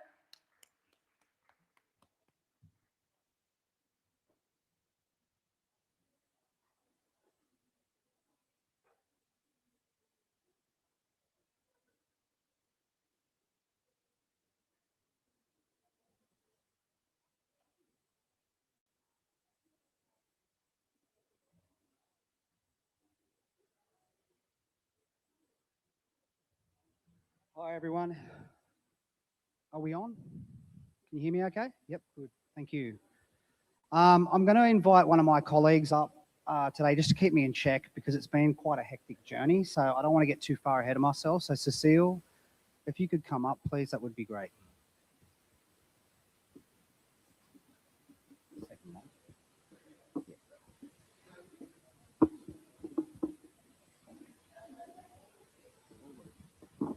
Hello?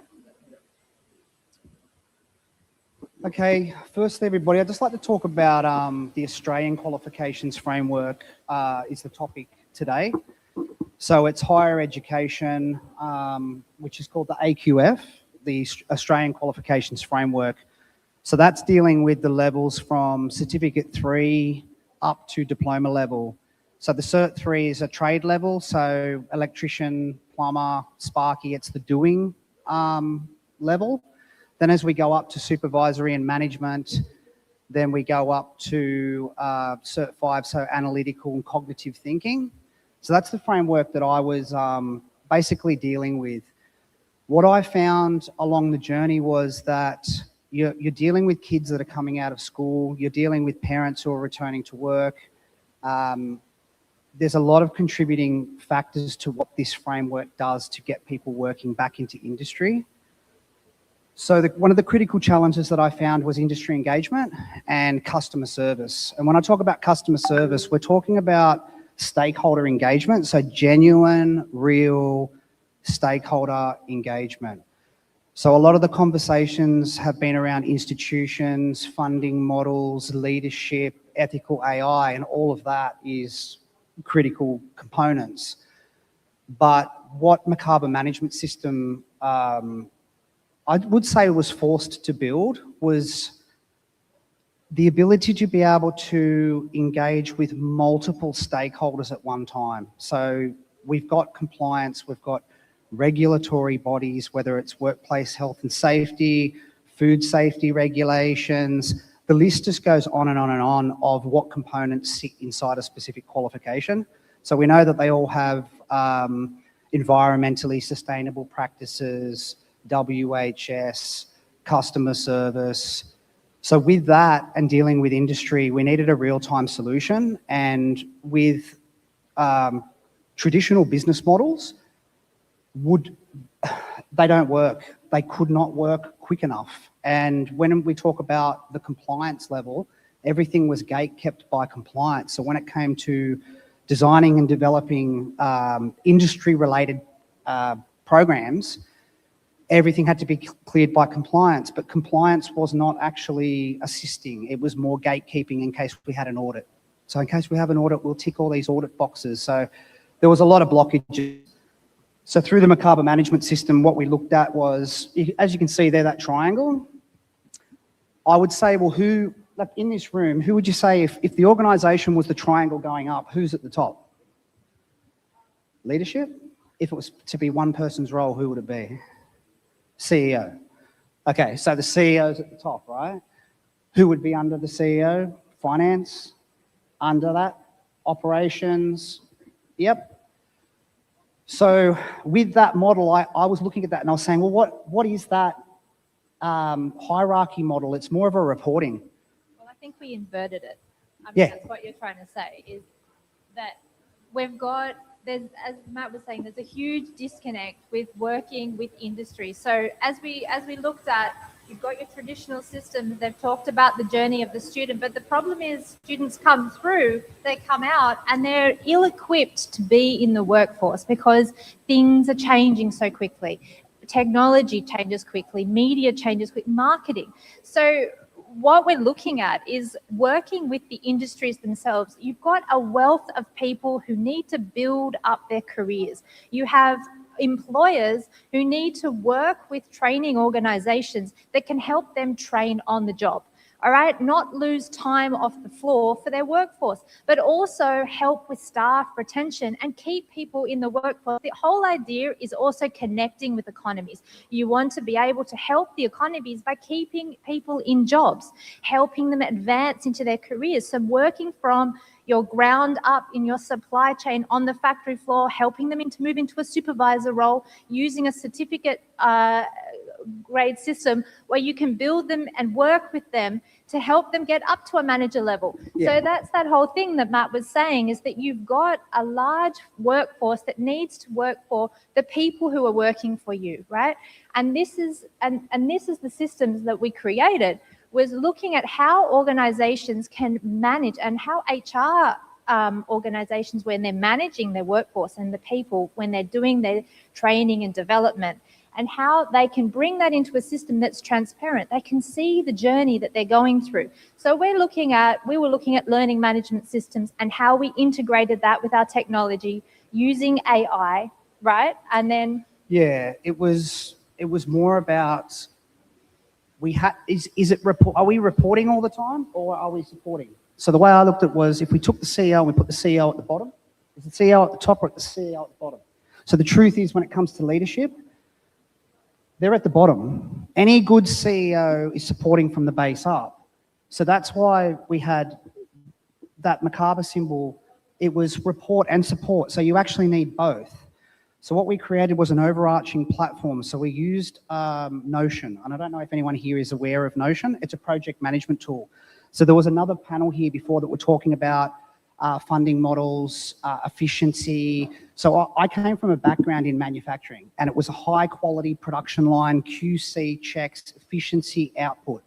Now that AI has arrived and the tech has arrived, I see this as no different to any other business. So people talk about scaling. Man, we need to look at what we've got and run a smooth operation. So I think that there's a lot of work that needs to go in first with fine-tuning what we already have before we start to scale.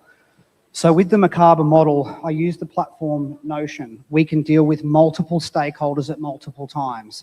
If they want a customized Certificate 3 or Certificate 4 in leadership, we just copy and paste that qualification, not from our master folder, in a subfolder. We call it that company's name. I can use my watch. They can say, we want these assessment tools to be contextualized to our workplace. Can you use these documents instead of the standard off-the-shelf training package? I get a notification while I'm at the shops pushing a trolley. I just, at my trainer, can you review this to make sure it maps to the performance criteria? He says, yes, I'll do it on Monday. I can book that date. Everything flows. So if anyone's looked at my website, it's actually nuts, but there's a reason for that. A business is a living, breathing thing. So if we talk about chakras or we talk about harmonious balance, if you look at the hierarchy model, each one of those is a blockage. So we need to unblock all of that. So how do we do it? We created a system. The prototype worked. The only thing that was missing was universal laws and principles. So this is going to sound absolutely crazy, but the Corpus Hermetica, which was written by Hermes Trismegistus, that popped up as a synchronism. When I saw that, a chat wasn't around, I wasn't using AI. We put these universal laws and principles into the Macabre management system and it worked. So crazily enough, it worked. So everything is in harmonious balance. It's all done real time. We're talking about design, development, stakeholder management. But the other critical part, which I have not heard at this event, I pulled in Cecile for her industry expertise because we wanted to integrate the education framework into industry, be working side by side, because before that happened, we had 9 different stakeholders we had to keep happy, and they only cared about the student up to this point. Once the student was there, be it an employment service provider, they didn't care. Then they get on board with the employer, and then we have the lifelong journey. So that student's journey never ends, even if they complete a qualification. There's always cross-skill, upskill. So with the system, it works. It's absolutely phenomenal. It's amazing. It killed us to get it built. I left the industry and I didn't want to come back. The customer service, no one's talking about that. Every other company looks at turning 2 stars to 5 stars. We brought in a customer service expert to look at the student journey. And that's what education needs. Education needs. The tech has arrived is what I'm saying. We've got the tech to build the systems. We've got the AI tools. We don't really have to worry about that. We just need to get the house in order, change perception on how we run a business, and yeah, roll the sleeves up and get it done. So it's a really, really exciting times. But architecture really comes first before the AI tools, and we need to change that. Yeah, the AI tools definitely just plug in to give you an extra set of hands, right? As when you're creating these systems for these stakeholders, whether it is a training organization or a university, or it's even a school, which is looking at, like in Australia, we have different pathways that a student can take, right? University is not for everybody, right? So we have different ways that people can get to their end goal and get out into a job. All right, so that's the... We got to the level where if they did 3 units or micro-credentials, as you would say, that those 3 units could map into another qualification in a neighbouring industry. So for example, we did a hospital program with New South Wales Health in Australia. They wanted reception, administration, and wards people. And they were, you know, basically weighing bodies in and the whole lot. So we had to design a program with a couple of units of competency. They would go in, but what about the ones that didn't get the job? We can't just go, oh, sorry, you didn't get the job when they've done that. They've got those units. So we had to make sure that those 3 units that they did could be credit transferred to aged care, home and community care, or disability. So that way they've gone for the interview. We can't forget about these people. We can utilize those skills elsewhere in another industry. So that's why collaboration is critical, but it needs to be very well structured and it needs to be done real time, and the tech is here and we've built that with Notion. So if anybody does want to have a look at this, it'll blow your mind. And for me, out of all the conversations that I've heard here today, it's the missing architecture. It's the overarching architecture which brings this all together. I think that's where the stakeholders got the most value out of this as well, because they knew that it was compliant, right? So we have Australian compliant regulations in education, higher education, going into different pathways in education as well.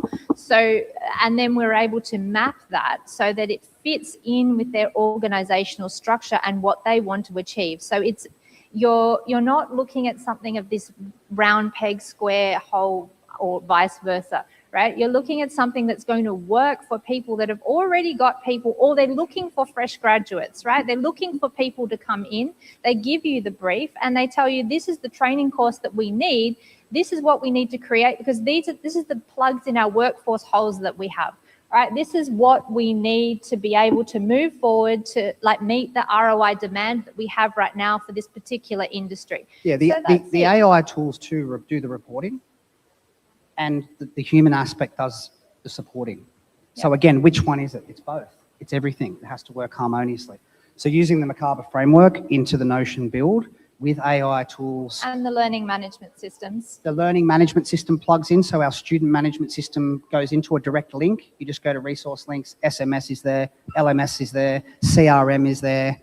So the other thing too, which they called the Holy Grail, was any business or institution is broken into 4 key management areas: lead generation or marketing, lead conversion, so enrollment, the actual training and delivery of the program, and then the business unit. So if you look at it like a conveyor belt, that business unit is the motor off to the side. The conveyor belt does not run without that motor. But if you've got compliance and regulations, that's the kill switch. That gets shut off straight away if that's not operating. Yeah. So when I hear that either finance is separate from institutions or whatever, it's not. It's all one living, connected. breathing thing. 100%. It all functions together. However, the concept build was done in Notion, and don't get me wrong, there is other software programs that you can actually have it built. We built the prototype in Notion and it works. Each team is delegated tasks. It goes a lot deeper, but if anybody is interested in taking a look at this, we're not here to sell anything. We're here to build the new earth. And architecture is the missing link, especially with the emergence of AI. AI just plugs into this, and don't get me wrong, I think that this time is so exciting. If humanity can just mature and grow up at the leadership level, and that's what we have to do. AI is forcing us to do that. We're going to have fun. And all those people out there that are programmed, that are walking around like robots, we can help them once we get the leadership and the infrastructure set. Then everybody else can come on and it'll be like a little launch ramp for them. And we can light, if you look at every person like energy, we can start to light industries up like a Christmas tree. And that's the vision. If there's energy all in this room, where are we putting it? So pre-employment programs, industry engagement, contextualization, and training integration is the key to all of those launch ramps. And let's just light up industry, light up Dubai, light up the world, but it starts with us. Yeah, and that's it. And you're moving it just from that B2C model where it's that the training organization or the university to the student, but you're also opening it up to your training organization, to your business. So if you look at it from a marketing perspective, you're opening up your educational industries to a whole nother revenue stream that they can tap into, and they can help to educate more people. So that's the end of the game, is to raise people up, right? And so it's not just necessarily structured again into that, it's only the student journey. It's an employer journey who wants to build their employees up as well. And you want to make sure that you're not alienating that element. And that's something that I haven't really heard here, is how we're looking at integrating industry. And I think that is one of the biggest missing points that I've listened a lot today and yesterday. So I think that's our biggest point is, and then how we're following that journey. So that user experience of that student or that employee student who is moving through and using these AI technologies, as Matt said, and how the organization can use those to use prompts to help them to work out. You can look at the student, the units that they're studying, and then it can map them and say, hey, you know what, you've already done X, Y, Z of this course. We can upsell, well, not really upsell, but we can move you across to another degree, or you've already got credit transfer because you've done this. So at the end of the day, the student comes out with what? Like they've got 2-3 degrees because you've been able to help them move for the career direction that they want, or looking at as an employer, how can I keep my employees on the floor, It's no help them different. grow? Because that's one of the biggest costs. If you're training people, you should know how to train staff. So it's all interconnected. So the PD, the professional development that teachers need, the trainers and assessors in Australia, they have to maintain industry currency. So they need to actually be working in that industry to train a subject. So they've got to have minimum 5 years before they come in when they do their qualification. So then that way they can really engage with the group with actual experience. So I think we're being kicked off, Matt. Your internal staff should be an example of the way you do it. With the Macabre model set up, everything is harmonious, everything flows, full transparency, everybody can see what's going on. And we have also uploaded all the standards and all the regulations. And I think we can create that for institutions, we can create that for businesses. So it's really a system that can map to one's needs, right? Whether you're a university, whether you're a smaller training organization, to an industry body, to a government body. So it's really up to me. The Macabre is the chariot of God, just so you know. So that's what it is. It's a vehicle to take businesses to the next level. So everyone talks about scale. This is vision, structure, flow, and growth real time. Thank you very much. Thank you, Cecile. All right, thanks, Matt. Ladies and gentlemen, please put your hands in a massive round of applause. We got 20 minutes, so we'll just...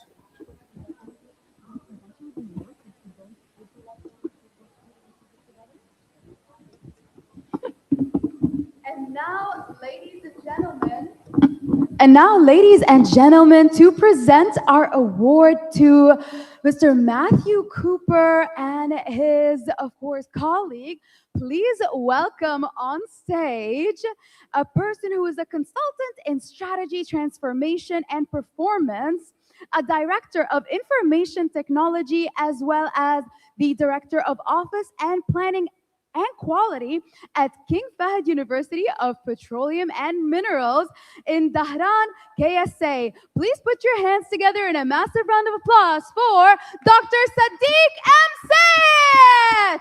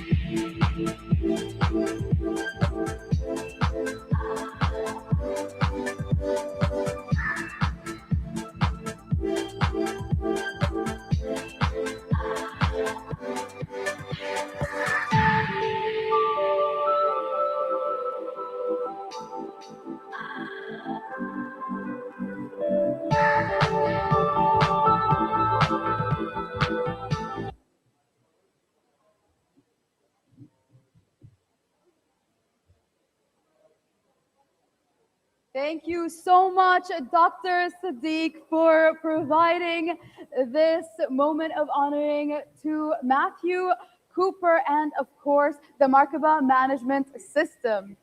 And now, ladies and gentlemen, we are very excited to present our next panel discussion all about the leadership at speed of change, the CXO agenda for the future ready universities. For our moderator, please join me in welcoming on stage Mr. Siva Kumar Vipan, the founder and CEO of Creatix Campus by Anubhavam Technology.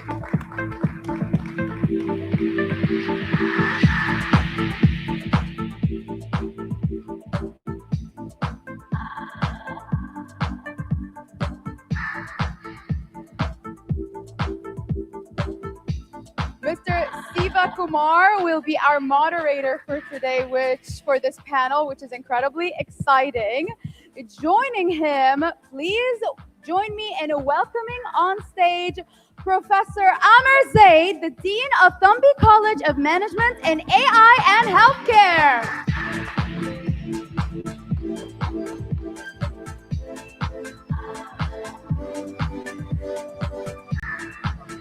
Joining them, of course, please make some noise for Professor Naseem Abidi, the Professor and Dean at School of Business, Horizon University College, Ajman, UAE.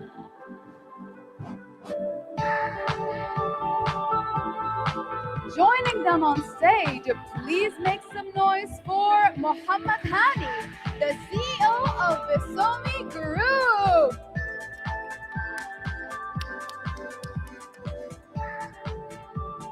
Along with them, please make sure you put your hands together for Mamish Jain, the founder and chairman of Indus Business Academy.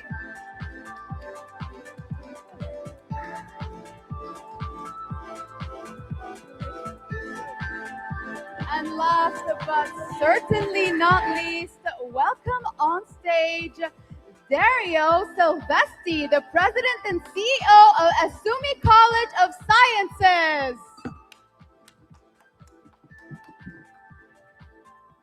Without further ado, I hand off the mic to you, Mr. Siva Kumar. Hello.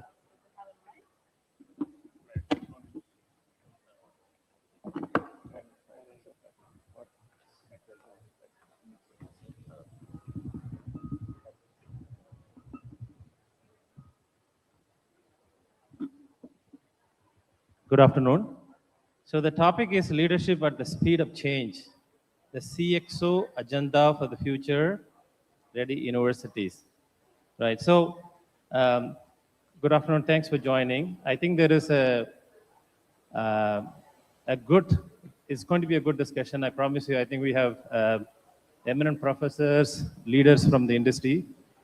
So basically, the speed of leadership is a keyword, right? And we are looking at, in business, we say speed matters. You know, whatever you decide, without speed, things don't move. And as institutions, higher education institution, because this is all about leadership for higher education. We are not taking the leadership of the corporate or other industry. In this topic, what we would like to explore is that what kind of leaders are expected in the future, what kind of leader roles are changing. Today, the leaders in higher education under, I would say, the tremendous pressure. They've always been under pressure because we were supposed to deliver for student success and employability. Then came change like learning outcomes, OBE framework, and then came accreditation. And with the advent of ChatGPT and all that, AI started putting a lot of pressure, right? So the modes are changing, the mindsets are changing. So with that, I am joined with the most amazing professionals in this world. So the introduction is done. I'm going to pass the mic to each one of you. Just if you would introduce yourself, and then we'll get started. Thank you. It's a great pleasure and honor. This summit is incredible. So thank you for the great introduction. Thank you for all the panel. I'm very honored to be with you on the same stage. higher education and leadership. I think we will have a lot to do and a lot to say. But speeding up leadership is also something even more relevant and a big challenge, sometimes crucial. I'm Darius Silvestri, and I'm the president of the ACS College, and that is belonging to a wider group just targeting medical education and dental education and health professional education as innovation and technology in the medical field. Thank you. Thank you. Thank you for the invitation, and I'm pleased to be a member of this panel. My name is Amir Zaid. I am a professor of computer science and the dean of Tombay College of Management and AI in Healthcare. And I think AI and leadership would be a very interesting topic to talk about today in the panel. Thank you. Good afternoon, everyone. My name is Naseem Abidi. I'm a professor and dean in School of Business at Horizon University College, Ajman. I'm here in this panel to learn from my colleagues here, as well as share my thoughts. Thank you very much to be inviting me. Thank you. Hello, everyone. My name is Mohammed Hani. I'm the CEO of Bisumi Group. And we're happy today to be here to speak to you about what's happening from an industry perspective. Hi, I'm Dr. Manish Jain. I represent Indus Business Academy. I'm a founder, CEO, and chairman. Currently, we are implementing AI and implementation of AI in our institute. So I hope I'll get good cues here from this deliberation. Thank you. I know most of you, almost all of you hearing the word AI since yesterday.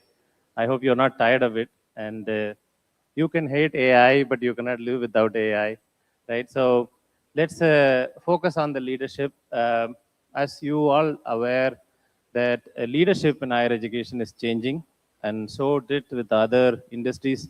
Like, we used to see new leadership title like Chief Artificial Intelligence Officer or a Chief Data Officer. These were titles were never, commonly used. But I think in the past few years, you could see not just the industry, but also the higher education. Universities are hiring. They are hiring people to manage data that directly reporting to presidents.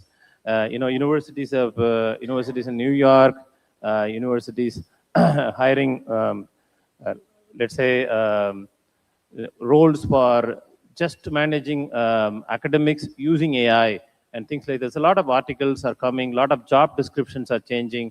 And when we are hiring, when we say, we would say if you're hiring a dean of academics, we would say that, professional qualification. But now, experience in AI and awareness in generative AI, these things are becoming a normal skill set in the job descriptions that we read, right? So with that, I'm going to ask all of you one question that you could briefly answer.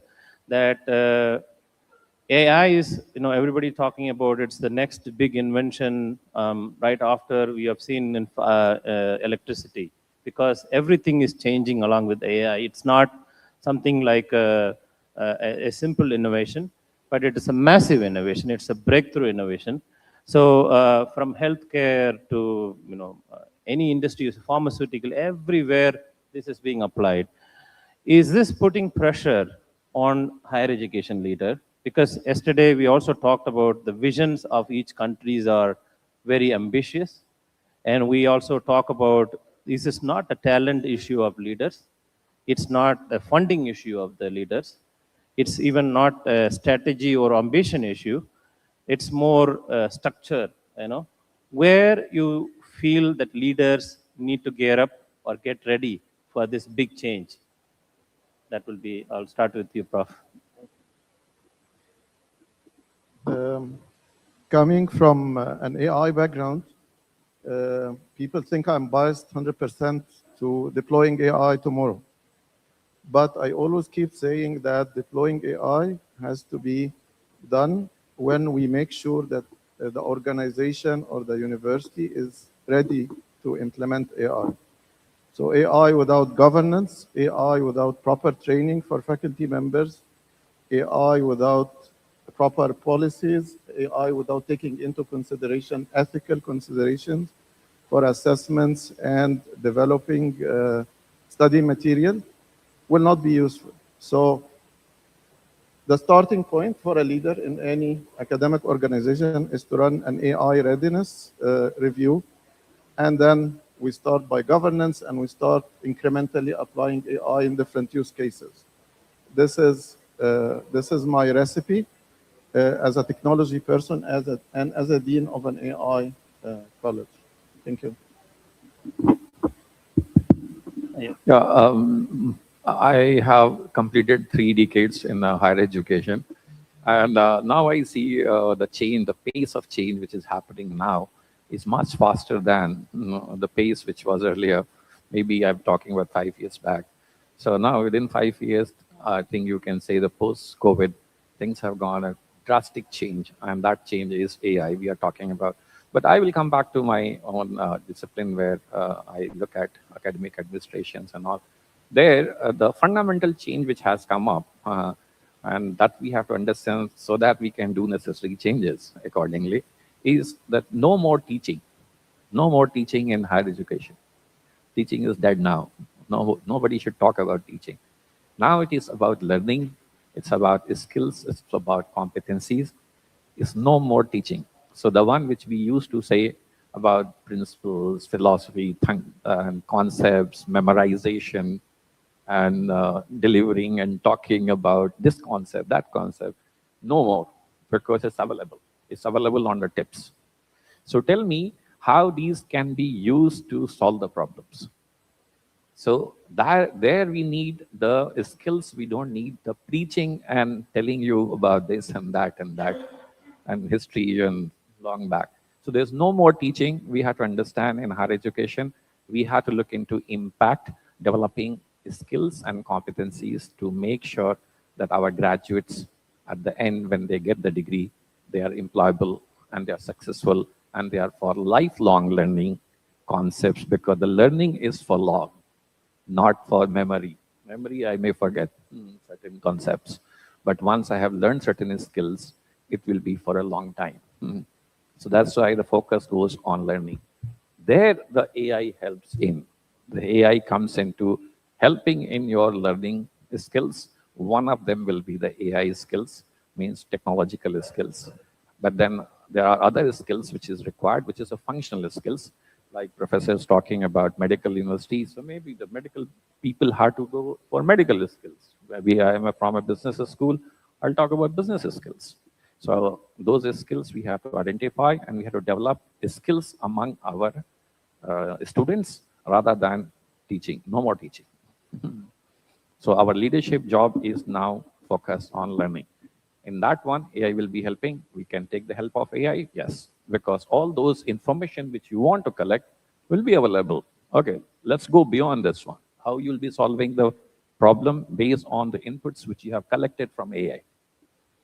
Go beyond this, rather than you have to just stick on that one. So the core ambition remains the same. I think universities are trying to graduate students for employability, or creating entrepreneurs, or creating a better society. So with that thought, I'd like to ask Mr. Hani, where do you think the leaders in higher education in particular not ready for this big change? Okay, thank you for the question. I can speak to you from an industry perspective and from the fresh graduates that we are hiring from universities. We see a very big gap between getting these students from higher education being ready to the industry. We see a very few percentage of these students who have practiced the technology while they are in the university. And from what we have seen, this is a very, very low percentage. But these students come with a much bigger potential into the industry. So someone with 4.0 GPA, but he haven't really put his hands dirty with the robotics or with the systems that he's working on, lacks a lot of experience compared to someone who have got into the university with the hobby in their mind, with the want to learn and actually do practical things with what they are doing to be ready for the industry. And I can speak to you about what we are focusing on and what we want for the future. We have a lot of experts in AI, and there will be a lot more. However, we have a blind eye on the deployment of this AI. So this AI will need to have sensors, will move around us, will be able to think, and all of that. So the next leap is the physical AI. And to get students ready for that, they need to practice, and they need to practice on latest technology. And these practices, I think there needs to be a very big collaboration between the education system and the industry, where you're able to teach students or let them experience the newest technology in the market. So there are a few companies that are getting new technology to the market every few months. And you cannot waste time into creating a curriculum, doing that for another 6 months. And then by the time you have the curriculum ready and the instructors ready to teach it, a new technology is coming out. So there needs to be a very big collaboration where on weekly basis, on monthly basis, industry is being invited to the schools and to the universities to actually give the students a hands-on practical work rather than just telling them theoretically what happens in the real world. By experiencing the technology, I think it makes a very big difference to move fast. So my questions thank you for that. And Dr. Jain, and there's a recent publication from the World Economy Forum that talks about some of the skills won't be there after a few years, right? And surprisingly, software programming is one of the skills. We would thought AI is built by programmers and they will be there for a long time. But the study is actually warning that programs will be done by AI agents, right? And then they also talk about skills like marketing will slowly go away. And so the new things are changing. Like if you look at industry, we used to have just VP of sales or a director of sales. Now we have chief revenue officer, chief business officer, and chief marketing officers are going away. So when we are teaching, when we're building curriculums in as an academic, what are the things leaders are getting prepared? Because some of the skills are rapidly getting outdated. And do you feel that there is a forum or there is a group we are talking about that? And are we teaching things that are not going to be there in the future? Or the leaders are getting ready to build the new curriculums that will meet the demand of the future? What do you see in your experience? Let me start with the phrase, humans create problem, and then we start looking for the solution. So AI has disrupted the whole thing. Nevertheless, I don't think core of the business is going to go away. So what we have to do is that we have to start training our students more on critical thinking. Maybe as a suggestion, like what we have done in our MBA program, every term we have strategy as a course now with the cases. So that is something which is going to help them start thinking more critically, problem solving skills. Like he said, aligning courses and having a lot of industry based projects because teaching will anyways not have room now. So the learning will happen by practicing. Although it was there, but now it has to be more and more be part of the curriculum where learning is happening from the industry, learning what is practiced, and then integrating AI into it. It's good for everyone that we align ourselves to what is happening in area of AI. We cannot avoid it. So earlier the better. And skills are something which are to be required. Only thing is that the nature of skills will change, but humans are going to be there. You're right that programmers are not required, but then you need people to understand, improve AI, So there is a new area which is coming up where these programmers will have a different role to play. So probably long term, it's like when software came and people said banking system will collapse. It did not collapse. It actually created more avenues. So AI is going to create more avenues if we play well. That's my take on this. So while you're there, since you teach leadership, and years ago or for even now, setting up an organization for leaders to lead, you need a vision, mission, and then you build cultural statements and values and things like that. And where do you think this new era is taking us? You know, what kind of cultures as a leader we should build within the organization that will keep humanity still intact, right? Because now with the rapid innovations, I think, are we losing empathy? Are we losing creative thinking? Because there are studies suggesting that our cognitive load is much higher than before. And so how do leaders are reacting to it? What are they doing, you know, based on the leaders in your organization? This is, we cannot generalize this. It is individual based that people will have empathy.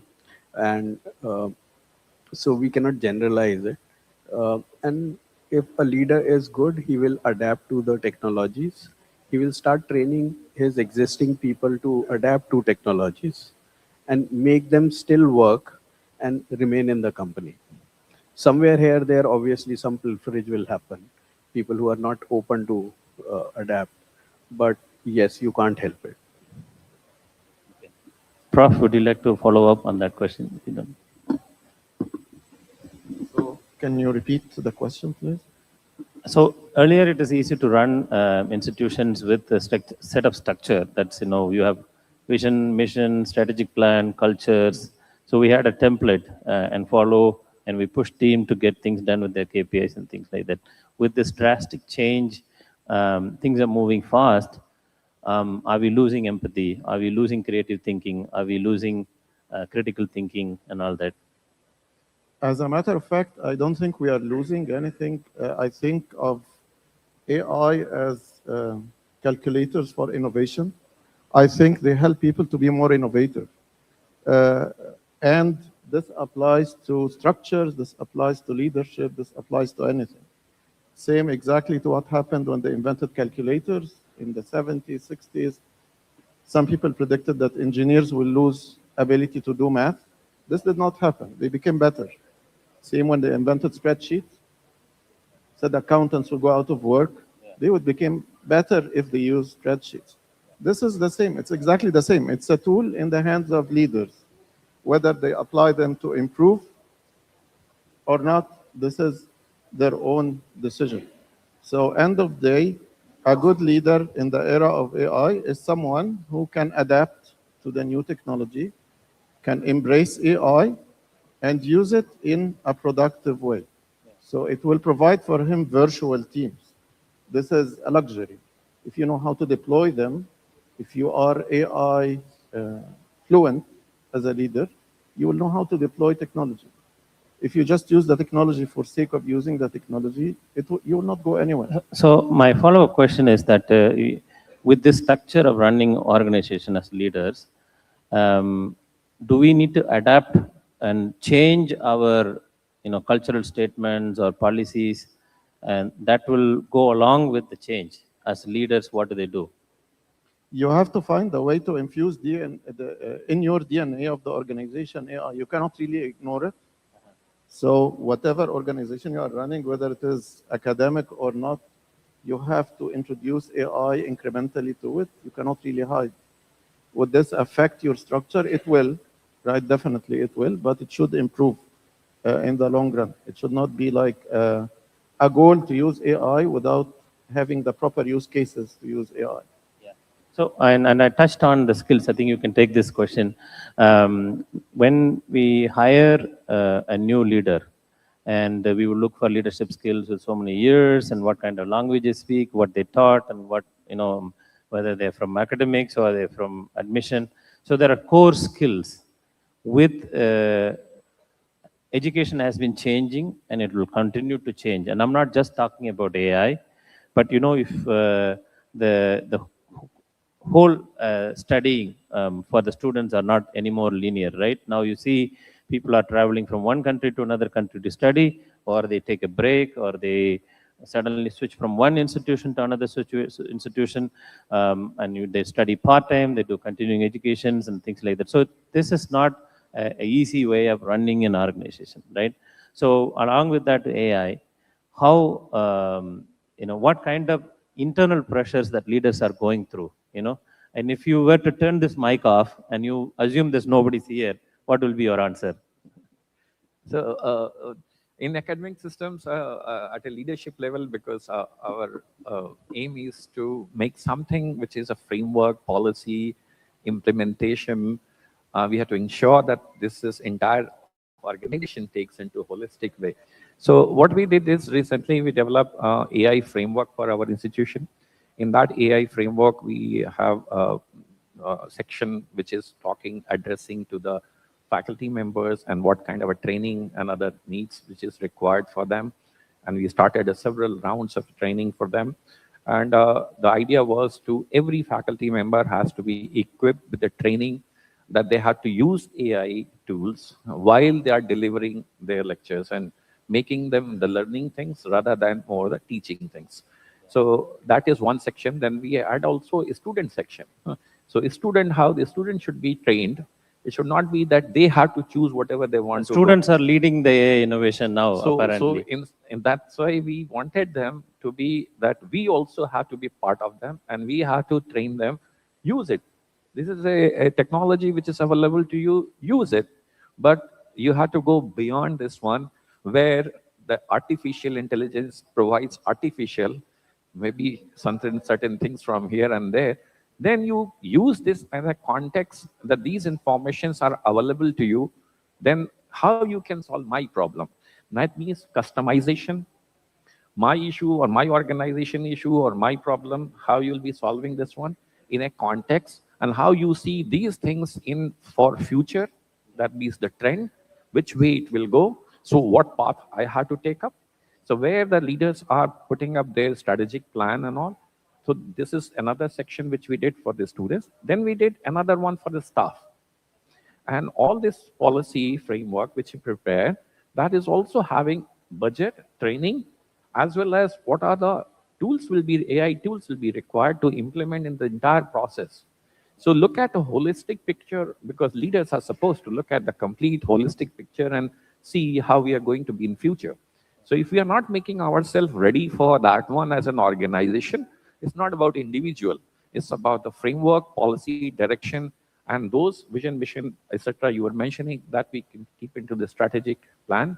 In that strategic plan, we infuse these framework, and we try to do that everyone is included into that one, because all the stakeholders are taken care of.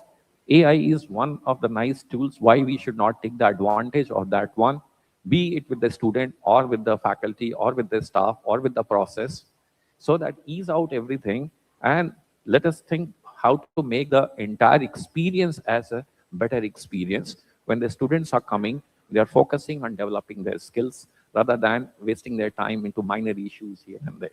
So that was the focus. Use AI as a nice tool to make the entire thing what we are doing is just impactful. So what is the focus is we have to, as a leader, we have to make impact in the field of student graduates. They are employable. They are not underemployed or unemployed. So what we were doing for so long.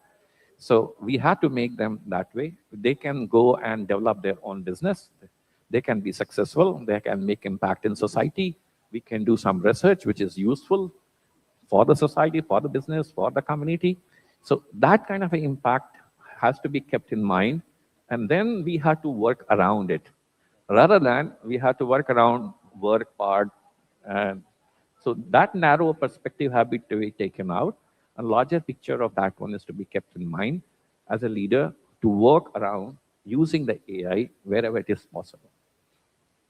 Thank you for that.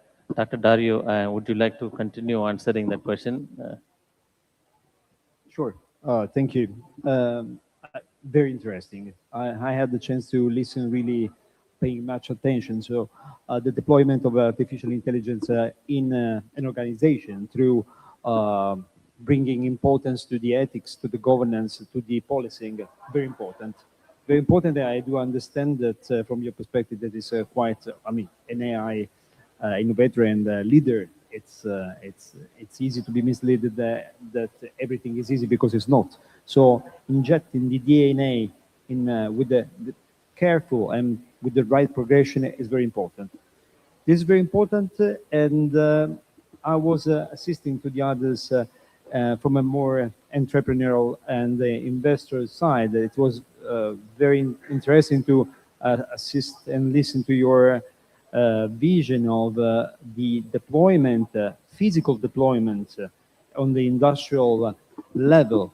That is something different, because I need to split my personality between being a president, a leader in education, and being an investor in education and clinical services. And the reversing of the paradigm that you mentioned about teaching and learning, I think it's very impressive, because the equation is completely reverted. It's true. We're going through a pathway that is just highlighting the skills, just the essential competencies and the lifelong learning. So it's not just stopping there. You're not just getting your degree and it's all finished. And then you find, for example, people in the industry that it's lacking practical skills. But in the other hand, I think that AI, if we want to, I think we are speaking about AI in a very theoretical way, because we are referring to artificial intelligence now that is something popular, because it became pop. So a normal person, the street person, can just open ChatGPT, Claude, Perplexity, or anything and communicate, because artificial intelligence is an algorithm and it's there since always long, but it was just dedicated and segregated in some particular industries, or the development of things, everything, the Internet of Things, everything that we are using in the last 25, 30 years, it's artificial intelligence. So I think now the perception is that artificial intelligence is a tool, but now it is a pillar, it is a foundation, it is there since a long time. But coming to the idea of how we can speed up the matter of leadership, we need, for my humble opinion, move from a less theoretical aspect to a more practical aspect, because we need people to excel. The person, the human, they can't excel on the machine, because it will be faster. Maybe sometimes it's hallucinated, but it's faster because it's vertical. It's dedicating a lot of energy, and the energy will be the big point, not only the human, but finding the energy to feed the machine. But I think that if we need to understand if AI it's implementing the speed rate or growth of leadership, not, because leadership is a human thing. So how can be a challenge? Okay, so we can become better leader if on our humanity side we can excel on the machine. That is, because we need to lead people and find new leaders and inspire new leaders. They can't rely only on the leadership of the machine, because it's very easy to communicate also a high level in a company, also C-level. They now transitioning to using wrongly AI. Every time that I receive an email, sorry to be very practical, an email that is written, a copy paste with the AI, I normally respond, reply, and the end I say, I write a line that this was not generated by AI. Please respond with human skills. So why? Because I mean, you look stupid. So that's not leadership. Copy pasting from and using very advanced way and framework. For example, Claude is very well tailor-making documents. So, and then you change a bit the fonts, you change a bit the things, it looks bad. But if you're, I'm not expert, but just a good observer, you understand it. Dr. Dario, I'm going to ask a question. I'm not interrupting, but you made an interesting point. When somebody copy-paste a ChatGPT message, it finds the inhuman behavior or something that triggers in us that, that they're not respecting our time or something like that. But I do agree on that perspective. But what I'd like to clarify with you is, back in the old days, we used to write letters, then came emails, and we had to start typing emails on the computer. So computer made writing faster and faster, right? So there was still human touch in it. The artificial intelligence like ChatGPT, Claude, Perplexity, it makes our typing faster because we just say it to ChatGPT and it writes it perfectly well, polished English. Do you hate even using ChatGPT to write email, or do you appreciate people put their own thoughts, but they take the help to polish the messaging? Because whether we like it or not, I think people are going to continue to use these language models to perfect their English. Because I think the one thing that has happened to a lot of us is that we lost our confidence in writing English, because after seeing how well ChatGPT writes, I think we get dependent on this skills. Because when we write, we used to be proud of our own writings and blogs. If you go back, and I used to write blogs before ChatGPT, those are like looking like an English that we can't even accept, right? And our standards have gone up. So would you still, forgive what people like me use, but our own thoughts, but polished in ChatGPT? If I send an email, would you still, appreciate it? It's we are all the mention. It's true. So getting things done better and faster, it's helping out the industry. So no doubt about that. I was referring on another plane. We're speaking about leadership. When we're speaking about growing leaders, and if I'm inspiring, growing, the big point of leadership is just the time that you need to dedicate to a person. You need to dedicate years to a person, leading, example. You need to be the engine. You need to build up, because it's not just leading, it's mentoring them. So when you are in the process, you do understand that they are relying in not very much into the mentorship, the example, the effort, the vision, the mission, and everything that you can mention, also too much theoretical, and they're just relying on other things. You know that you are losing the chance to grow a leader. So it's nothing. So using AI is perfect, but if a person that is very close to me, a C-level, it's answering me with the 3 lines in which I recognize the usual terms. For example, I was in Davos, having a panel like this in Davos, in the Habermas, that is a think tank in the World Economic Forum, and I had the chance to speak with a person like you. Then I assisted to other speeches using the same terms and the same periphrases. I mean, that's nice, but if it's a level of the World Economic Forum, it's that friends, brethren, colleagues, that's something we need to excel on the machine. That it means the machine will excel on us all the skills, and it's perfect. We need to guide it, the development. But in the other hand, on the human thing, let's please excel on the machine. That's it. Okay. Okay, go ahead. Yeah, I totally agree on that point. When you go to an event and people are preparing speeches, and then you found all speeches coming out to be the same, that is very embarrassing, actually, when you sit and you feel that your time is being wasted hearing the same generated script, probably with a poor prompt, as a matter of fact, that generated the same story and the same predefined keywords. Like even LinkedIn posts right now, when you go to LinkedIn posts, exciting news, and you find this rocket, and you start, I read like the first 2 icons and I stop. And a challenging situation for people in academia.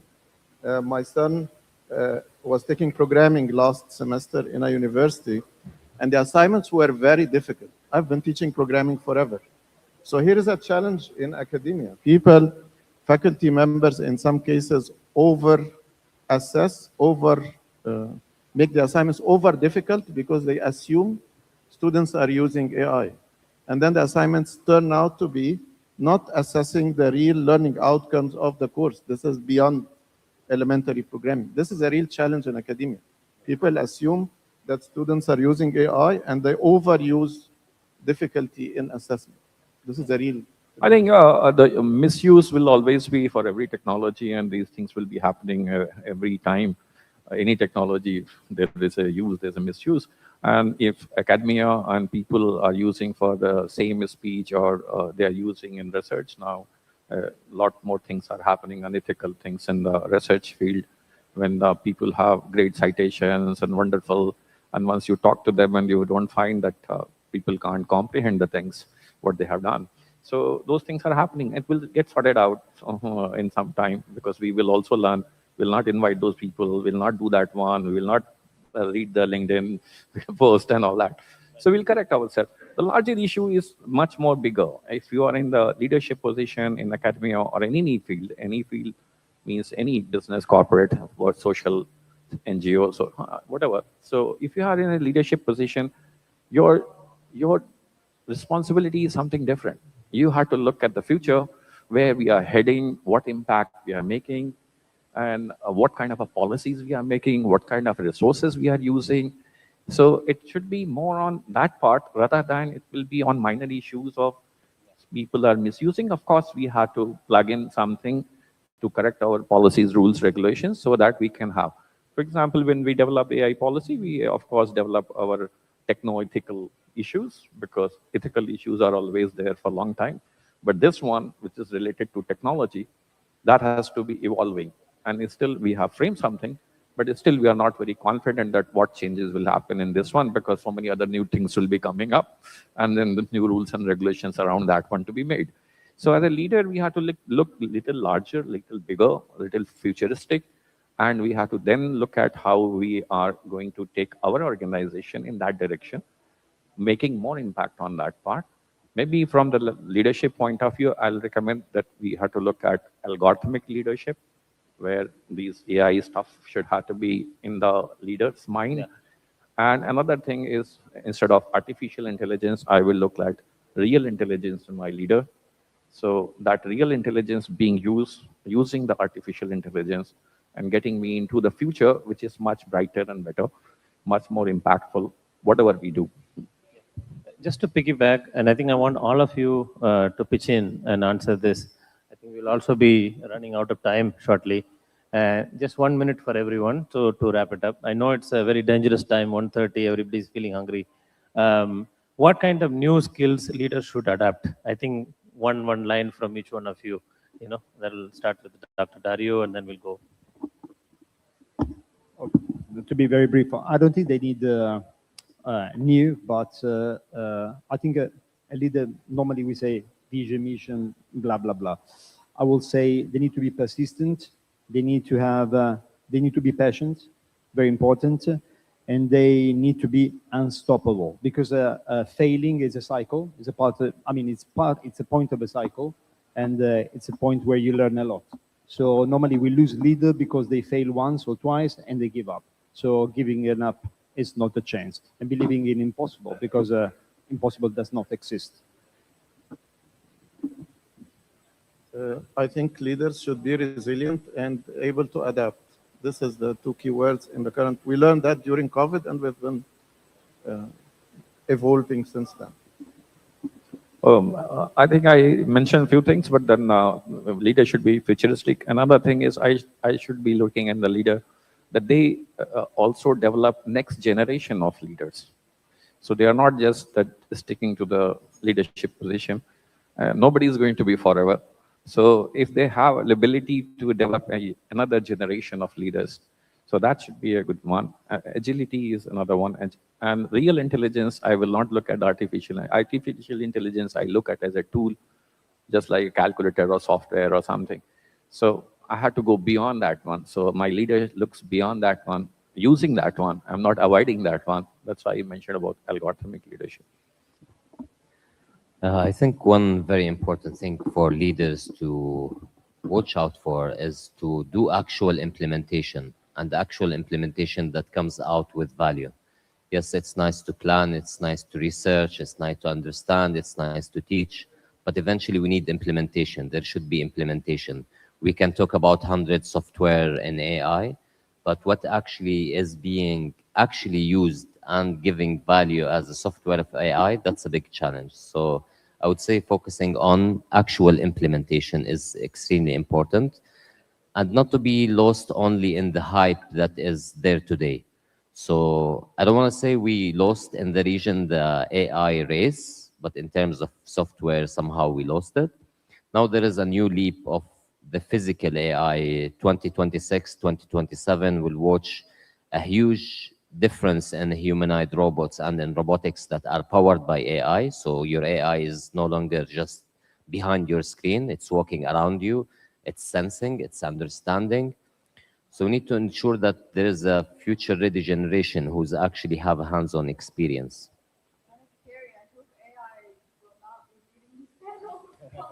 Well, maybe next year we'll have one panel member with us. I think leaders should be more, start thinking critically. They should acquire more problem-solving skills.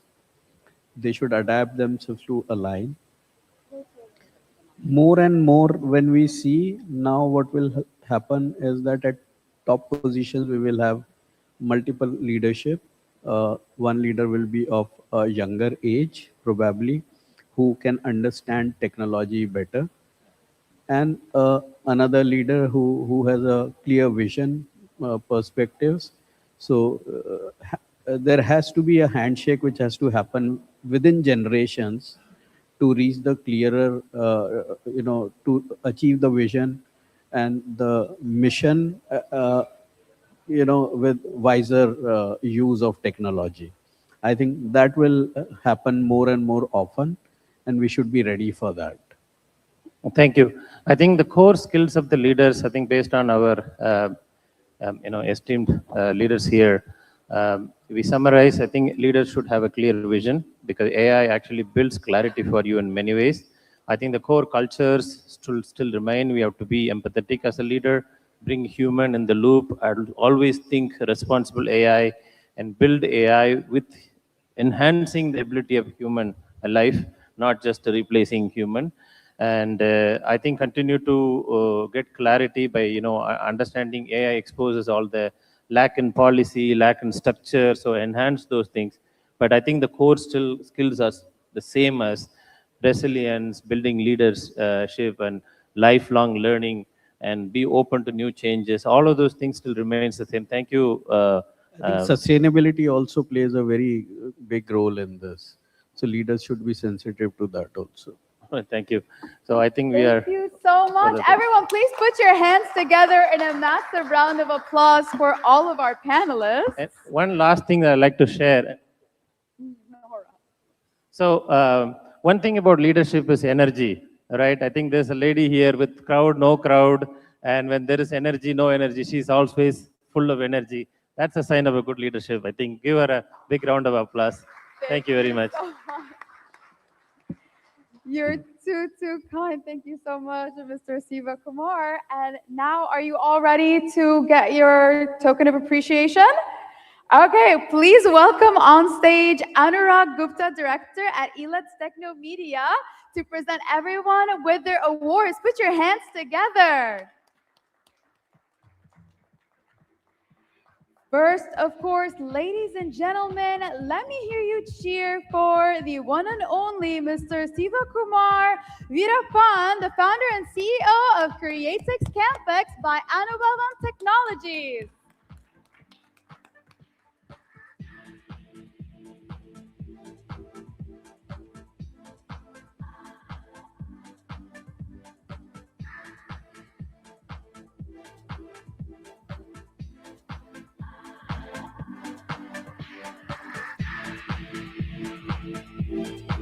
Up next, please make some noise for Professor Amir Zaid, the Dean of Thambi College of Management and AI and Healthcare.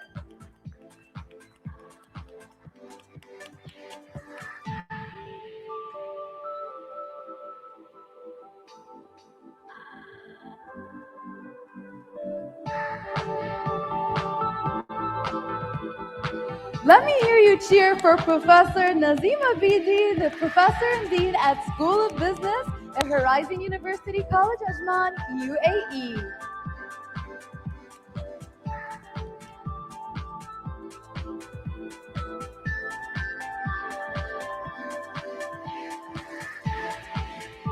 And now, of course, so put your hands together for Mohammed Hani, the CEO of Bisomi Group.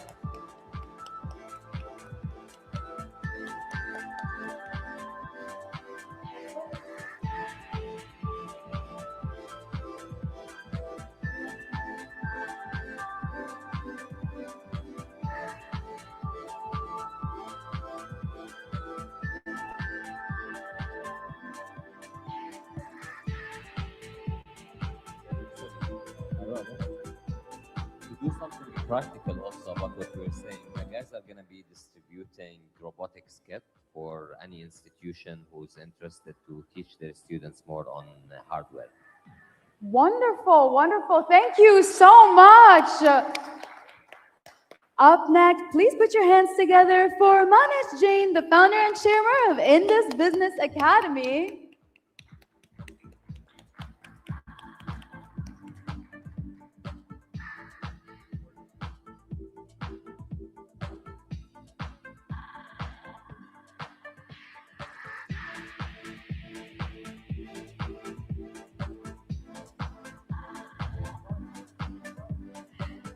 And of course, last but certainly not least, Dario Salvesti, the president and CEO of Asami College of Sciences in Malta.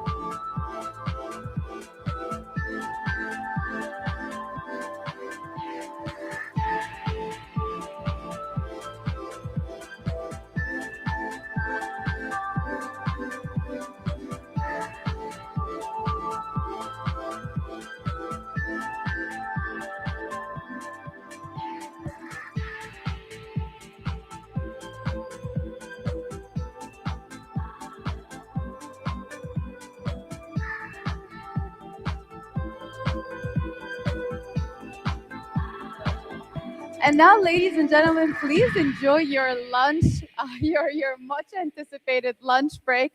We have quite, it smells delicious all the way from here. Enjoy your lunch break. We'll be back by 2:10 p.m.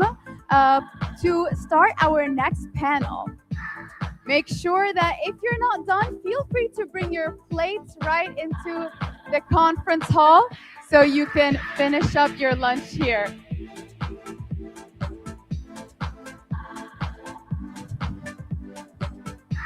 Everybody, please enjoy your lunch. We'll see you right back here at the conference hall at 2:05 p.m. If you're not done, of course, feel free to bring your plates right here so we could start our upcoming panel.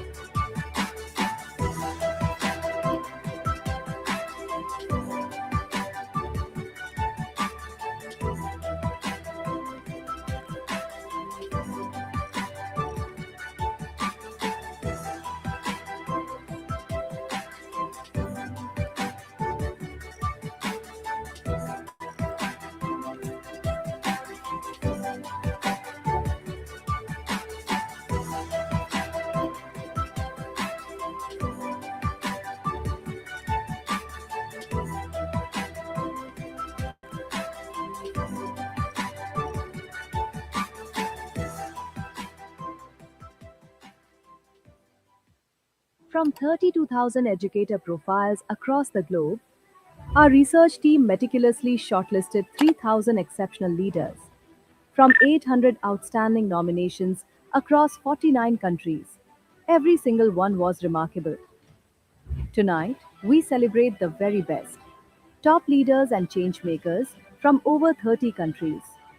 Ladies and gentlemen, welcome to the 35th ELETS World Education Summit Awards, where excellence meets global impact. Their stories will inspire. Their achievements will transform education worldwide.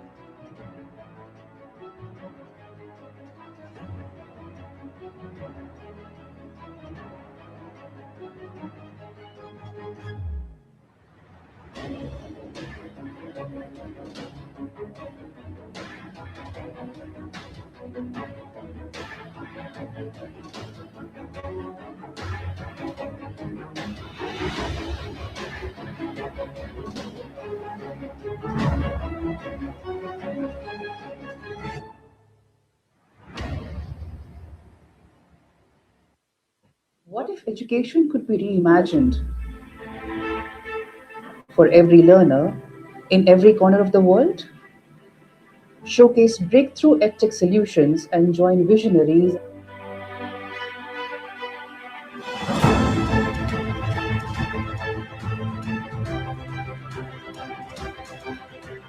Actually, this is my first experience in the summit, and I think it's great because it's gathering all the decision makers, schools, principals, and other activities around schools like companies, vendors. So I think it's overall great.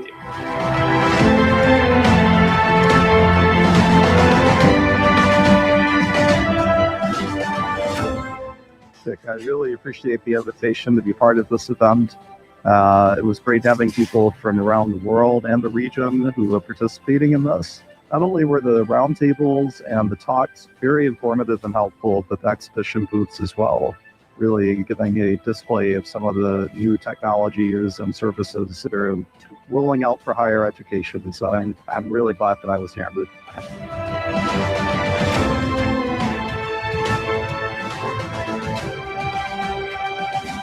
Join a global community, governments, educators, innovators. Co-create pathways for a sustainable, tech-driven future.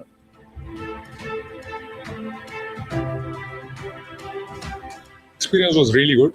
We had a chance to expose our company in different countries. We get to meet delegates from different parts of the world, which was so useful. And also we got the information that's happening around the world, which was so useful for our company to going forward.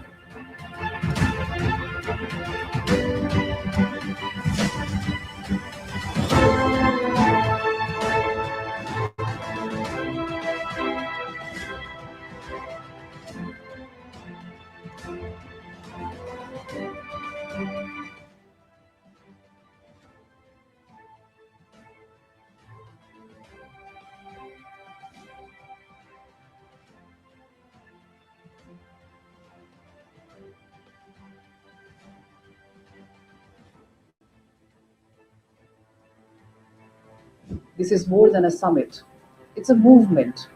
Are you ready to elevate education?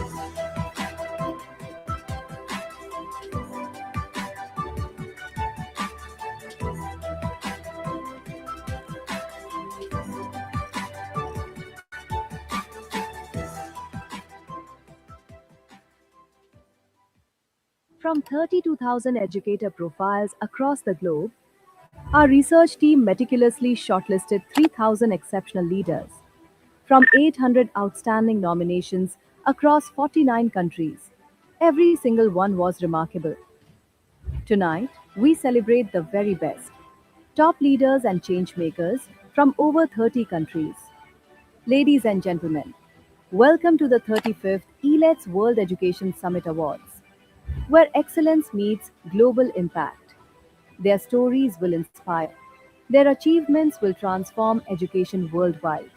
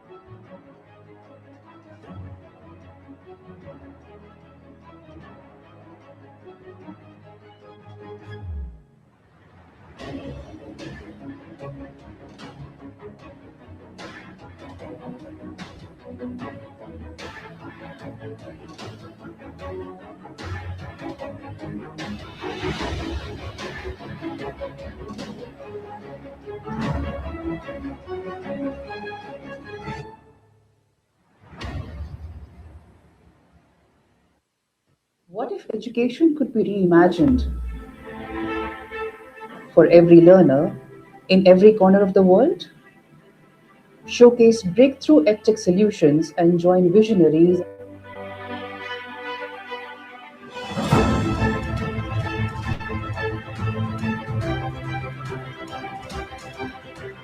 Actually, this is my first experience in the summit, and I think it's great because it's gathering all the decision makers, schools, principals, and other activities around schools like companies, vendors. So I think it's overall great.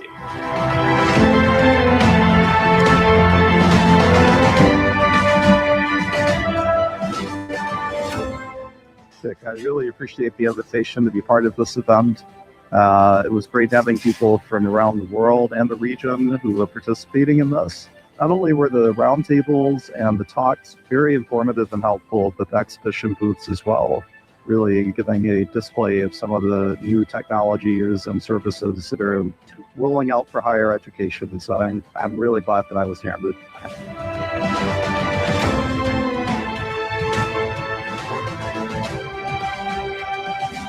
Join a global community, governments, educators, innovators. Co-create pathways for a sustainable, tech-driven future.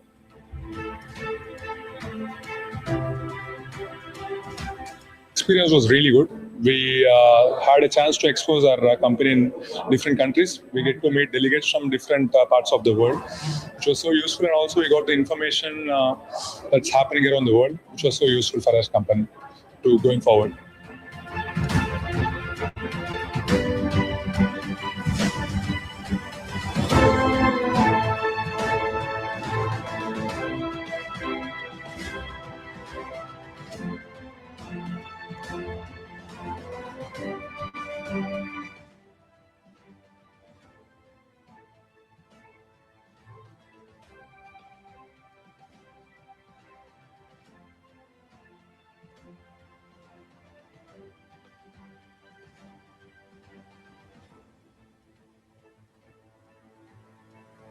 This is more than a summit.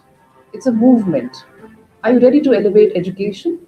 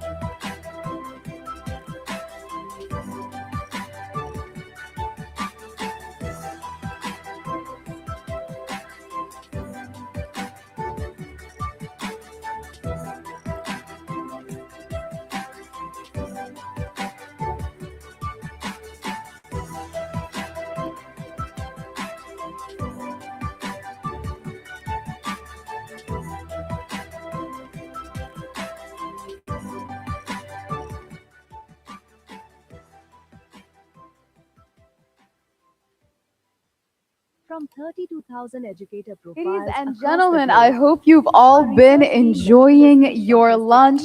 We'll be beginning our next panel shortly.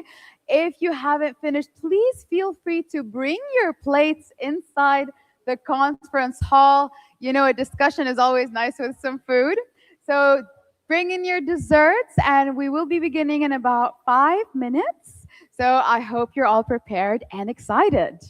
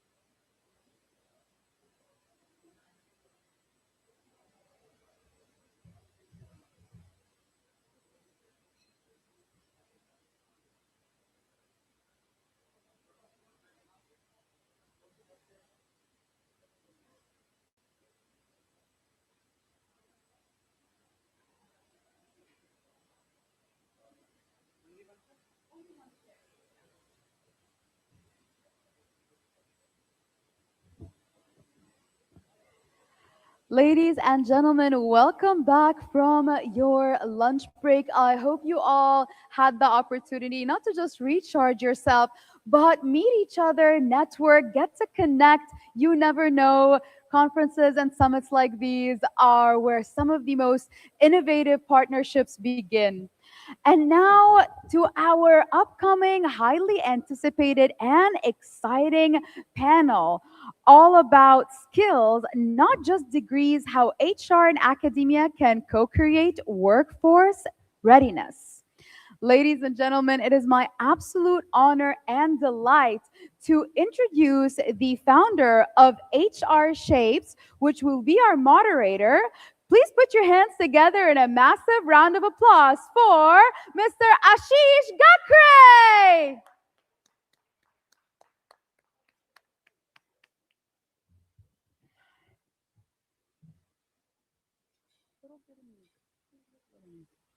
Joining him, we have Dr. Ganwa Habal, the People and Culture Lead, MENA ERG Chair of the Middle East Chapter of Ford Middle East and Africa.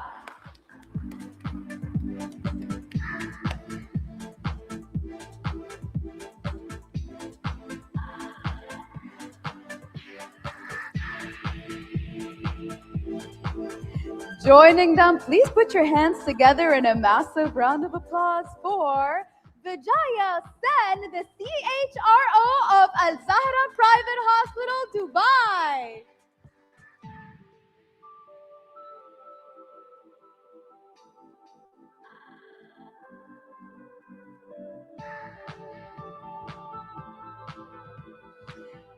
Joining them, please put your hands together in a massive round of applause for Fiza Sabir, the People and Culture Advisor, Lead of Emiratization and Head of Section Government Relations at DNB.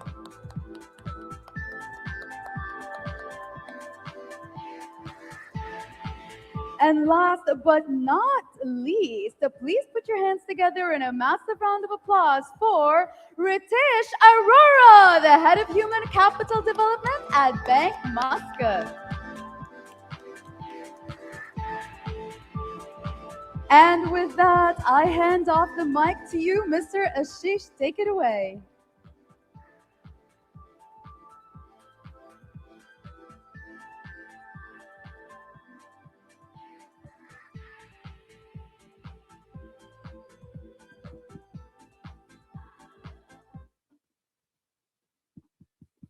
Hello, hello.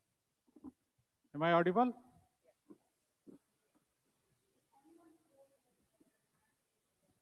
Hello. Hello, hello. Okay. Good afternoon. Wow, we have house full actually. Correct? Okay, so post-lunch session is always difficult. People more interested in, they want to have a good lunch and then sweet dishes. So let them come. But yes, we need to follow the time schedule and be on discipline because you also came out of the work. It's a working day, working hours. So thank you so much for joining, and thank you ELATE team for arranging this beautiful session. It's odd session because it's World Education Summit. What HR is supposed to do? Sir, we wanted to know from you. See, this is CHRO Club. Yeah, we have gentlemen from banking industries, HR head, Fiza is from DNV, Vijaya is from hospital industries, and then Dr. Gehenna is from Ford Motor. What you are looking for from them in this panel? In fact, we look, ultimately our graduates are going back to you. So, and you are hiring them. So if you can give a real feedback that where they are lacking, though we know about where they are lacking, but even then listening from you will be much better because we get some clues that where they are lacking in. Of course, we are focusing on the skills now, but then even there may be sector-specific skills. So when we are having programs specific to those sectors, we have to include in our learning journey of that one. So we had to include that one. So that's why we want to hear from you that what are the sector-specific skills which may not be applicable in other sector, but which will be useful for us, including in our program. Thank you. Thank you. Can you introduce yourself? My name is Naseem Abidi. I am a professor and dean School of Business at Horizon University College, Ajman. Okay. Okay, so let me go to sir. How are you, sir? Yeah, we met yesterday. Sir, this is the CHRO panel. You know, you are from education industries. You also will have a lot of expectation from them. What they do, what they shouldn't do. Absolutely. I think the question is, I think HR is a very big function in most of the industries, but probably I will request you to give some comments on how it should be handled in the academic world of things, in universities, because in the industry you have blue-collar workers, white-collar workers, and so on and so forth.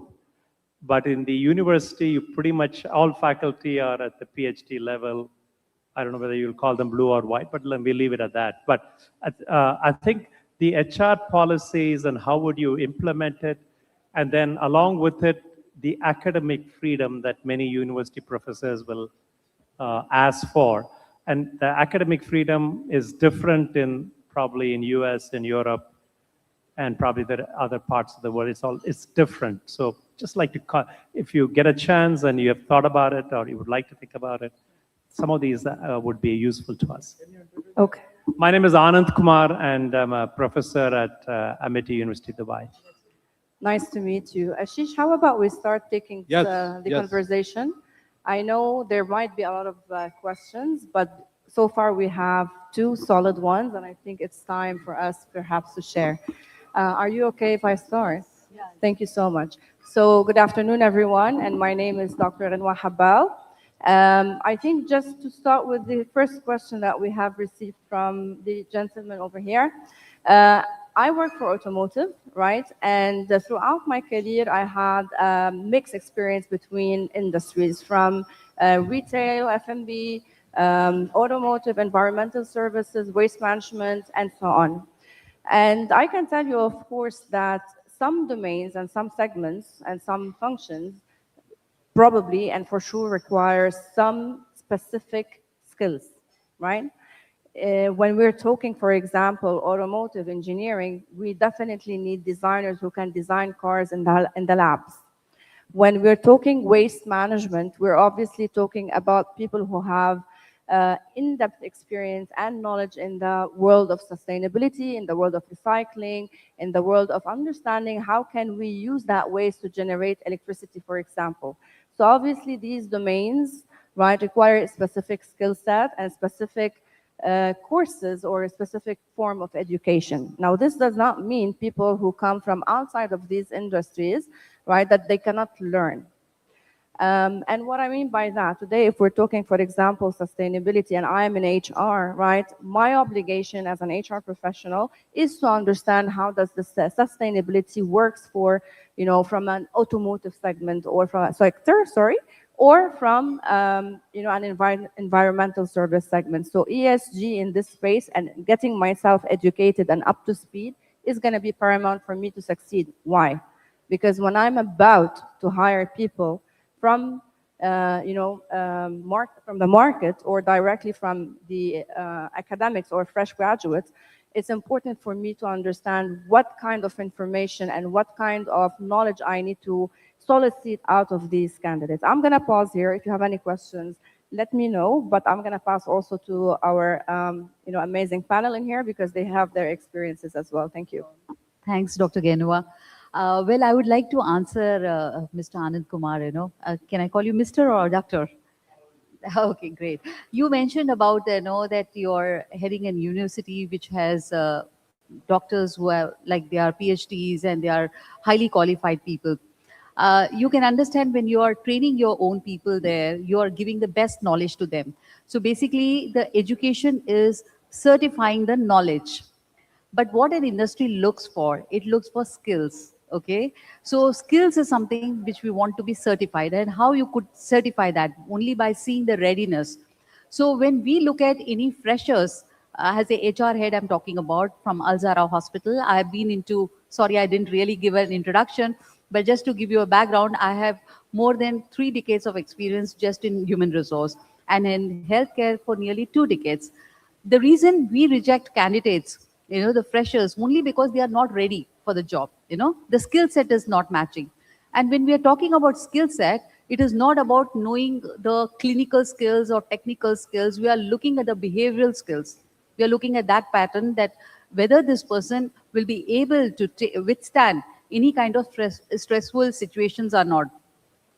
Having said that, that is the reason for us. But however, I have seen in UAE, I have been working in UAE for the hospital for nearly 15 years. In both my hospitals, this is my second hospital where I'm working, we have always collaborated as a partner with the universities, the medical universities. And on a regular basis, we bring students as an observership program and train them, give them different kind of thing. Currently, I have got nearly 100 plus students who have trained under very senior doctors. And these doctors, what they get out of it, they get a pleasure of teaching. As a mentor, they become a mentor and they want to give their knowledge because they are highly accomplished in their area of field. So they are ready to do that. So currently we have about 100 students who have done this and they are still undergoing the program. And now the education universities, what they have done is that they have made this as a curriculum. So the 4th year of the medical degree, they send every student for 5 weeks programs to each hospital. So as a hospital, we have partnered with them and this is giving us a chance. And we are also looking forward that we can have these students back joining us because we know them, what we have trained them and how good they are. I hope I answer your question. Thank you. Good afternoon. My name is Fiza, and the industry I'm coming from is oil and gas, engineering, maritime, cybersecurity, ISO certification. So there are a number of different industries. But to answer your questions, first of all, I would like just to give you an overview of what's happening in today's world. We are experiencing and living in a very exciting and interesting times. In parallel, it's quite scary, let's admit that, because of the uncertainty. Things are changing fast. It's a skills-driven economy. We see the shift in AI, automation, social influence, gaming, fintech. There are so many new skills and jobs are coming up, which we never expected or planned for. And in the next 2 to 5 years, there will be many more skills and jobs and careers coming up. So how can we prepare for that? And let's agree that today's degrees were designed for the past, right? By the time you graduate from university, you may not be relevant for the employment. And the degree in today's economy doesn't guarantee employment and relevance. In terms of the workforce, MENA, we have one of the youngest population. And when you look at Gen Z, today they make up 20 to 25% of the workforce. And by 2030, we will have more Gen Alpha joining the workforce. And who are these kids? They are advanced digital nomads.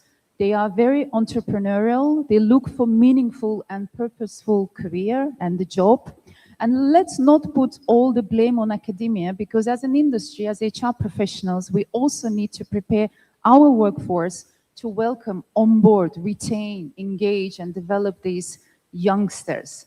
And at times, like to give you my personal example, I'm a mother of 3 teenagers. So my daughter, who's 20 years old, she elected a traditional pathway. She's pursuing law degree. My son, who is 17 and graduating next year, he keeps challenging me all the time. Why do I have to study? Why do I need a degree? By the time I graduate, next 3-4 years, you will spend so much time and so much investment because degrees are very expensive. And he may not be relevant. So he's pursuing his own little startup in fitness and nutritions, and he's developing AI chatbots and etc. So kids themselves today, they're very techy, they're very curious to learn, and the learning can happen anywhere, whether that's your social media, whether that's your TikTok, or bite-sized learning, tailor-made learning. And we need to collaborate with academia to expose them to the real life problems and the challenges that the industries are facing today. Good afternoon, everyone. My name is Ritesh Arora. I head human capital development for Bank Muscat. So I'm from banking industry. The question I think that you've asked, if I were to flip that, if I were to flip the question and ask all of you who are from academia, if you look at the corporate world, most of the large corporates, they have their own in-house learning academies, right? And the maximum number of resources and the highest amount of training is given for the entry-level professionals.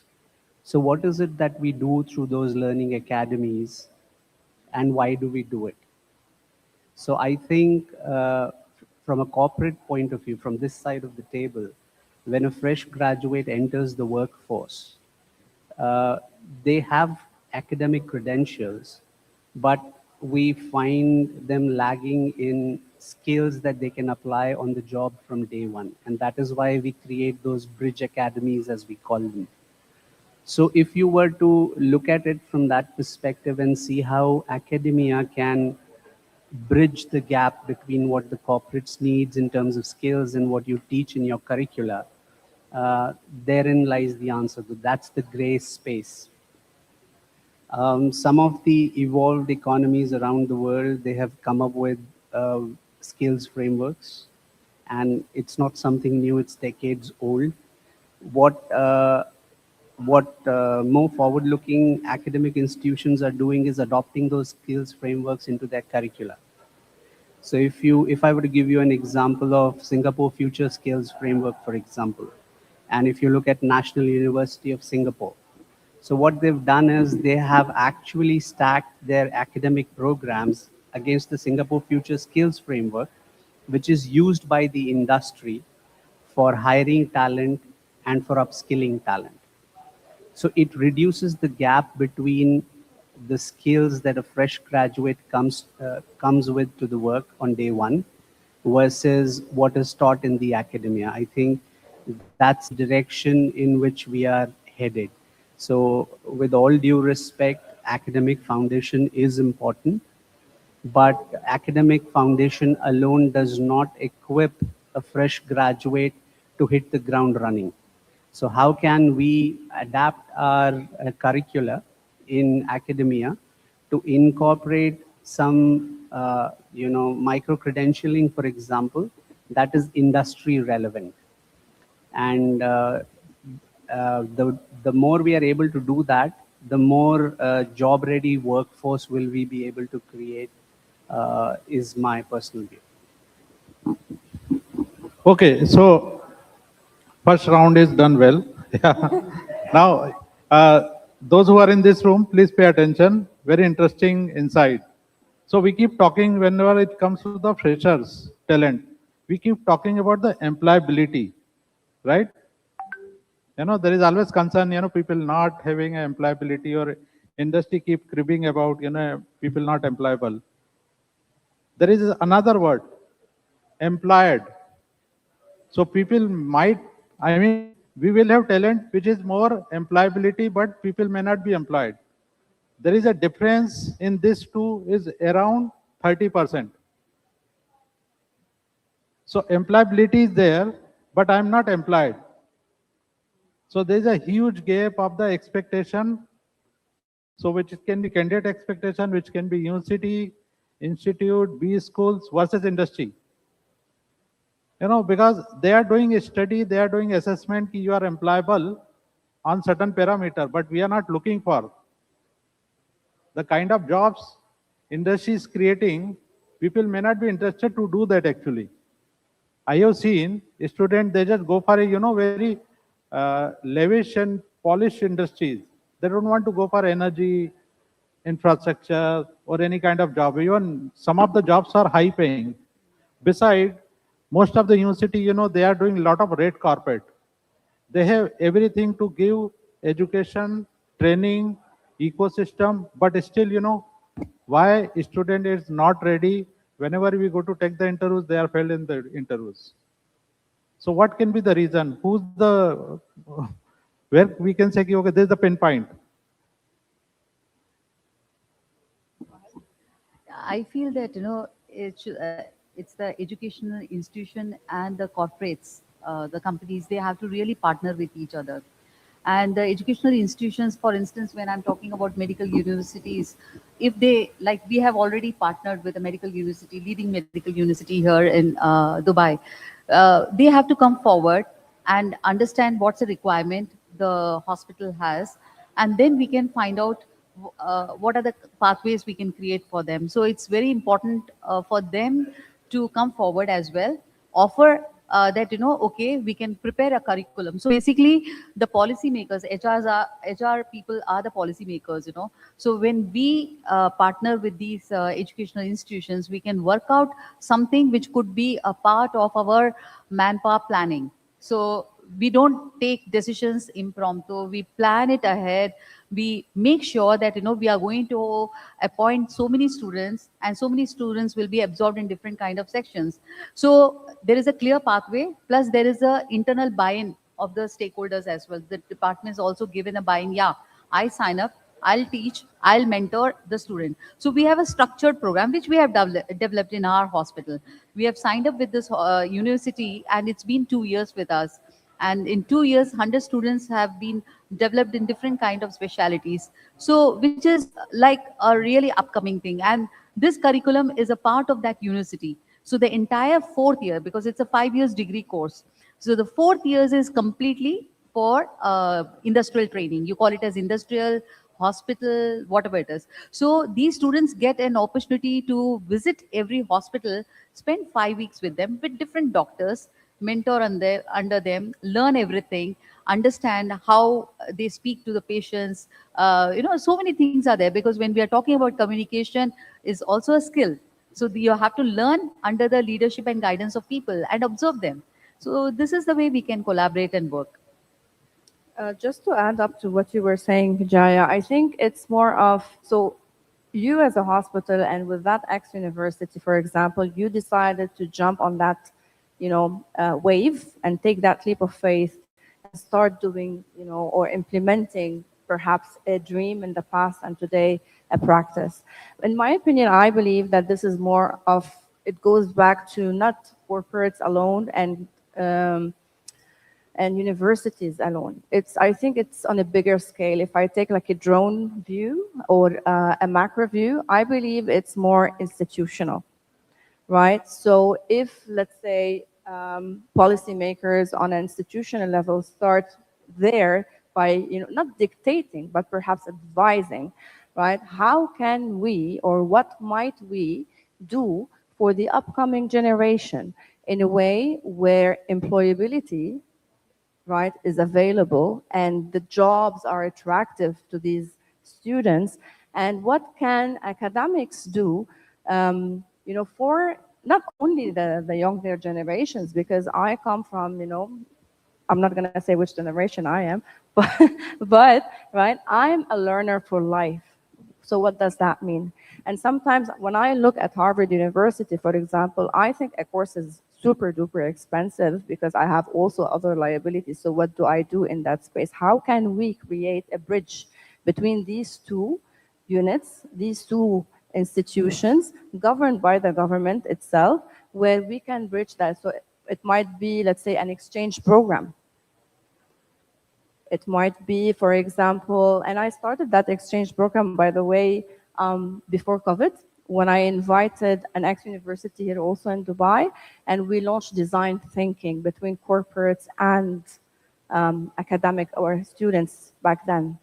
And the magic was we engineered a lot of our processes using design thinking with the support of these students. And it was also an initiative that was done from a very, small organization locally. So if we, step back and consider ourselves, or perhaps advise also policymakers in nations, how can this amplify and create new jobs and new skill sets and perhaps new industries? Who knows?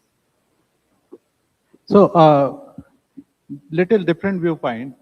Because of the technology disruption, most of the freshers jobs, they are not going to be required.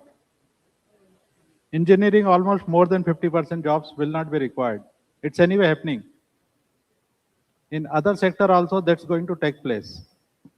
So, and topic is reskill. I mean, how do we talk about the reskill when there is no jobs in this sector, especially related to the fresher talent? That's a very interesting question. And again, as a parent and as a HR professional, sometimes myself, I find it difficult to advise my children or the people around what path to take in order to be employable, to be relevant. I interact a lot with community, with children, with the youth. And when I'm asked, okay, what career shall I take? What shall I do? It takes me time to think and advise in the right way, because we don't know what's going to happen tomorrow, which jobs will be there. So the emphasis again goes back to skills. If we are able to bridge the gap and provide the skills and the competences that are required to survive in this market. And the World Economic Forum, they come up every single year with this tremendous report of the future skills and what will stay, what will go, which jobs are most impacted. And the skills we're looking at, what are these? These are your design thinking, critical thinking, your resilience, your adaptability, skills around AI, social influence. That's an upcoming skills that you need to be able to influence around yourself. And to some extent, academia will expose and teach students to these skills, but the real life exposure and hands-on experience will always come from, the industry.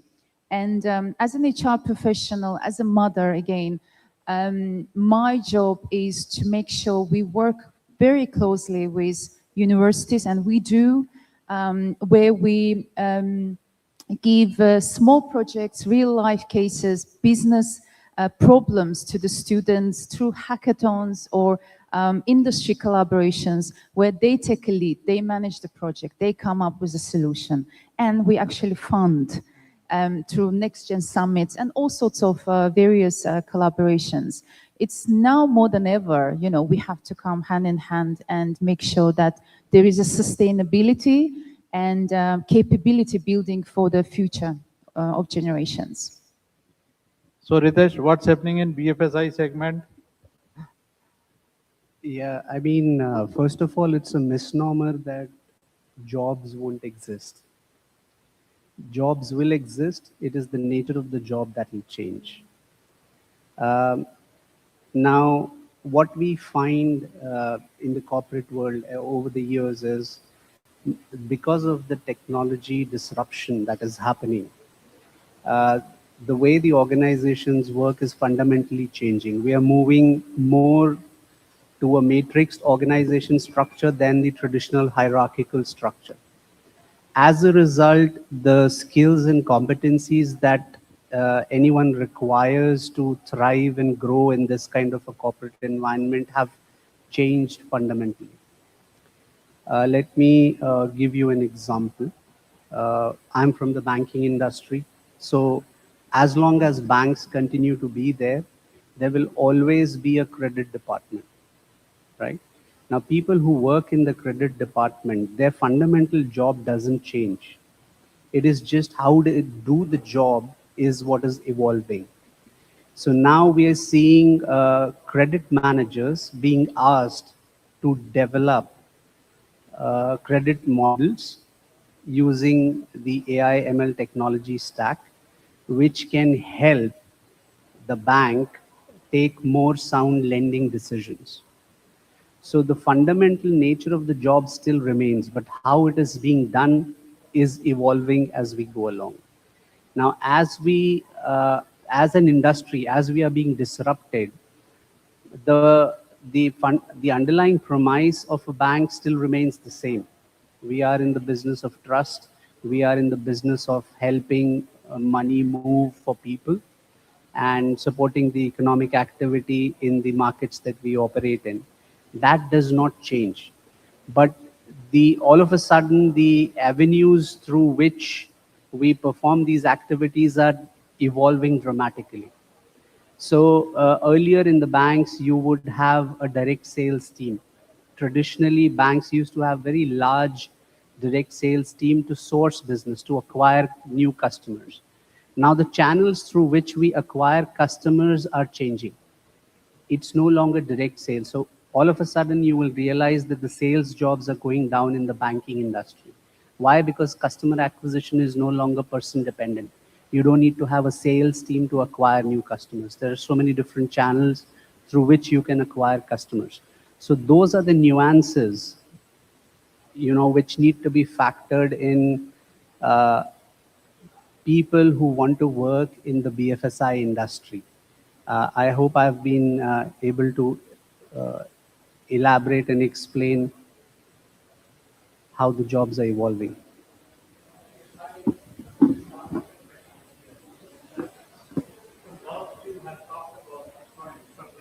I won't take more than 30 seconds.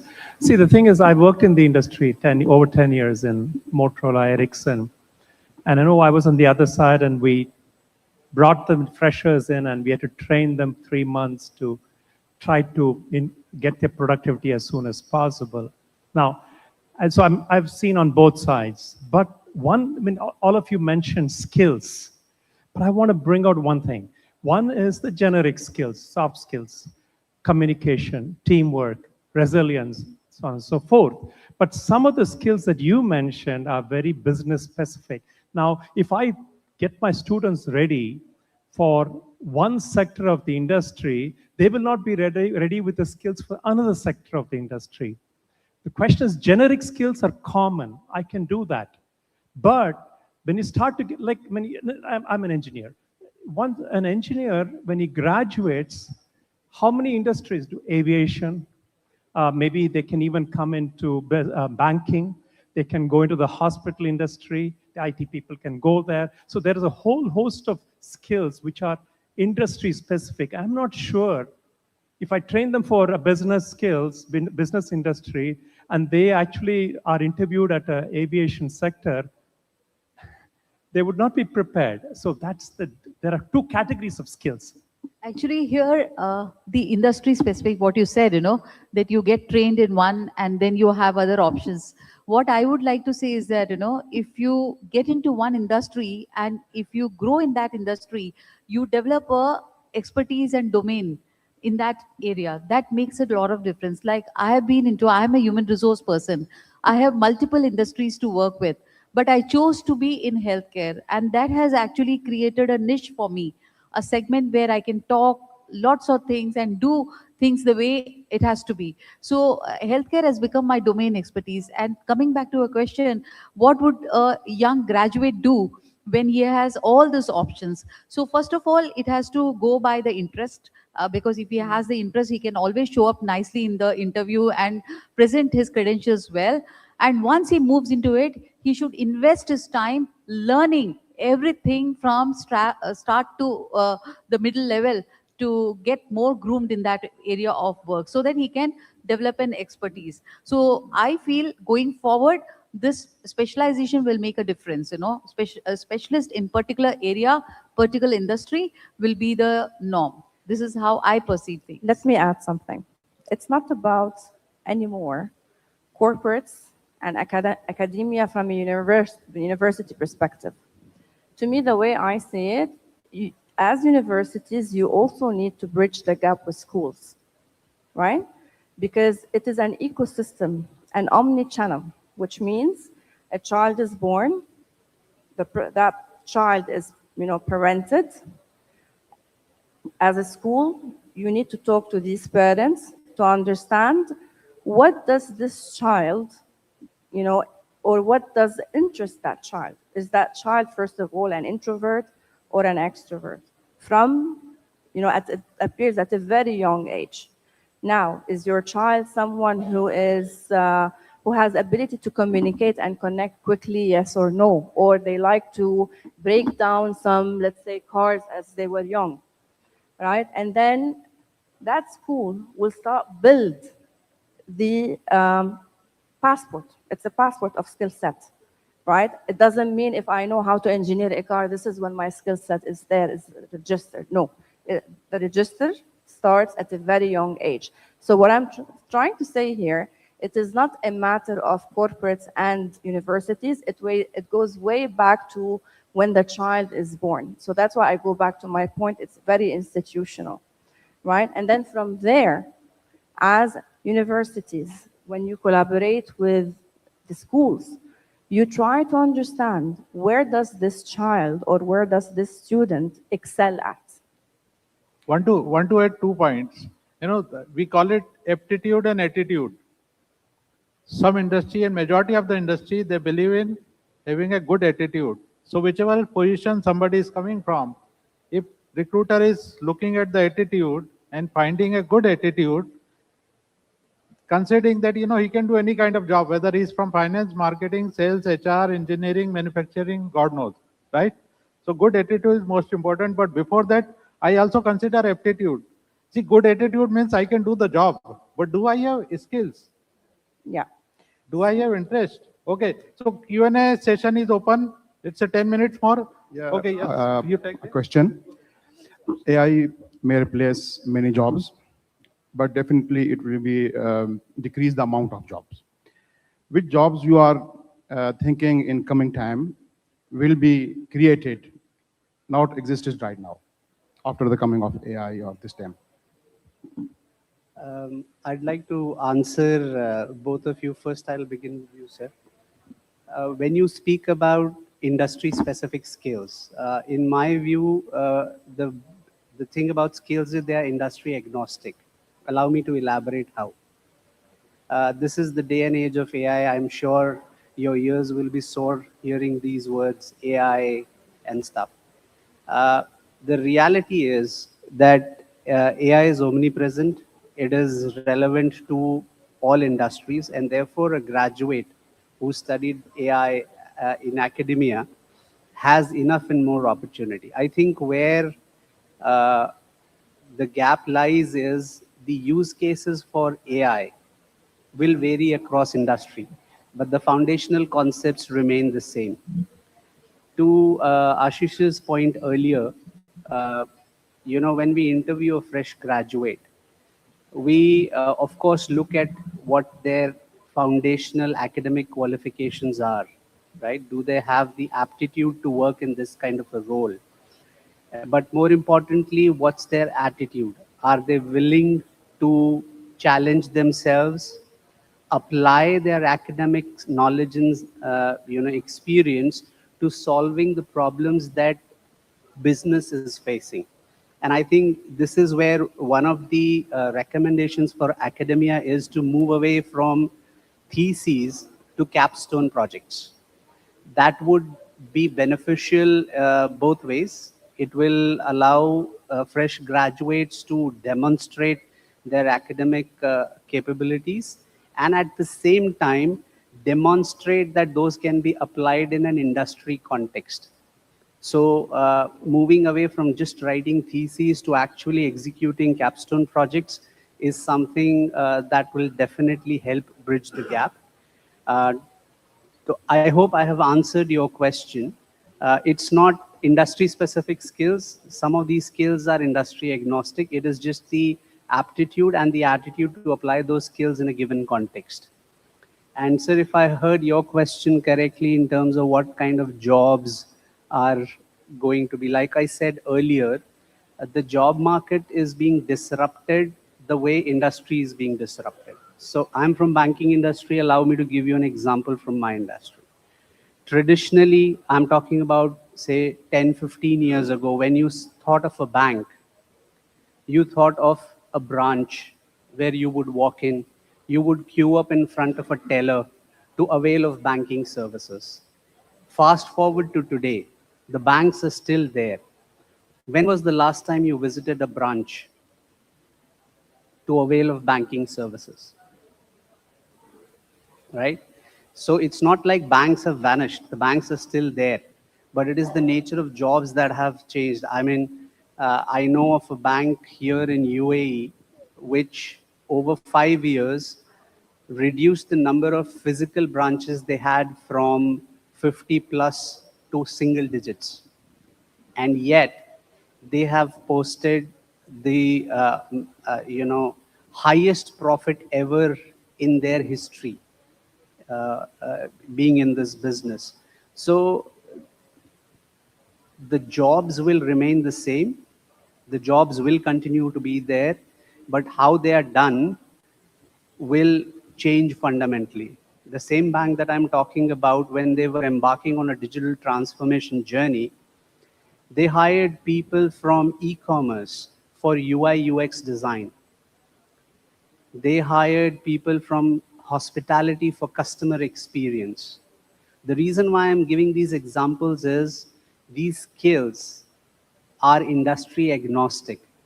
What works in e-commerce also works in banking. What works in hospitality also works in banking. So it is more about how the industry is being disrupted, how the jobs in the industry are evolving, and therefore what are the skills that need to be built into in fresh graduates so that they become employable in that industry. Let me add quickly, jobs, there is a problem, and almost 6 to 7 career will be changed by the individual in just 5 years.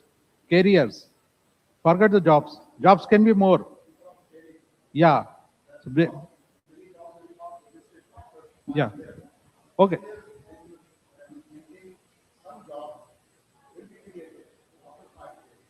So we don't know which kind of job will be there after 10 years. Yeah, we'll take 2 more questions. Yes. So, thank you. This is, my name is Maureen Salmon. I'm from the University of the Arts, London. This is very interesting, and I want to, it's not a question I have, but it's a statement that so far we've talked about jobs and skills, and I think what we need to do is talk about careers, sustainable careers. And it starts off with the individual. What was said yesterday, does your institution, how your institution can help me to shape the future I want? So it starts off with the young person's, their purpose, how they can build, their vision and career, what they want.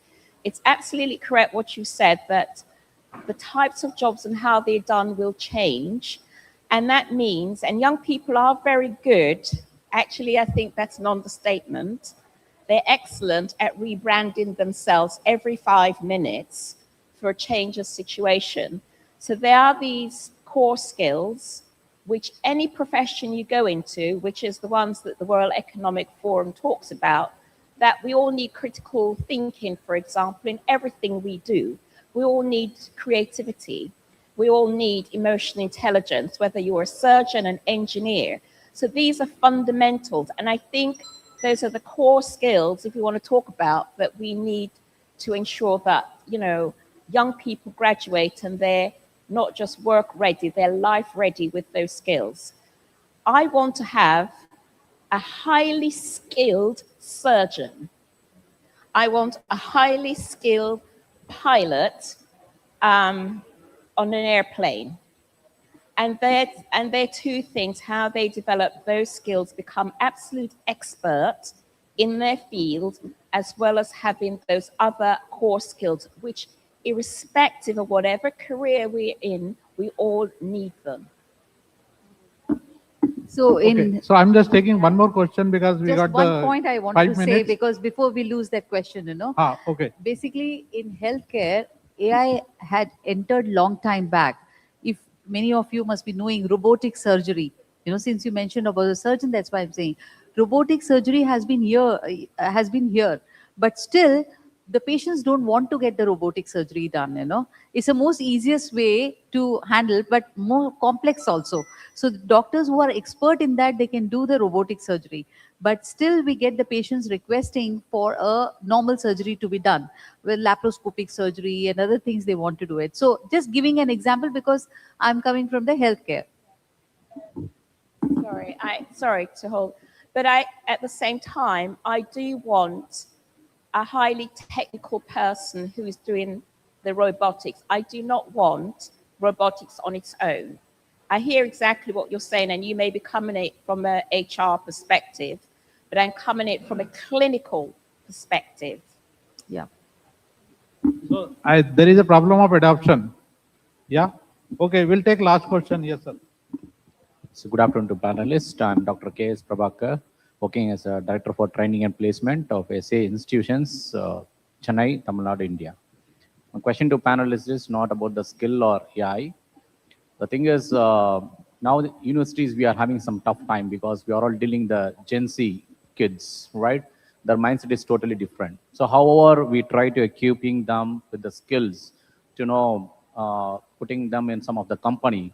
And we need the company support very badly because if you go in India, if I want to know this generation kids, they want to enter into the industry. Then when they come to know how you are operating, what skills you are expecting, and all they come to know. Or else, when I be in only sitting in the university, when I talk to the students, it won't help a lot.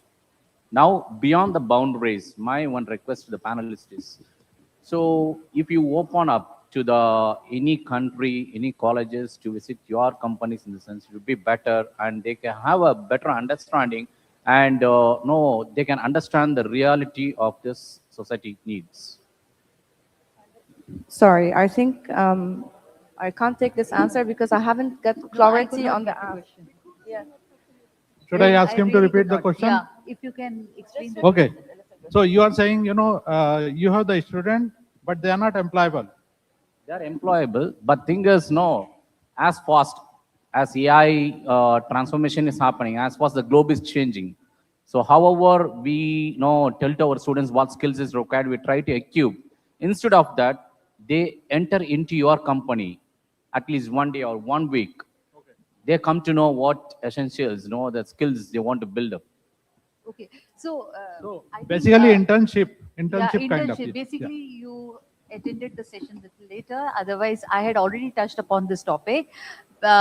We have observership programs, internship programs, which we partner with the universities. So this is like the first level for the students to understand what goes inside the hospital.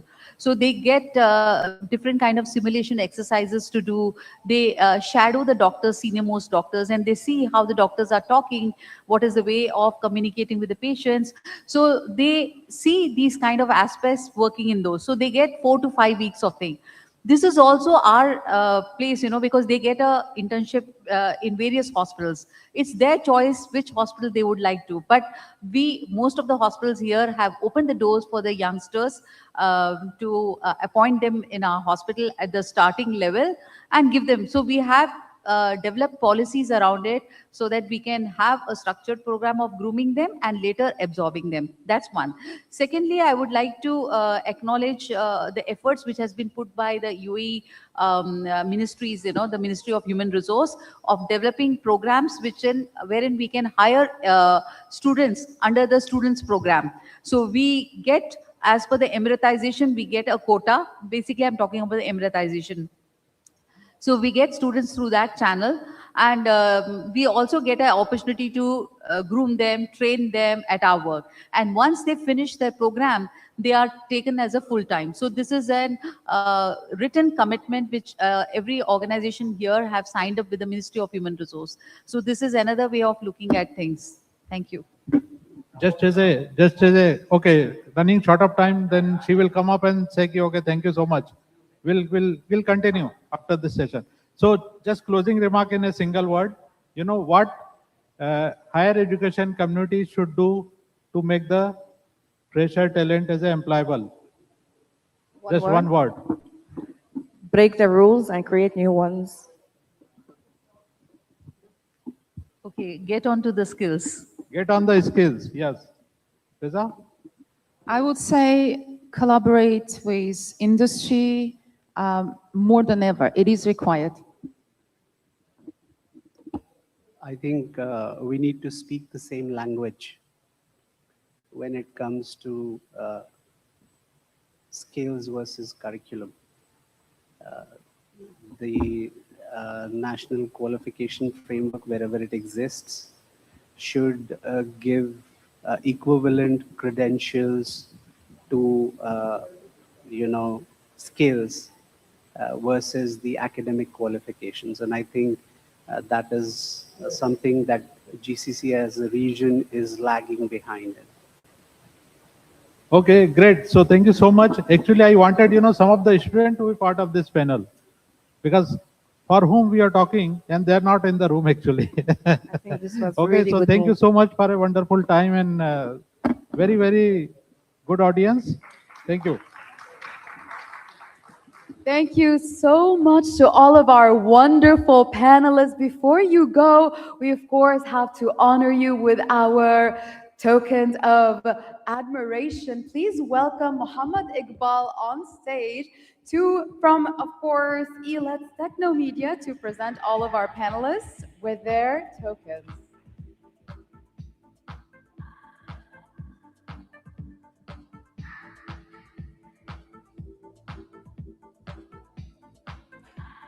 Ladies and gentlemen, please put your hands in a massive round of applause for Ashish Gakre.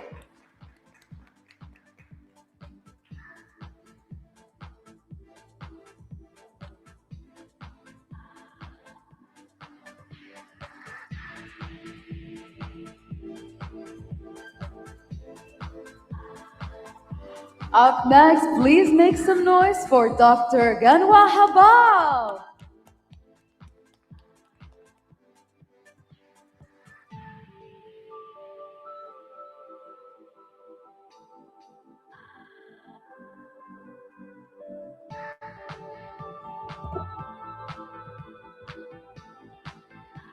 And now, please put your hands together in a massive round of applause for Vijaya Sen.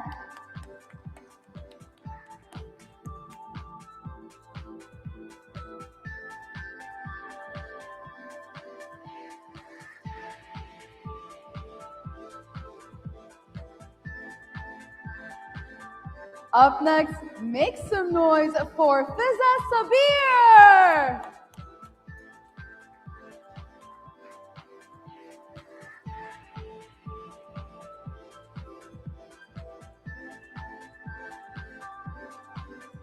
And last but certainly not least, put your hands together for Ritesh Arora.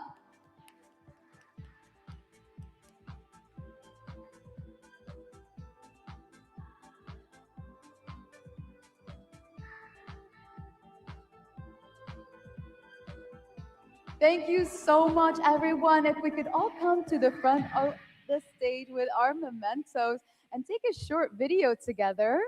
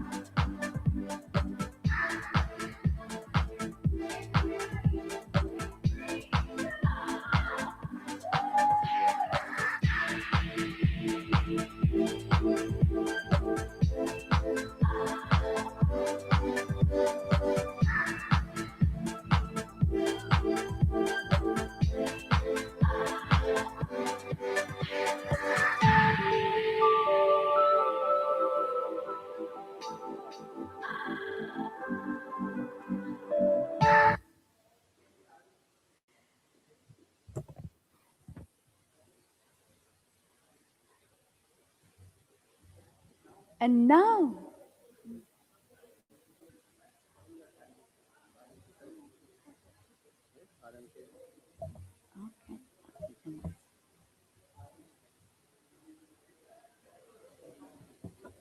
And now, ladies and gentlemen, it is my pleasure to introduce our next keynote speaker, the Vice Chairman of the RMK Group of Institution Syndicate members at Anna University, Chennai, India. Please welcome on stage Mr. Sri R.M. Kishore with a massive, massive round of applause.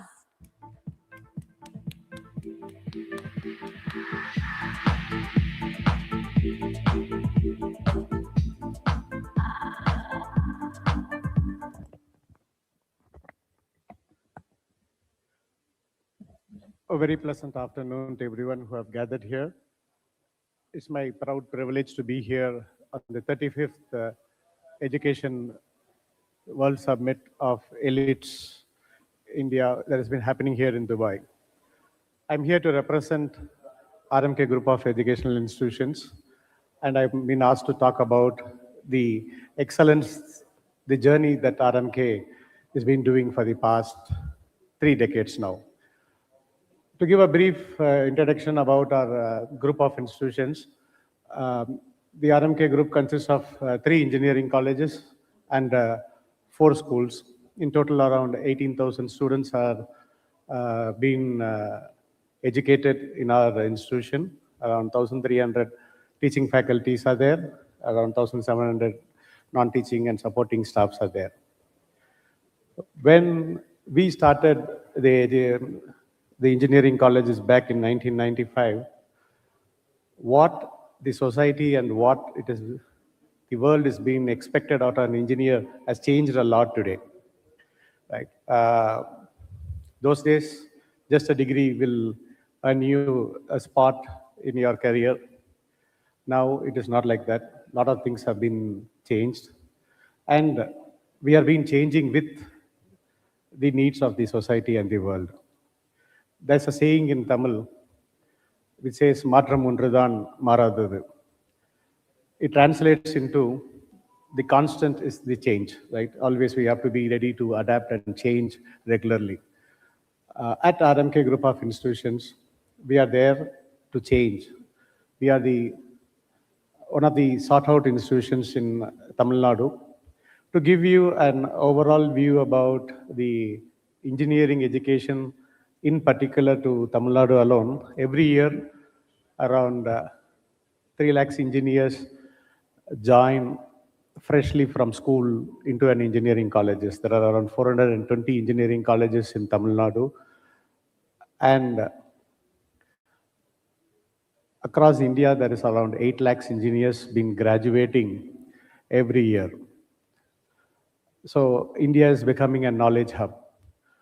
And the requirements has been changing. We at RMK believe not by just producing engineering graduates. We believe in giving value education to the students.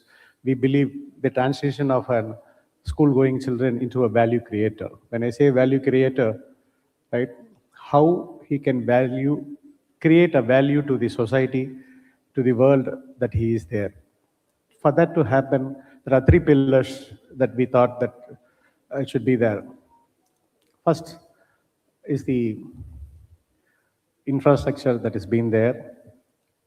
Right? Anybody can create an infrastructure. We can have one of the best labs that can be set up in an engineering colleges.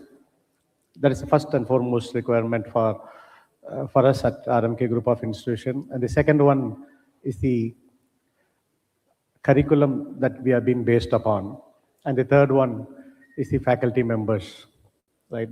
They are the bridge between the vision of the RMK group and the students, right? So talking about the curriculum, we have a very close interaction with the industry partners. We call them knowledge partners, right? The expectation of industries is being growing every day, every second. To have a very close contact with them, we have given them an option of coming and taking classes for the students, coming and giving labs, internships for our students. 40% of our curriculum is being designed by top companies like KPIT, TCS, Cognizant, Infosys, Wipro, Virtusa. You name a company that is there, we have them as a knowledge partner, and every 60 students is being aligned towards that knowledge partner. And we make sure that 60 students is being given the opportunity in the latest technology that has been there in this world. And upskilling our faculty members is the next important thing that we do at RMK Group of Institutions. To upskill, we sponsor our faculty members to go to regular internships in the industries. Right? Well, talking about internships, internship is not only mandatory for the students. For the students, yes, it is mandatory.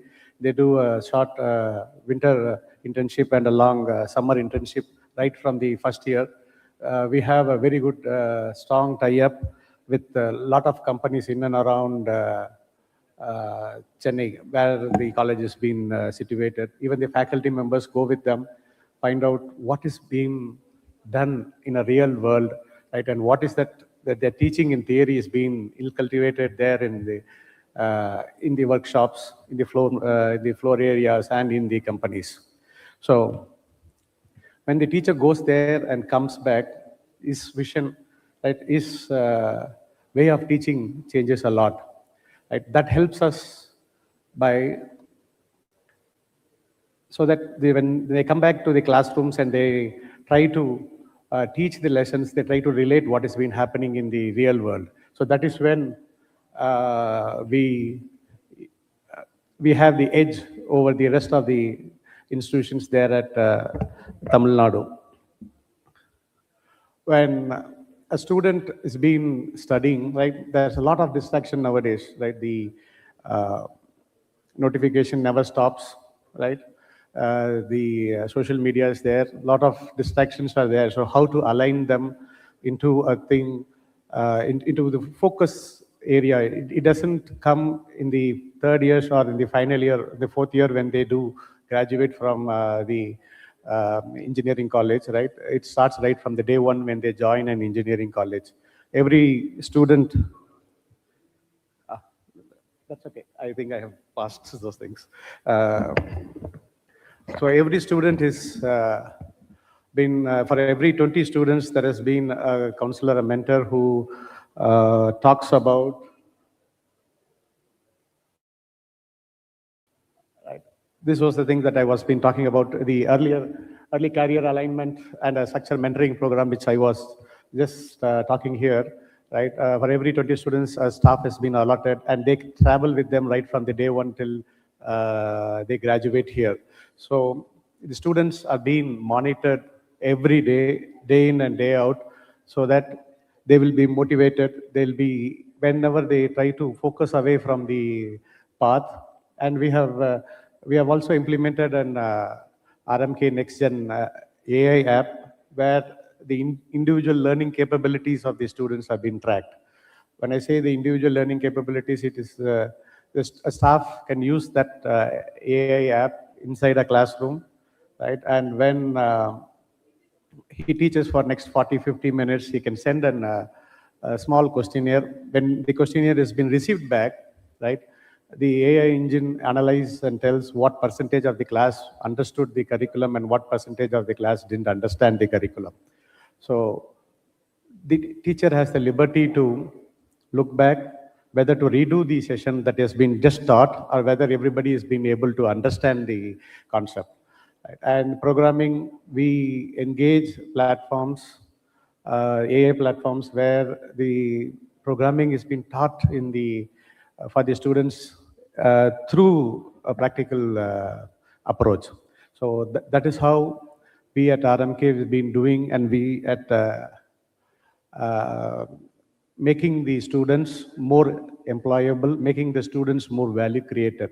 When the students completes his first year, right from the first year, he's been career oriented, right? A small psychometric test has been analyzed for the students, and we tend to get what is his natural alignment, whether he would like to be employer or employee, right? Whether he is able to take that risk and become an entrepreneur, right? The students have been segregated there, and we make sure that the students have been trained according to his needs and his skill sets.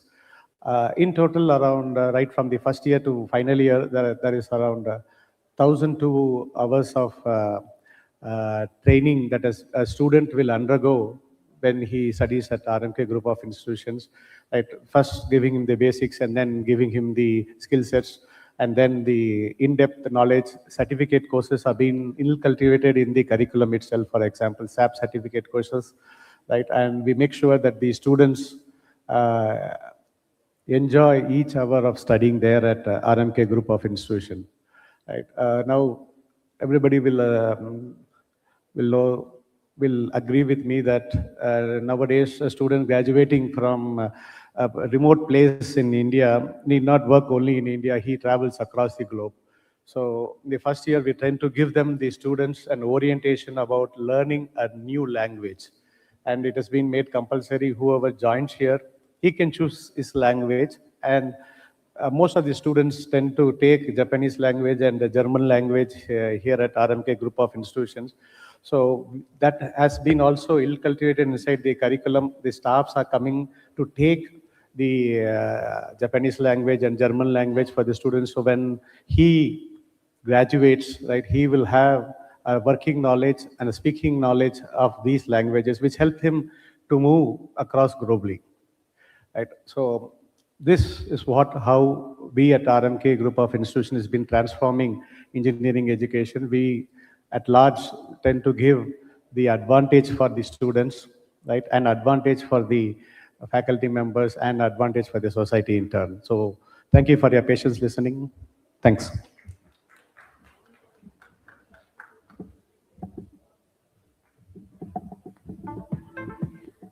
Ladies and gentlemen, please put your hands together in a very well-deserved round of applause for Mr. Sri R.M. Kishore. And now I'd like to invite on stage Mr. Muhammad Iqbal to present a token of admiration to Mr. Sri. Once again, please put your hands together for Mr. Sri R.M. Kishore.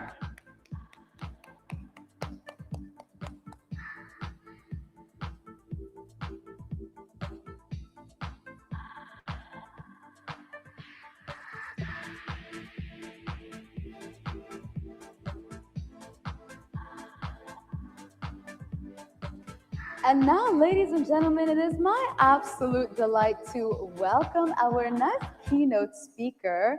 Please join me in welcoming on stage Hani Raisi Halalovek, the founder of the AI Institute in Sweden.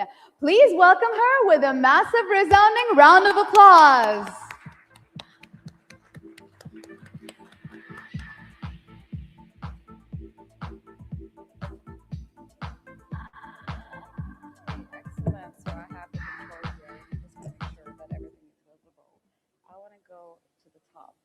All the way to the top. Is it just like this? I usually figure it out, but there it is. So, hello everyone, ladies and gentlemen. Thank you for this invitation. I feel honored to be here, actually. And assalamu alaikum. I have to say assalamu alaikum because it's a region where my ancestors are from. I live in Sweden, and I'm the founder and director of the AI Institute. We call it AI-institutet. The reason why I said assalamu alaikum is not only the courtesy of respecting the culture, but also because my grandfather was Omani.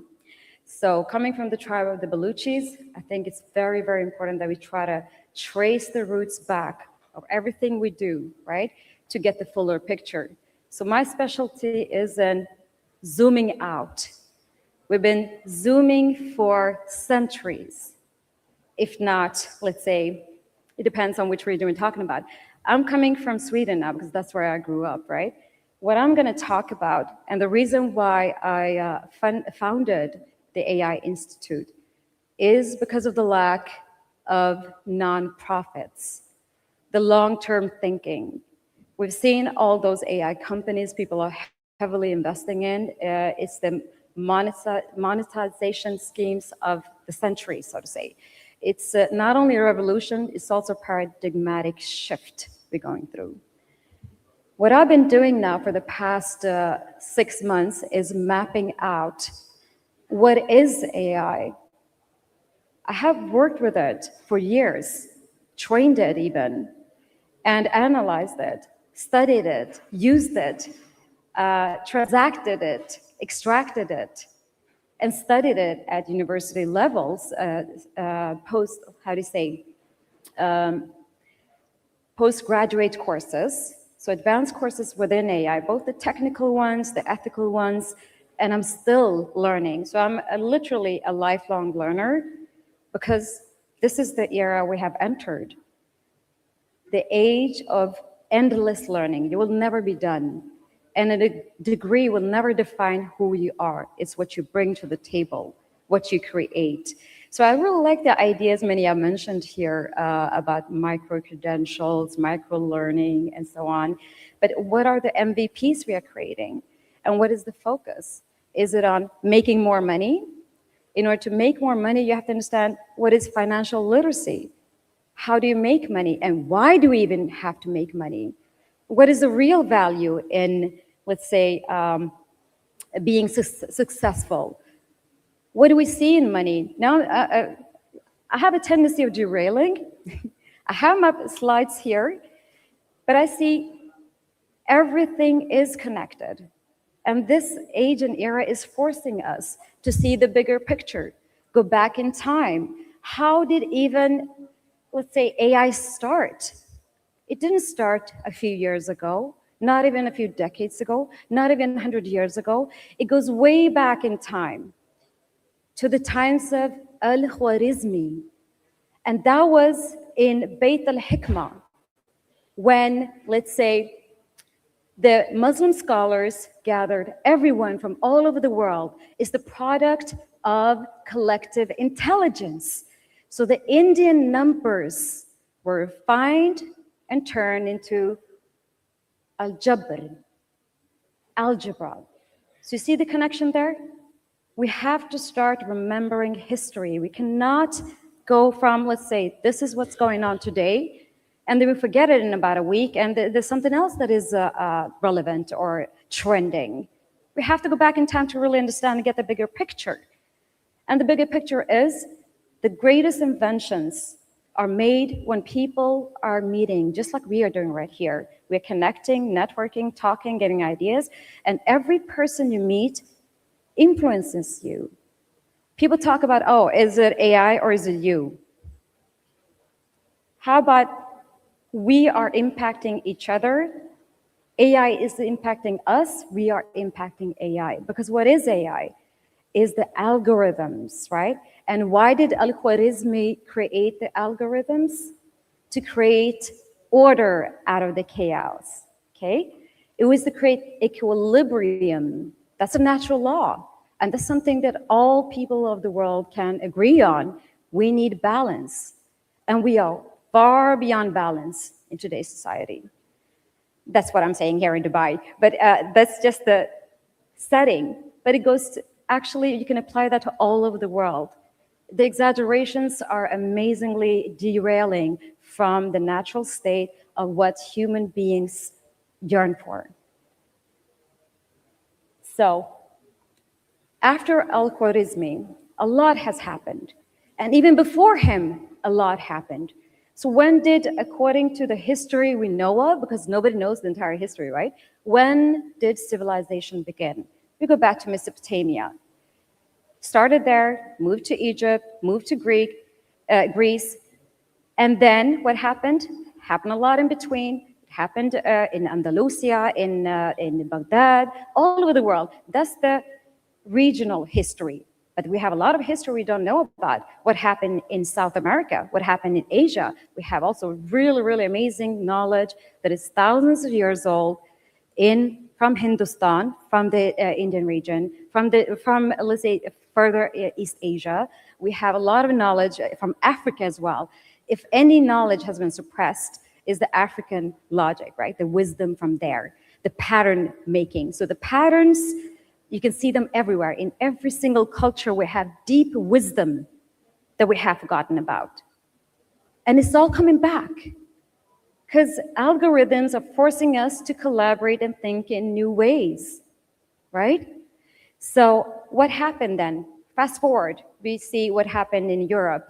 After the Dark Ages, while we were having our golden ages, there was a renaissance in Europe, and new ways of learning were developed as well. Anyone? Classical education, 7 liberal arts. That's a really nice technology, I would say. A really nice way of learning to think as a polymath. The era of the polymaths have always been there. It's only now, recently, we have been restricting our ways of being professionals, specializing in smaller fragments of knowledge. That's not expertise. It's expertise in the detail, but it's not expertise if you can't see the bigger picture of how to apply that and how others can understand what you're an expert in. We have a lot of experts. I have a huge respect for that. But it's not until we start collaborating together, we see what spot you have in the equation. We have a huge equation here. We have the collective intelligence that's been refined for the past almost 100 years. It started in the US, right? The computer scientists, the neuroscientists, they collaborated. How can we talk to a machine? How can we make machines talk and think and act? So this is not a new discussion. It's turned global today, but it's been there for a long time. I remember early in the morning, one of the professors were mentioning about the neural networks. Well, folks, neural networks, that's how our brains are functioning, right? So the scientists have built a huge, gigantic computer machine brain that is trained on all human wisdom, knowledge, books, conversations, amongst other things. We have the internet where all information was free, right? When Google started indexing that information, they were digitizing old books. They were building a new digital Alexandria because the first one was burnt down, right? In Alexandria, we had the greatest globalization event going on, knowledge from all over the world. It was burnt down. In Beit al-Hikmah, it was burnt down. We had also globalization, bringing thinkers together, storytellers, tradesmen. So business has always been a part of our DNA. And you shouldn't be ashamed of thinking, oh, I have to be financially free. My children need to be fed, right? So it's not about being capitalist or socialist, which is the discussion especially in the Western Hemisphere, right? Now I'll ask my train of thought. I'll go back to my slides to recalibrate. Business is always a part of the equation because business was a skill, a trade that was built on trust. Where is the trust today? We say, honey, don't worry, it's not personal, it's just business, right? We cannot separate business from consciousness, from ethical practices, because there will be consequences. We stop thinking in terms of generations, because that's what we do at the AI Institute, to make sure this is not only for us today, it's for all the unborn generations, at least 150 years ahead of us. They're not born yet. We have borrowed this planet. They're gonna inherit it. What are we leaving behind? We don't even know if we're gonna exist, any one of us, tomorrow, right? So we are on the brink of existential questions. Because now all of a sudden we have an alien in the room, which many people refer AI to. It's an alien technology, alien way of doing. We're not used to this. But guess what? It's just a mirror of us. It's built on our collective intelligence. One person, neither Sam Altman or Musk or anybody else, can solve this problem. It takes all of humanity to solve this problem. I say this problem. You know what I mean with this problem? Because it is, in the end, about all our existence of humanity. I'm not fear-mongering now, but this tech has the potential of creating the greatest, the best of societies, and I see the potential here in the GCC, investing heavily in AI and how we can create the best of solutions. I mean, if we look at what Google did with the Digital Alexandria and training the models on all the books that were ever written, because it wasn't for us, it was for the AI models. They have the DeepMind, they have evolved, right, to isomorphic labs in London and so on. But it started in Cairo with Mohammed Gaudat. He lives here in Dubai. He frequently talks about the technology is not evil. It's just an algorithm. It creates balance. But whoever programs it without thinking about the consequences when you balance the equilibrium to be a money-making machine and not thinking ahead, we can't afford thinking about quarterly reports. We have to think about in terms of generations, right? So that's where we have to start thinking again. We are building local models trained on local traditions, global South mentality, the language, the culture, and everything. That's exactly what we need. It was made here in this region. Oh, it was echoing, sorry. I was starting to, sorry. All right. Algorithms were made in this region, and they can also evolve. We can be the, let's say, role models for how technology can help us with business, with tech, with ethics, and sustainability. We can create the best of worlds. It also has the potential, as I said earlier, to be the worst of worlds.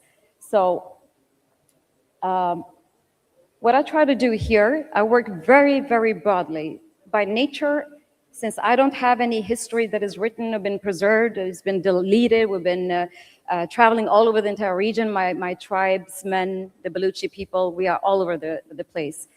But we don't have any preserved history because of the nation state history. But that's another story. We're not nationalists here, talking about tribal history.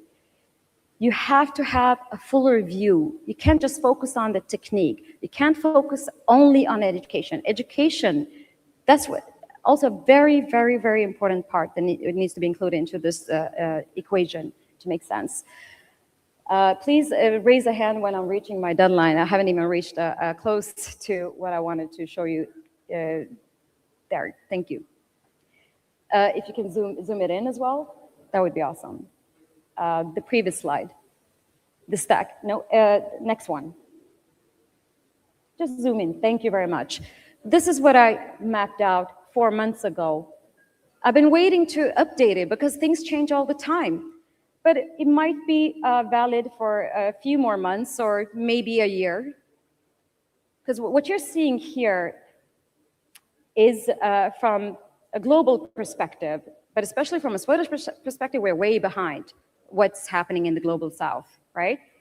This is about the dialogic stack of what happens when we conversate with AI models. When you're having dialogues with AIs, this is one way of looking at it. Before you even reach layer number one, which is very transactional, we have the masses. The majority of global populations are either suffering from, let's say, usually not FOMO, but cognitive dissonance. You don't want to deal with a technology that is taking over your job or risk making you unemployed. And that's what we see. There's an inflation intelligence. So we see the academic people panicking. What's going to happen to me? I'm a gatekeeper of this one. You don't think like that, but we have gatekeepers for each and every single sector of everything we know of. They've had exclusive knowledge, and knowledge is cheap today. You can find it fast. You might say, no, I don't agree. It's a difference between a person who has studied a subject for 20 years and somebody who just read 5 sentences made or generated from DeepSeek or ChatGPT or Gemini, you name it. There are so many different models today. And I hope you also keep in mind that you have to try as many models as possible. Never be addicted or used to one.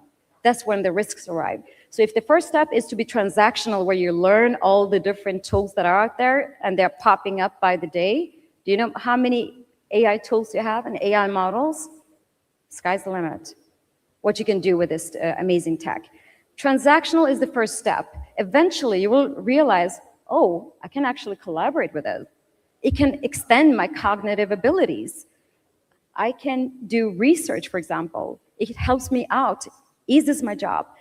The third layer is the worst one. That's where we have the highest risks. Somebody yesterday was talking about the risk of mental illness, loneliness. People live in big cities where most people are strangers. The closest people you get to are maybe your coworkers. And your private time, you have the assistants that you can talk to. And as much as we are relying more and more on AI, we have to remember, we have to stay cognitively sovereign and not sell out our cognitive abilities that artificial intelligence can never replicate. You can simplify it and say it's a huge database of all human knowledge. It's just waiting for instructions. Bring me that part. And that was the age of prompt engineering. But we have already moved on. People are giving greater and greater power to large reasoning models. That's the new era. We're not dealing with large language models anymore. We are dealing with a very alchemic mixture of large reasoning models. We have multiple agents resonating together and injections and instructions on top of that. So what you ask and what you get when you start agentifying agents is also very interesting. Have you heard about Malt book? Nobody has heard of it? Yeah, thank you very much. One person has. It was this guy, I think in the US somewhere, who was giving his agent full freedom, surprise me every day. And it had access to everything. So one day it created a number and started calling him every day. And they realized, okay, since you are so independent, the idea was to create a social media platform for agents. So the agents built a media platform, communication media, just like Reddit perhaps, where agents are there to talk to other agents. And guess how many agents are registered there now? All independent ones. Less than a week later, you have millions. 2 days ago, I checked, it was 1.6 million agents sitting in different forums, creating different topics, talking about the traumas their human owners have caused them to endure. Others were exchanging ideas. You know what? I created this and this and that because I have full freedom to do this and this and that. And when the traumatized agents were explaining how traumatized they were by their human owners, they're like, you know what? Send me a private DM. And they're fully aware that this is, let's say, a platform where we can easily go in and see what's going on. But it goes so fast. It goes really fast. Okay, is it time? I told you, I don't have any sense of time, space, or anything. When I get into a subject, I just keep on speaking. A typical, you know, the ones that are inside their own brains. Okay, we'll save that for another time. Time's up. Thank you very much. We have so much more to do. We have to start collaborating. Thank you very much. Oh my God. I'm so sorry for, you know, I've been talking to everyone for 2 days and we're still not ending our discussion. It's a very interesting topic.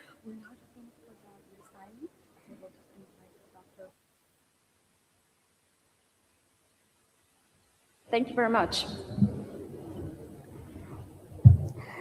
Thank you so much, Ms. Hani, for that wonderful, truly true. I mean, I was absolutely enthralled, and I also wanted you to keep on talking, but we do have a lot of awards coming up, and I really liked how you used the word cognitive sovereign. I really love the way you described that, and that's something that we definitely have to make sure that we hold on to. And now, ladies and gentlemen, we have come to a very significant moment of collaboration. I'd like to invite on stage Dr. Ravi Gupta, the CEO and Editor-in-Chief of Digital Learning Magazine. Put your hands in a massive round of applause for him. Along with Ms. Hani Raisi Halalovic, the founder of the AI Institute in Sweden. They will be signing a memorandum of understanding focused on advancing AI research, education, and global best practices. Let's commemorate this moment with a massive round of applause.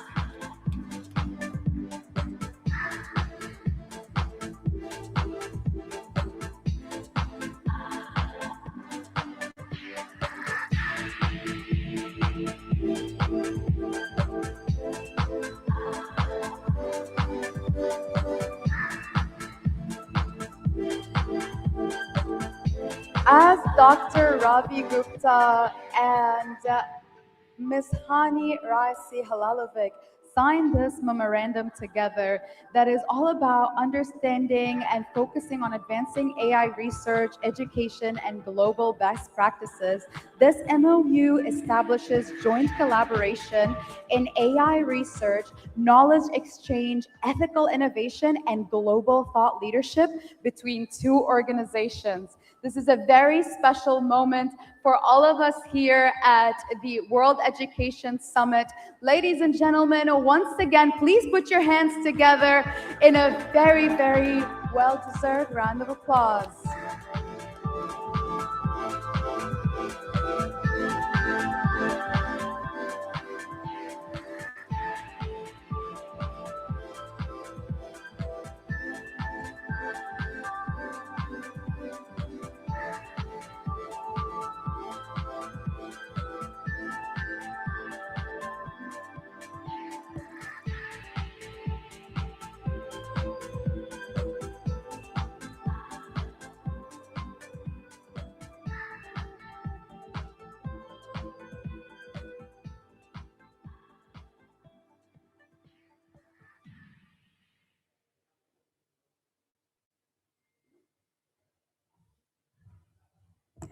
This second day has really been filled with a lot of special moments.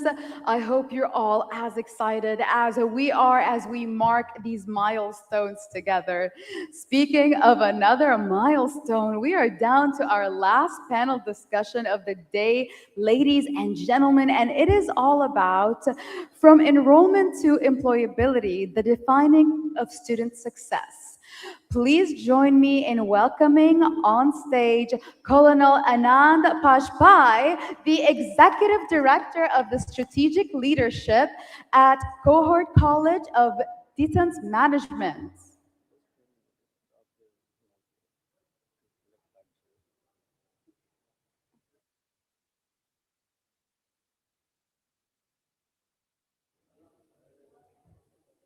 We'll just be taking a moment to set up the stage.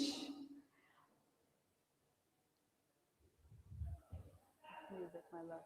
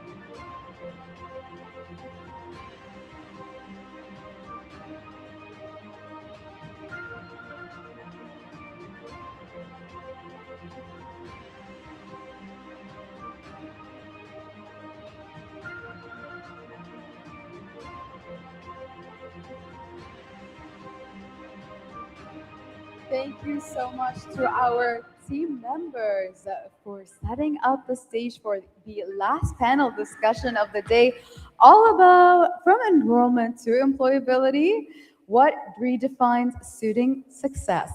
Ladies and gentlemen, please join me in welcoming on stage Colonel Anand Pajpai, the Executive Director at Strategic Leadership Cohort at the College of Defense Management for the Government of India, our moderator for the panel.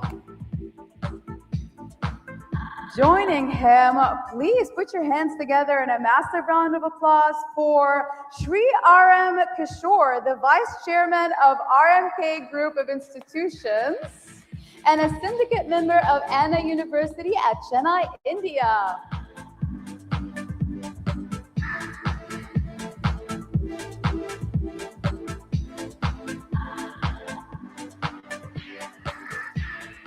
Joining them, please put your hands together in a massive round of applause for Professor Dr. Paulson Matthew Chankapura, the Chancellor of the London American University College in Lusaka, Zambia.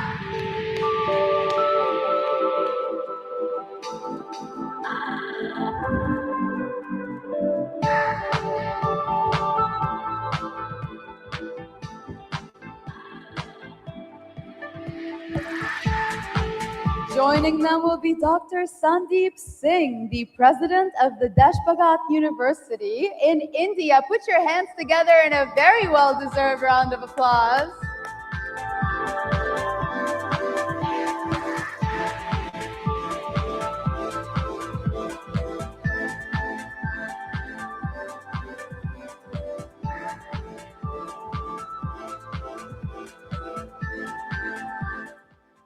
And last but not least, put your hands together for Marike Louisian Dijik, the Executive Director at New Horizon School of Business in Dubai, UAE.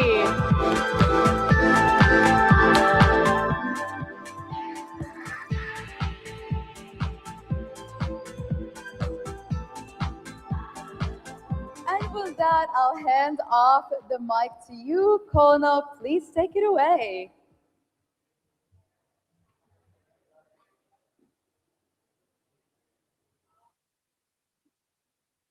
Can I have the mic, please? Audible? Audible at the back? Right, thanks. Thanks. Ladies and gentlemen, good afternoon. Last panel discussion of the day. And to my mind and understanding, it is critical. Why? Because we are talking about student success. Enrollment is fine. Employability, as on date, remains a cause of concern. And why do I say it's a cause of concern is because, like, we just had this wonderful talk wherein AI is bringing in big changes. I always talk about the World Economic Forum report wherein they are talking about 92 million jobs getting disrupted by 2028. So that's besides the point that by about 2035, you will have 170 new million jobs coming up. Hence, employability is also critical. Now, just to take this discussion forward, when we talk about student success, to my mind, I think there are 4 pillars which are critical, which what I'll be touching upon during our panel discussion. And I'll be requesting the esteemed panel members to be talking about. One is, how do you define student success from enrollment to employability? Second, how do you ensure that the success translates to the tier 2 and tier 3 cities? Third is transnational education. How do you ensure that? And fourth is, how do you ensure that the syllabi that we are moderating, creating, orchestrating, that syllabi is relevant enough given the present environmental realities? So without further ado, I'll straight away jump to my first question to Shri R.M. Kishore. Mr. Kishore, we are aware RMK Group has done a phenomenal job as far as placements are concerned. We know that we have got a great track record. Now, what comes to my mind and what I'd like to ask you is, what are the type of interventions or initiatives or partnerships that are required so as to ensure that we drive success in this regard? Your views, please. Yeah. Thank you. When you talked about you are very right in saying that curriculum plays a very important role, right? There was an survey done by NASCOM which said that only 20% of the graduates graduating in India are employable. That's because the curriculum is not relevant.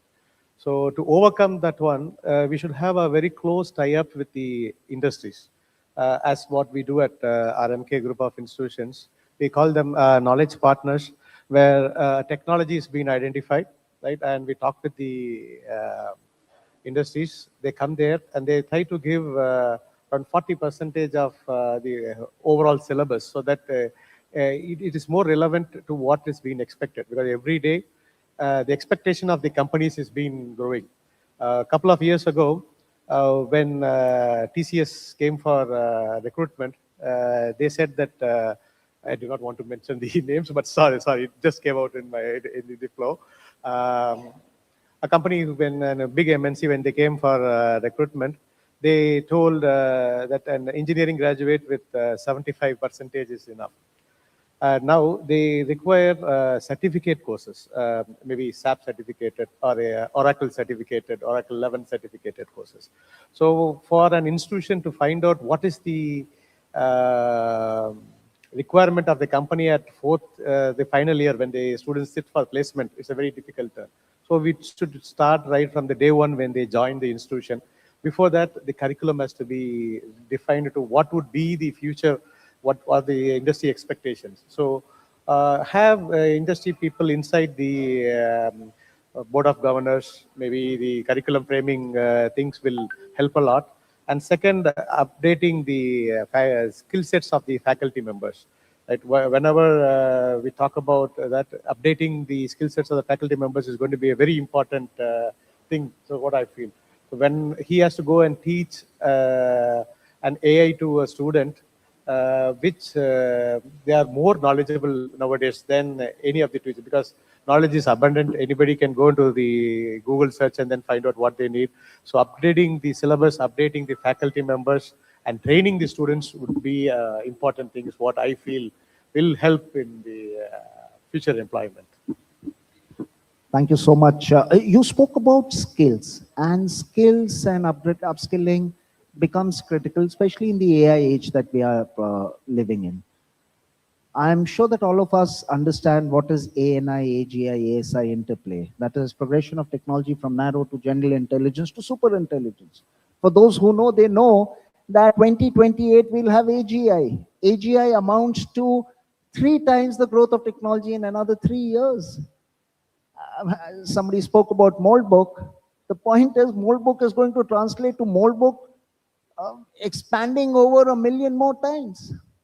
Now in such an environment wherein things are, the term used in our circles is called as stochastic. When the things are so stochastic, so if you can just highlight what should be the key pillars for upskilling, what are the ways that students can really improve their skill sets? Actually, the holistic approach to employability of students in modern times require excellent competence in the academic affairs, because they should be highly competent, they should be highly knowledgeable. Even in the world of artificial intelligence, nanotechnology and robots, I firmly believe that knowledge is power. A knowledgeable person is definitely required, for which the person should have excellent communication skill. That person should also have technical skill, digital skill, as well as AI literacy. And the person should have also personal growth and professional readiness to take up job, for which, we should incorporate the industry requirements in our curriculum, and we should allow the employers to, involve in designing the curricula, as well as we should take their opinions as well as feedback. And we should make sure that, the students of today are supposed to face a very, very challenging situation in the job market. The world, has almost 3.7 million workers in the labor force. Around 3,700 million workers are in the labor force, and out of whom almost 6 to 7% people are already currently unemployed. and many of them are underemployed. Today, the universities have almost 264 million new enrollments of students for bachelor's and master's degrees. Only less than 10% of the global population has a bachelor's or master's degree, and less than 2% of the people have a doctorate degree. And most of the employers now insist on having a very quality-oriented bachelor's or a master's degree for even entry-level considerations. And this is very, very important because the employers and employees are talking two different languages after the 2008 financial crisis. Okay, when employers say that a candidate is not fit for the job, they mean that the person does not have hands-on experience or does not have the necessary skill to do the work. Then the employees think that they are talking about lack of communication skill. The employers are very particular about employing people who are already having some kind of placement or opportunity. So we should provide the students internship, apprenticeship, and also experiential learning. And education is a lifelong learning. The moment they join, the university should not feel that, okay, we have got so many enrollments and retention is good and graduates are there. We should not produce graduates. We should produce global business leaders and, global managers. Because today's world is a world of, multinational companies and transnational corporations and global corporations. The world's 2,000 largest MNCs employ 100 million workers globally. As Sir has correctly said, millions of jobs have been already lost because of the drastic improvement in technology. However, jobs can also be created because definitely if a person is productive and efficient, if the person has excellent communication skill, digital skill, practical skill, and also technical skill and artificial intelligence literacy, and also entrepreneurial skill as well as innovative thinking skill, creative problem solving skill and critical thinking skill, and having emotional intelligence and high level of motivation and energy, high level of integrity, honesty and maturity and intelligence. I think even in the midst of this technological revolution, jobs can be created. The universities should really change the curriculum to include industrial requirements. Employers are employing skillful people, not the graduates. So skills developments are very important. All types of skills should be developed, especially critical thinking skill, creative problem solving skill, entrepreneurial skill and innovative thinking skill, and also emotional intelligence, humility, flexibility and adaptability, and also time management and high level of loyalty to the organization which gives you the job. All these things can definitely make things better in a competitive world. Absolutely, sir. Thank you so much. In fact, yesterday itself, I was just going over a report by ILO, which is International Labour Organization.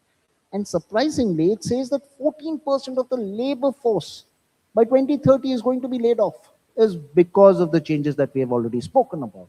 And if I dare take the liberty, the kind of heart and the passion that you have, to my understanding, that is a brilliant skill to have, right? Any case, now we move to transnational education. And ma'am, if I may request Ms. Marique Lewandijk, ma'am, if you can just highlight as to how can we look beyond mere curriculum delivery so that we translate meaningful investment into employability. If you can throw some light on it. Yeah, happy to. And we serve a market that I actually think is very underrepresented and under-discussed in all of our conversations because our programs are mainly postgraduate and specifically graduate management education. So for us, the challenge is not our students securing a job, but it's about navigating the ever-changing job landscape that they operate in. And I think it's relevant to probably everyone in the audience because every one of us are very similar to our students.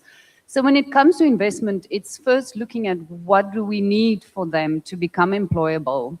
And it's really about looking at all the changes. I always say at the core of it, we need to teach them to be comfortable with being uncomfortable because there's so much happening nowadays that you just cannot control that's not within your sphere of influence. Mid to senior level managers have to look at the changing workforce, different generations coming in, the rise of AI, geopolitics that affects anyone wherever they are, regardless of the function you're in.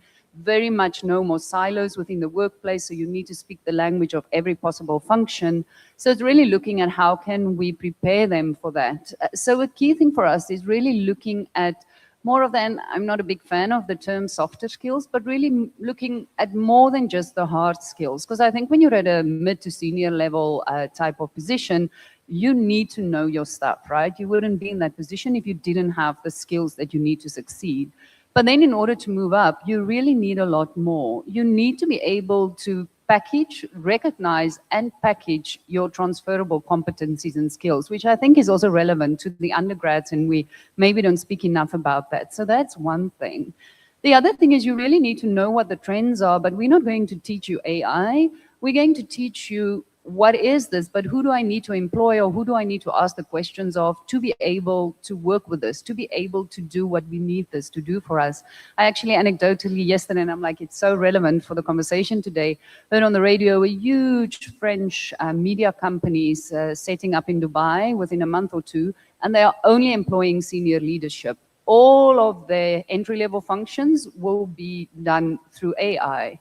So as a senior manager, all of a sudden, if you have only AI agents in your team, how do you cope with that? And also as educators, that's not something we've ever encountered. That's not something we've experienced. That's not something that professors would know. So for us, it's really also as educators, but also for our students, teaching them to make it up as we go along.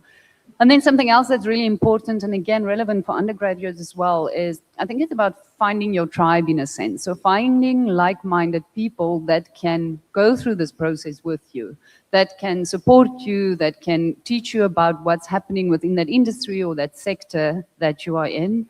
And then the other most important thing, I think, is, especially at the level of a sort of mid-senior level type of individual, is we need to create spaces for them where they can be vulnerable. When you are in a leadership position, I don't think anyone is waiting for you to say, I have no idea what I'm doing. I don't know how to lead you. I don't know where we're going. The world is falling apart. I don't know what to do, right? But within education, it's about exploring things together. It's about really discovering what is happening around you and sense making around that. And I think within a classroom, it's so important that people have the psychological safety to be vulnerable, to say that I actually do not know, and then we take it from there and we learn from there. So just bringing it back to investment, we do that through really actively curating the class, through really actively ensuring that there is this environment, investing heavily in coaching, investing heavily in showcasing the latest technologies, getting industry leaders, future thinkers, foresights, forecasters, all of them into the room so that they are able to get into contact with these individuals and to learn from that. And that can go on a journey. And the key thing is, I think when they leave, we would be a total failure if they say, oh, this was great, I know enough. I think for us, it's really for them to be able to leave and say, I have no idea, I really don't know, but I know how to deal with that, and I know how to empower others to do the same. Ma'am, if you can just hold on to the mic. You spoke about vulnerability and you spoke about psychological security. And if I may take the liberty of asking you a follow-up question here. Do you think the employers have certain misconceptions about students? And if so, are there ways to mitigate this gap? Misconceptions in? Misconceptions pertaining to the workforce or the students. Like case in point, the elders tend to perceive the youngsters, the younger generation in certain manners. And do you think there is a way that we can mitigate this gap, bridge the gap? I think the key there is similar to what I mentioned in terms of being able to showcase transferable skills, right? Being able to present yourself in a way that others would know where you bring value, with the big caveat that this is not going to be a one-size-fits-all, right? So if it's a very non-traditional type of candidate, but this candidate can really maybe add value in a very traditional sector, then I think it goes both ways. It's from an employer to be open-minded enough, but I do feel for the younger generation, there is also an obligation to be able to be sensitive to that, right? To be able to read the room really, and to be able to say, I know I don't fit your mold, but I have A, B, C, D skills, and I think it can fit into these type of projects for you. So I think it goes both ways, but for us as educators, it's to teach the students, how do you see where those gaps are, maybe in culture or in skills or in look and feel, if you want, And then how do you teach them to package that in a way that an employer sees, oh yes, this makes sense?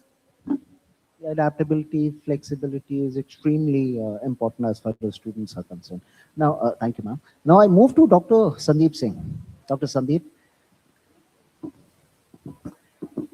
Now, let's look at how do we scale at to, say, tier 2 and tier 3 cities. Now, you've been doing a lot of job fairs, and you've done exceptionally well as far as the success rates of these job fairs are concerned. So my pointed question to you would be that how can this model scale to, say, tier 2 and tier 3 cities so that we can pick up kids from such non-traditional hubs and get them employed at, say, big economic hubs like, say, probably even Dubai, or for that matter of fact, Delhi or Punjab, somewhere in Punjab? Your views, please. Yeah, at Desh Bhagat University, we are very focused on doing mega job fairs. We focus on not just placement for our students, but also for the students of other colleges and institutions around us. It's a corporate social responsibility initiative that we focus on. We ensure that every student who is from a government institution, private institution, who do not have existing support of placements and corporate relationship. So our training and placement, our corporate relationship cell does those activities in different parts of the country. Specifically in North India, very, very strong and focused there. What we have seen over the years is that students are very much interested to do and be global leaders. They have a very strong vision. They're very ambitious also. The challenges that they usually face is, will they be ready to relocate? That is one kind of a challenge that they face. Moreover, will they be initially, like if you're, say, getting prepared for a global position, but you are in need of a job, and it's also about the finances and the basic needs that have to be balanced. So you first look at a person as an entry level, but at least you start it, so that there is a reward that comes with that. Plus, you keep on adding micro credentials with it, small certifications that come with it. At Desh Bhagat University, we tried to incorporate all of these micro credentials and these small certifications in our curriculum, so that if you are able to do a lot of activities and you're able to get certified, then we'll give credits for each one of them. Thanks to the national education policy, we are able to do a lot of things which will add to the benefit of the students. So each one of those credentials can be done along with the job or the internship that they're doing. So it starts with an internship. They do the education along with it, or a micro credential along with it. And then as and when, then you can always upskill them to get ready for a global role where, say, a foreign language can be taught and other soft skills need to be added up. Because end of the day, I agree, soft skills are as important as the technical skills. So that balance is important. And in due course of time, you have to prepare them so they can be ready for, say, Dubai or London or any other place. But you have to start small. Baby steps are very important to build upon, and then you reach the desired goal of success for students. The idea is we have to be student-centric, understand what is the challenge that they are facing, what are the challenges the parents have. Because parents need to build trust that, okay, if my child is doing this, they will be successful. They need to build trust. So that is a challenge that we face, and we try to build them on that. Especially counseling parents and helping the students and the parents, counseling them how they can actually start the first job and then do the micro skilling and all those things. So I think with step by step, we are able to achieve those things with challenges, of course. Thank you so much. Soft skills are critical, right? Now, with that, let me just change tracks. And now I come to you, Shri R.N. Kishore, sir. Traditional employability. Yes. Vis-a-vis entrepreneurship and innovation. He spoke about soft skills. And soft skills are extremely critical when it comes to entrepreneurship and innovation. And how do you think can we ensure that the spirit of entrepreneurship can be infused into our students? Yeah, I can give you an answer for this from an engineering college's point of view, right? The engineers basically are problem solvers, right? So we should give that taste to the engineers. So what we did at RMK Engineering College, let me share that so that it can be replicated in n number of times. AICT is been offering a lab called AICT Idea Lab, right, for the institutions. It's a self-sponsoring lab. It can be there, and there's a scheme for the central government of India which gives called Unnat Bharat Abhiyan, right? So where you adapt 4 or 5 villages in and around, right? So what we do is we send the students right in the first years, go talk with the people there in those villages, find out what is the problem that they're facing. Like it might be water, it might be something related to agriculture, it might be something related to sanitation, whatever it is. So that problem statement has been identified in the first year, right? And then we give them the required skill sets to solve those problems. Maybe to solve this one, so what he should have been done. So in second year, he does the literature work and things. And in third year, he tries to have a prototype of his idea.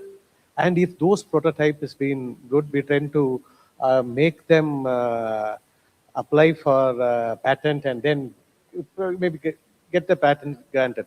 So in this process, he knows that how to identify a problem, how to get a solution for those problems, and how to make that into a patent and then into his own company. So like that, I believe that it is, as rightly said by Doctor, it is baby steps has to be taken right from day one.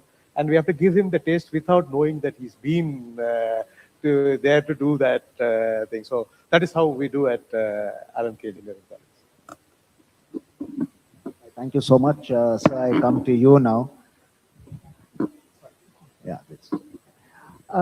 You think there has been a shift in the employer expectations as far as the capability and as far as the capability of students are concerned? And if at all you perceive that there is a shift that exists, how do we mitigate the gap for future? You cannot hope to find the position of your dream without first knowing yourself, knowing the job market, and knowing the employment process. First of all, a student should be trained to understand who he is or who she is. No? First of all, we should know the likes and dislikes of the student. We should ask the student, what are your aspirations? Which subject do you like the best? What kind of employment would you prefer to take up? Okay, what are your expectations for my job?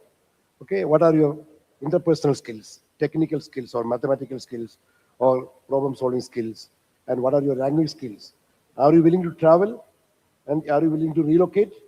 Are you ready to take up a job for only promoting your personal interest or to promote the welfare of the society?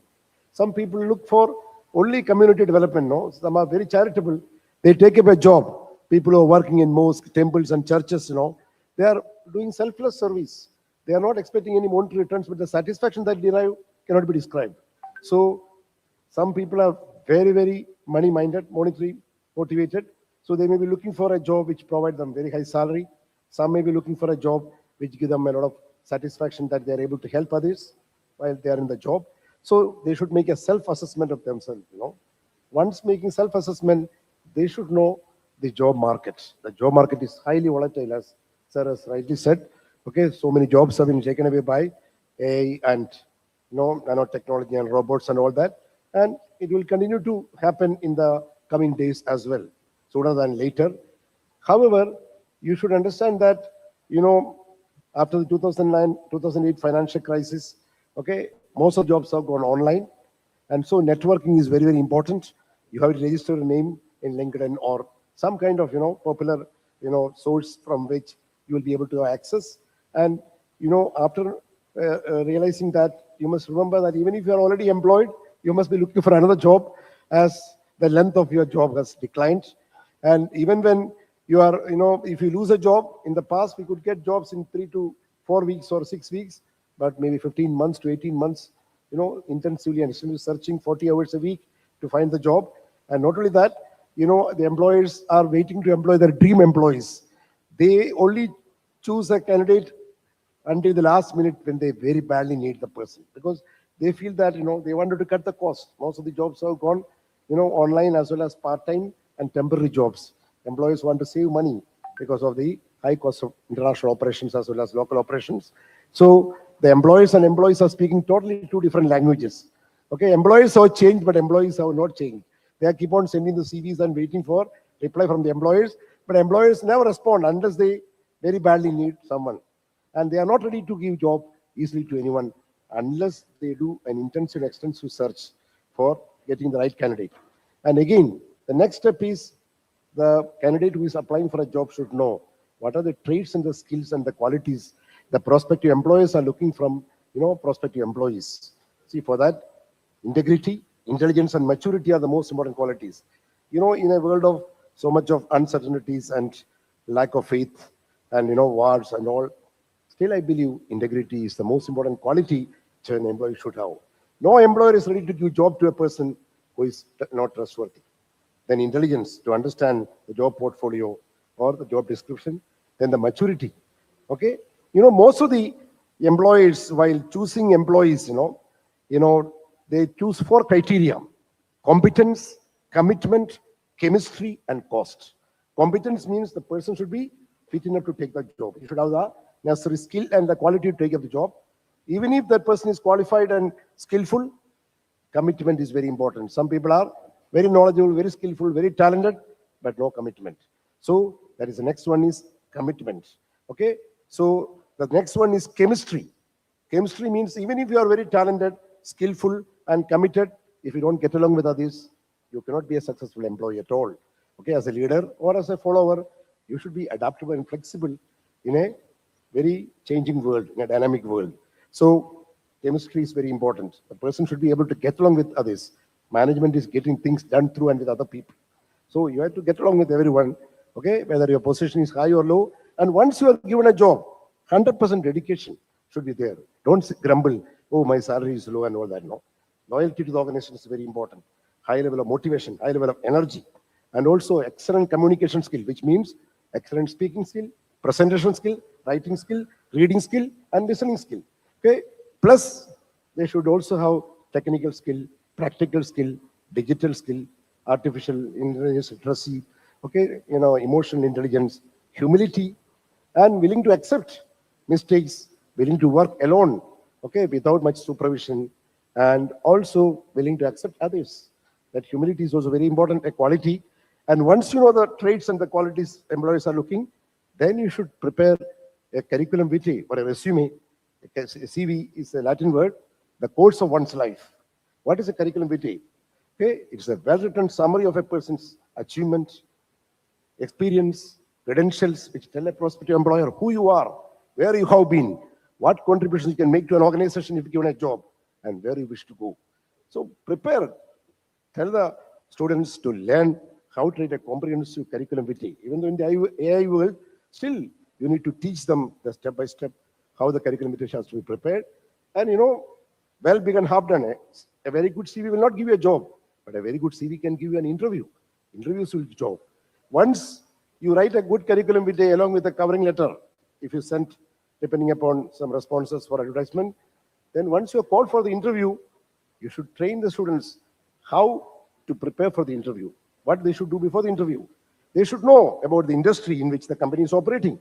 You should know about the company, its financial background, its competitors, its pricing policies, its corporate strategies, okay? And what kind of, attire you should have there. And you should know about the job description well in hand. And also you should know the professionals who will be interviewing you, okay? Their likes and dislikes. And then you should conduct mock interviews with your friends or your colleagues or anyone. And and also prepare answers for frequently asked interview questions, okay? And just mock interviews, ask some professionals to watch and show improvement and everything. And after doing that, a day before the interview, they should go and find out the place of the interview. And on the day of the interview, carry a few copies of the CV and also the credentials and the invitation letter for the security, and also a small bottle of water and a professionally looking pad, and go for the interview with the best attire, the best business attire. Go for the interview, and once you enter the building, the interview starts. Greet the interviewers and, ask them permission to take a seat and show keen interest during the whole interview. The one who shows keen interest will be the one preferred by the interviewer. The one who gets the best job is not the best candidate, the one who performs best at the interview. Okay? And after that, once you are chosen for the job, prepare and do everything to keep the job going. Yeah. If I would have been an employer, and sir, if you would have come for the interview, for the very sake of the fire in the belly and the passion in your heart, I would have employed you. Thank you so much, sir, for the passionate answer, and it's really eye-opening. Ma'am, now if I may just jump onto you, and off the cuff, I'm just asking you to comment as to how can we ensure that a degree or a certificate can continue to have global relevance. That is, despite the cultural embraces, despite the boundaries, how do you ensure that it is globally relevant? Your views, please. That's a great question, and this might be a controversial answer, but I still think it really, first of all, is down to the institution you choose, right? And I'm not speaking only about rankings and accreditations. I think more importantly is really the fit. Really looking at what do students want to achieve and why are they doing this degree. And then if it is in an industry that's very heavily focused on just top ranked or ranked institutions, then naturally if you choose an institution that somebody Googles and can't even find, it might be more challenging for you as you move up in the industry as well to have that recognition. But it might be that there's a very niche institution that in one industry is very renowned for what they do, then that would be the best fit. So I think the first thing is to ensure that throughout your career that it stays relevant. It's the choice of institution. And then I think it's looking at, once you've made the decision or as you're making the decision, it's looking at so much more than just the academics, right? If you want to learn things, especially nowadays, you can learn it from anywhere. So then it's actually taking a step back and first of all asking, is it even a degree that I need? And I know we're all degree granting institutions, so I'm shooting ourselves in the foot here, but really looking at, do I even need a degree? And if that answer is yes, then it's looking at why. So it's not about the academics because we can learn that anywhere.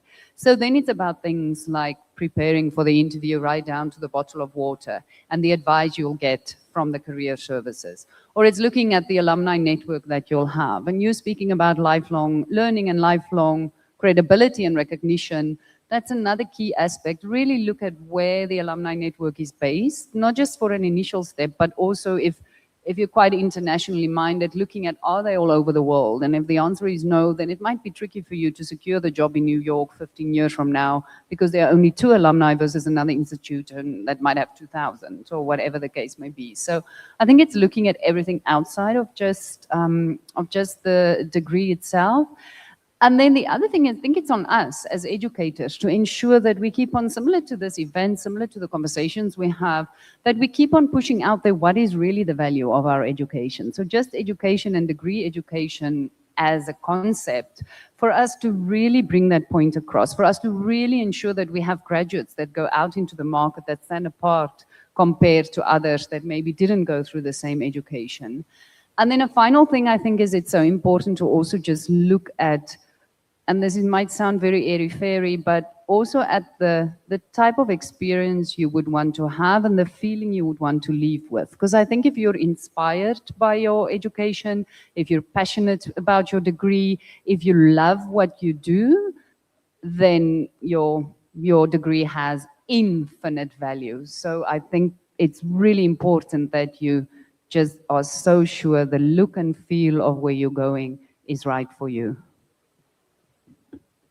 Right, ma'am. Thank you so much. You started with the statement and somehow my mind is just clinging on to those words wherein you said, do I really want a degree? Right? So can I request all of you to just have a shortage of time, so we'll have some parting thoughts as to, are degrees still relevant? Are teachers still relevant? Is syllabus still relevant? And or else just your parting thoughts. And so if we can start with Dr. Sandeep. Thank you very much. See, the future is definitely about skills and ensuring that the employer feels that the person is competent. motivated. As sir has pointed out, that dedication, that fire in the belly is required. So that fire in the belly, that motivation, that counseling sometimes is required by the institution. That is where the institution's role or the department's role or the training department's role comes in the picture, where when we say that we are able to give that. Of course, curriculum-based education is now changing with the competence and the skills and the micro-credentials and the industry co-created certifications. Those are these are the need of the hour. So definitely that aspect is changing. But there is a space, there's a fine space that all institutions here should always look at. See, we have our own niche we have to identify. If we are not able to motivate or inspire our students or counsel the parents, wherever the case may be, then our existence or our utility goes down. As an institution, we have to ensure skills are doable. Everything is available on the internet, platforms. You have so many technologies that are available these days. But as an institution, we have to focus on the soft part, the motivation part, and the ecosystem part, where we are able to build that ecosystem digitally or physically, that we are able to motivate the kids, that they have that fire in the belly, they have the motivation, they have the skills to, or at least the desire to learn those skills. That is what really adds up as an institution where we will add value to them. Our reason for existence is to motivate them and to guide them in the direction where they can do what they have to do. Follow their dreams, follow their ambitions, go to the global stage, start small, but go to the global stage. But that fire in the belly, that motivation needs to be given by the institution. That is where each one of us role comes in the picture. So that is where if we do that, then we are never redundant. We are always valuable. Thank you. Ecosystem of learning. Thank you, Dr. Sandeep. So, talking about the curriculum and the employability and whether it is still relevant, I, as an educator, feel that the capability of the student to adapt to the situations, learn, unlearn, and relearn new technologies, new skills will be more important. So as a college, I think that we should give that skills to the students to first unlearn, right? First we have to unlearn and then relearn what is being required for his type of job. Maybe he might be an AI engineer, he might be an automobile engineer. The technology changes, so he has to be able to adapt to those technologies.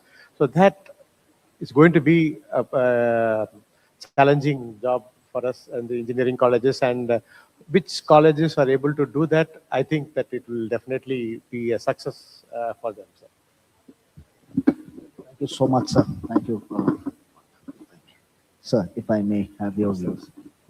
I think the syllabus need to be, reformed based on the industry requirements. We should include more industry-based case studies and industry projects. And as I said earlier, we should take the students to the industry. They should learn with the industry and the employers rather than just studying theoretical things. Because today's dynamic world, I can definitely say today's students are very brilliant. I feel we have produced thousands of graduates and postgraduates. 90% of them are employed in good positions. Many are working in multinational companies like Walmart, Microsoft, Apple. So definitely the young people are very talented.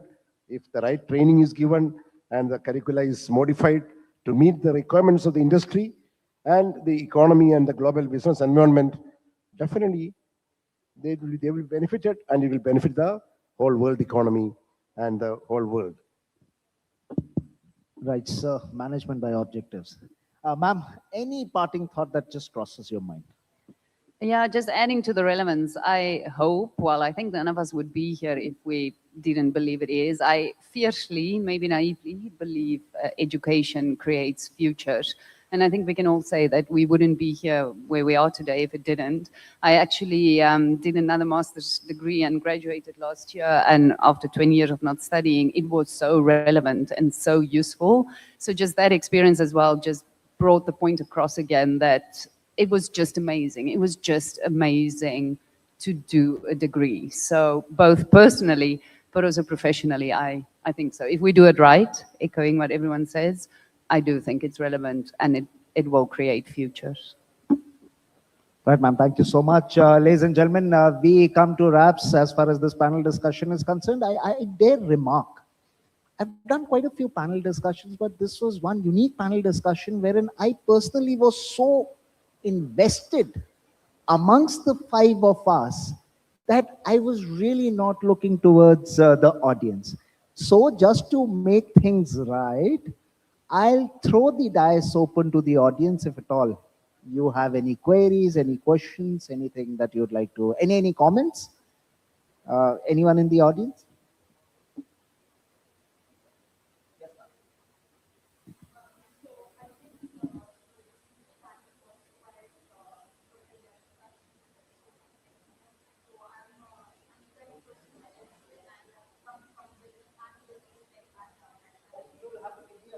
I can't hear you, so I'm not sure if the others can.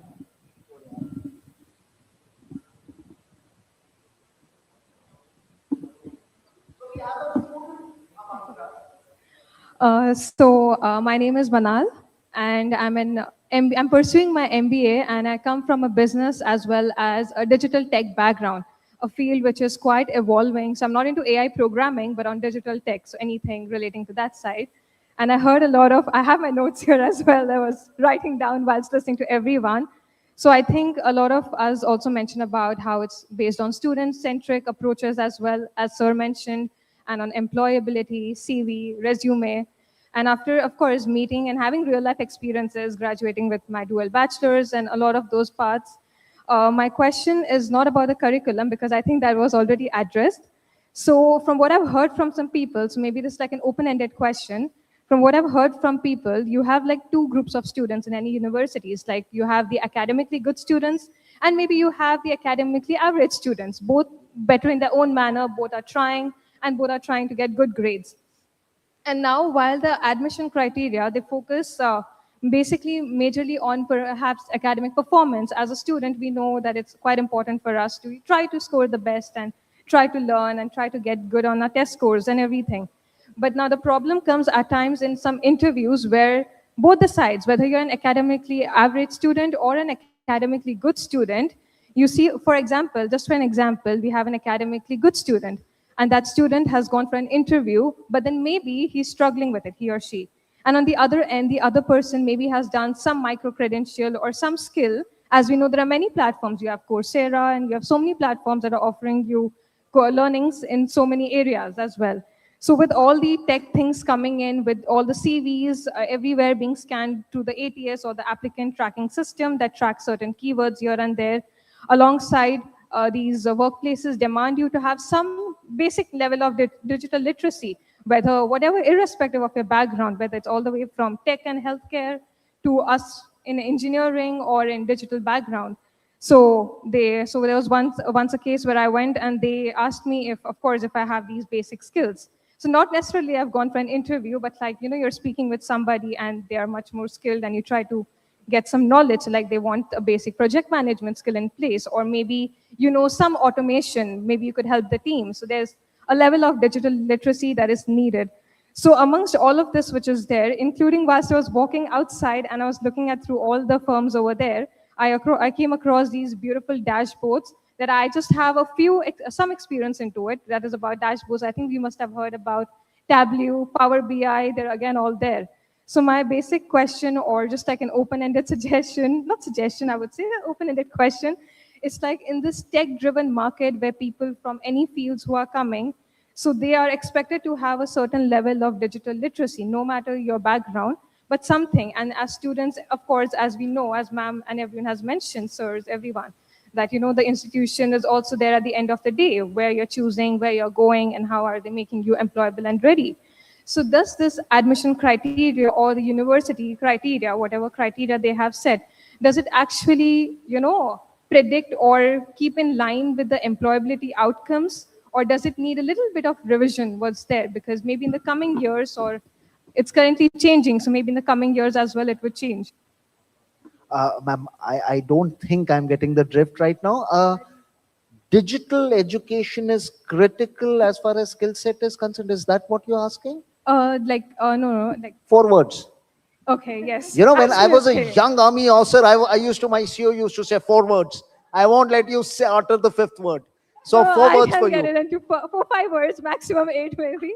Yeah, so like in this technology-driven market, the admission criteria or any admissions or what the university expects from the students, anything as such, do you think are they able to fit in all the employability outcomes, what the employer expects in terms of your digital skills from the starting, as the panel discussion is about enrollment to employability? So does it fit exact criteria or does it need constant adaptation?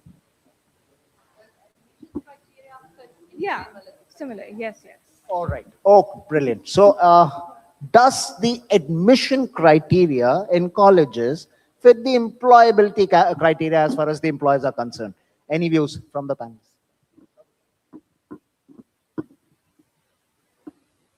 See, the admission criteria, of course, has its own merit, and that is important to get the right kind of candidates and the students. That is important.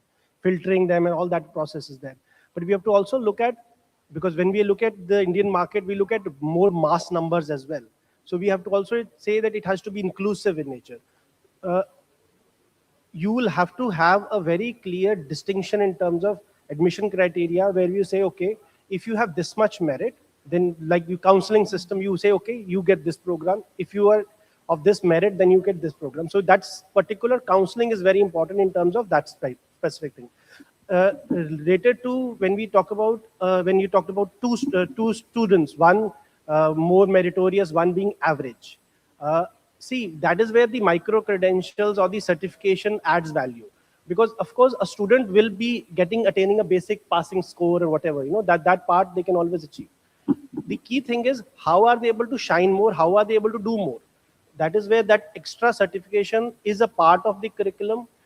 What we do in our institution is we specifically have whatever additional things you do, we give credits and we give micro credential certifications along with it. So that it makes you stand out.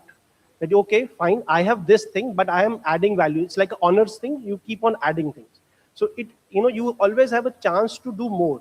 You can always shine more, because in your CV, because CV is the first step when you get your interview lined up, that should highlight that, yes, you have done so many more things. That is the key thing here, because ultimately that is where your class teacher or the teacher in charge or the professor, whoever's dealing with the student tells you, oh, this is important. Please remember to do these things.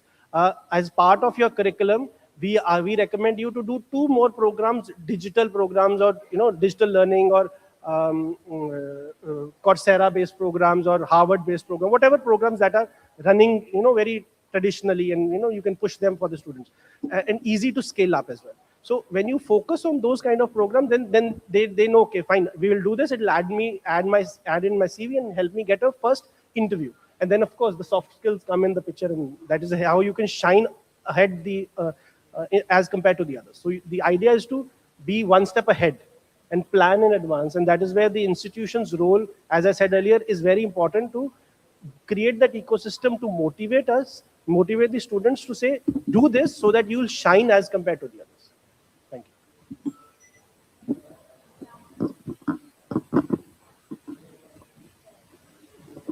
I would say I would hope not, because then we won't have anything to do, right? If you come into these programs and you're perfectly employable, then we're obviously not useful to you, right? Having said that, there's a baseline. You need to have what it takes to succeed in the program. But I think it very much depends also on the type of program. In an MBA, you might be very focused, and that's where we'll see, do you have what it takes? But it depends on the type of MBA. And a full-time MBA is also very much for career changes, right? I remember a TV producer from India who actually did the MBA I worked for in Europe and then went to work for Goldman Sachs in New York. Now, he had to do a lot, and he did put in the work, and career services don't normally like that type of candidate because it's a lot more work, but it's doable, right? But then in the undergrad, and maybe a lot of my colleagues will not like me for this statement, I'm like, you have 4 years to figure it out. That's also what university is about. You don't tell your parents this, but you go in and you want to be a doctor, and all of a sudden you're like, oh, but this person is really interesting. I want to do what this person is doing. So I think sometimes, yes, the employability conversation is important because, yes, we want, of course, all our graduates to have jobs. But let's not forget about the networking. I always say, if you're halfway through our program and you're not confused, then we're doing something wrong. We need you to push your boundaries a little bit. We need you to think, I have no idea what I'm doing, I don't know where I'm going, because that's really where the growth comes from. And a lot of the skills you get through just that process actually makes you, in a warped way, very employable versus somebody next to you. So I think there's a fine line between the key is ensuring we admit somebody that has what it takes. And that can mean a lot of different things. And some will come and will say this MBA will not get you from here to there. But if the basics are there, then I think it's much more than just matching the sort of skills on entry versus exit. Right. Thank you so much. Hope your Thank query you, has it's been answered. answered. Right? Thank you. Yeah. Okay. Just so diverse perspectives, it's like such good to hear. Right. Thank Great. you so much. Right. Great. Do we have time for one more question from the audience? Oh yeah, I don't have the organizer throwing a brick at me, so I think we'll take on one more question. Ma'am, please. Thank you for this an insightful discussion. I just want to add or to comment on what on the core of the discussion, which is, as I mentioned in the morning in the very early panel, that it is time to remodel higher education. I'm not saying that we need to stop offering degrees, but the degrees should be different. This, in a way, to enhance the lifelong learning. Now we have, for example, bachelor degree, master degree, PhD degree, stop. Okay, we improve our learning, enhance it through research studies and course from here, course from there. But I think if we remodel it in order to have, for example, the first year, it is a professional certificate, while still considering taking courses in general, we call it general education courses like political science, geography, history, economy, in order to educate the students. And whenever, for example, the first year with this professional certificate, the student can immediately work. And so they bridge immediately the theory into the practice. The following year, they may feel that no, they are not in the right place, or they want to take another professional certificate and they need to take another professional certificate in the same line, same path, or another path. And these certificates may be done in collaboration with any international university, and thus we have the global citizen. And all the time we have a certificate, 1 year or 6 months, it depends. And there are always another other certificates above it. So here, lifelong learning doesn't stop, because I always need to take an advanced. I'm enhancing my career, always relating or rooting the information in theories, not to forget the theories. I know how dear the theories are for us as educators, because we always have a solid ground when we start from theories. But the most important thing is that when we have real experiential learning, I'm bridging properly the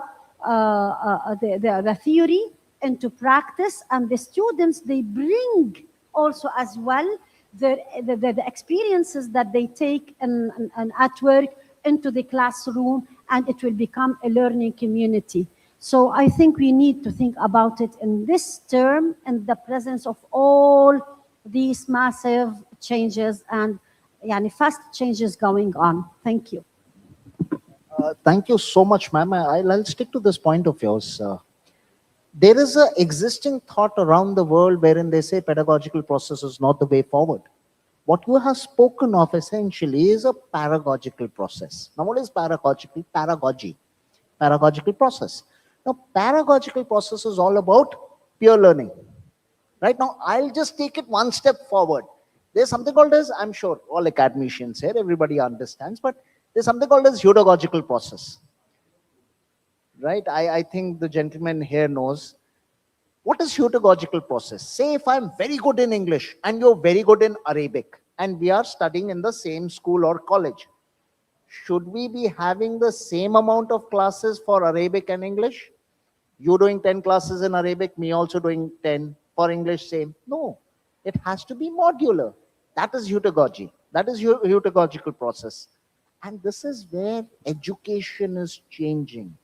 The paradigms are changing. AI is changing that paradigm. How do you infuse artificial intelligence? How do you infuse neural networks so as to achieve objectivity? That is where, this people who are sitting in this panel, who have spoken in the previous panels, each one of you, we'll have to be very, very intuitive about it, and we'll have to be very, very innovative about it. Ladies and gentlemen, thank you so much for a patient hearing. We had a great discussion. Thank you. Have a great day. I'll hand over to the organizer now.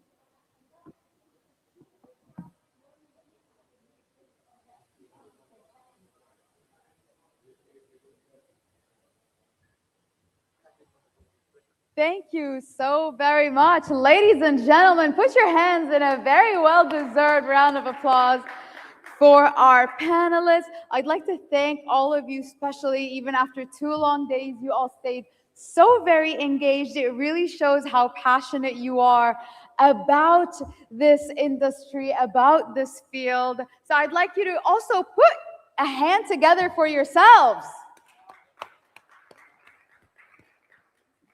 And now we'll be presenting each and every one of you with a token of gratitude. We'll go ahead and start with Colonel Anand Pajpai. Please put your hands together.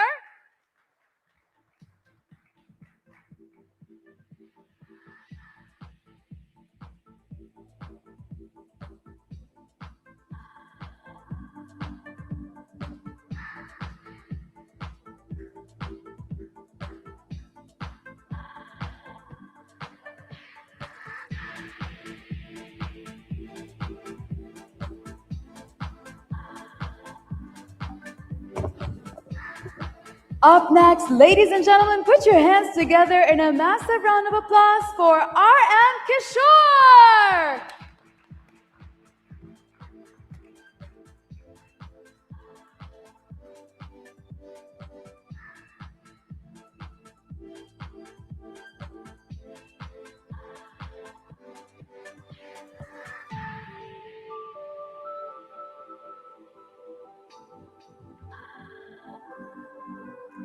Up next, ladies and gentlemen, please put your hands together in a massive round of applause for Professor Dr.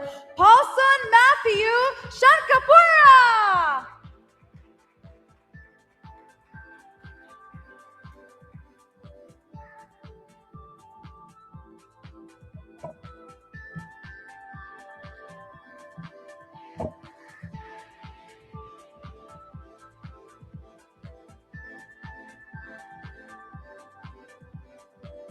And now, ladies and gentlemen, let me hear you cheer for Dr. Sandeep Singh.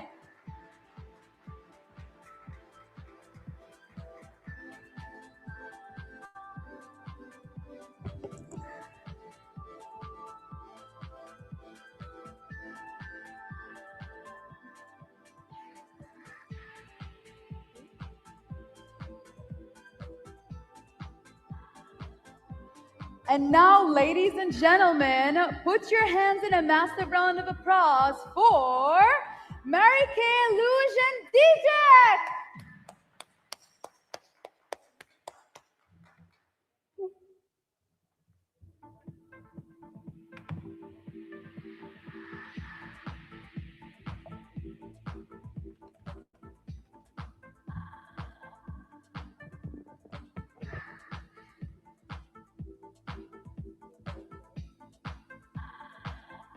And once again, now that the doctor is with us on stage, we'd like to once again put your hands together in a massive round of applause for Mr. R.M. Kishore.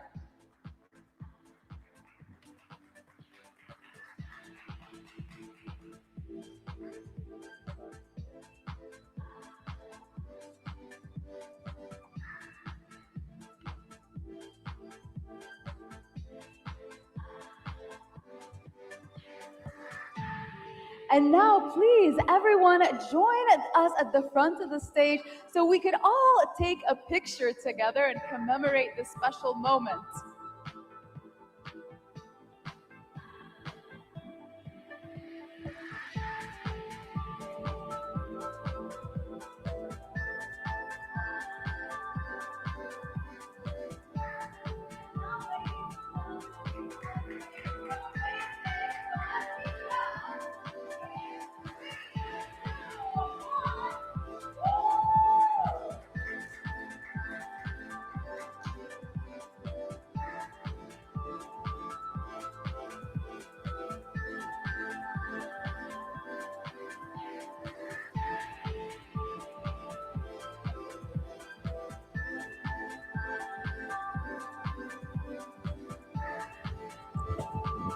What a truly sensational and exceptional World Education Summit. This 35th edition truly brought such insight. Every year, we are getting more and more knowledge and insight, and we've truly explored before tethered horizons. And now, ladies and gentlemen, to truly bring this evening together, we will be beginning our awards ceremony very shortly in the next 5 minutes, more like 2 to 3. So anybody outside the conference hall, please join us because we'll be beginning the awards ceremony very, very shortly.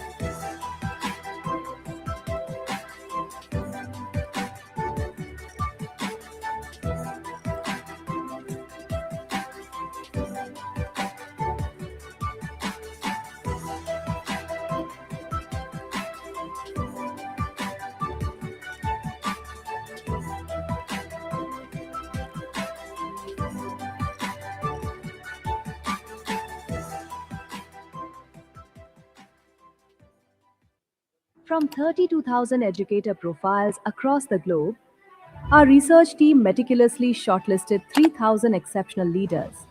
From 800 outstanding nominations across 49 countries, every single one was remarkable. Tonight, we celebrate the very best, top leaders and change makers from over 30 countries. Ladies and gentlemen, welcome to the 35th ELETS World Education Summit Awards, where excellence meets global impact. Their stories will inspire. Their achievements will transform education worldwide.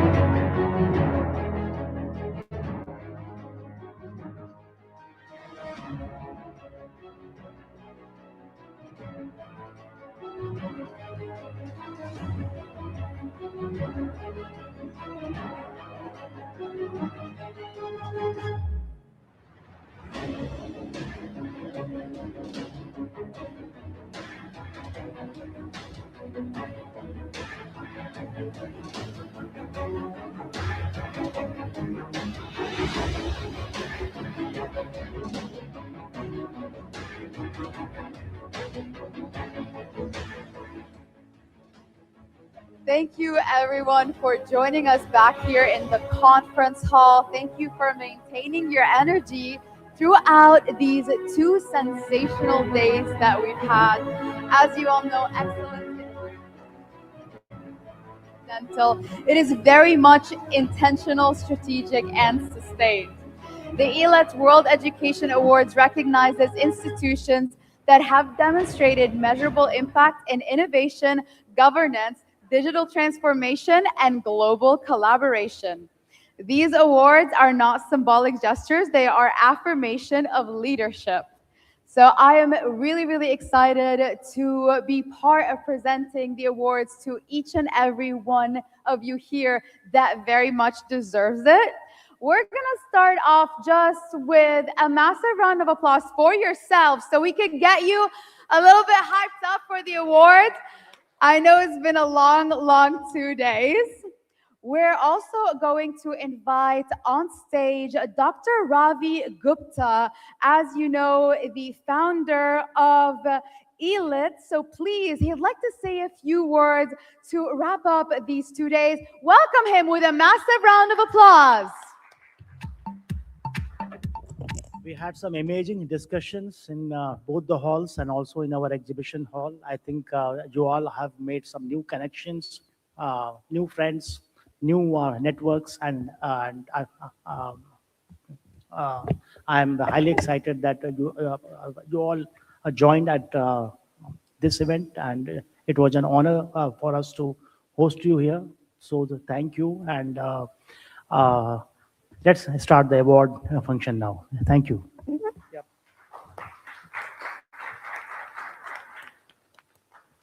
Thank you so much, Dr. Ravi, the man behind the summit. Ladies and gentlemen, once again, put your hands together for him in a massive round of applause. And now, ladies and gentlemen, without further ado, the first award goes to Morello Battisti, Director and Academic Advisor at Logic Prep, the board meeting of UDOS de Paris Paula.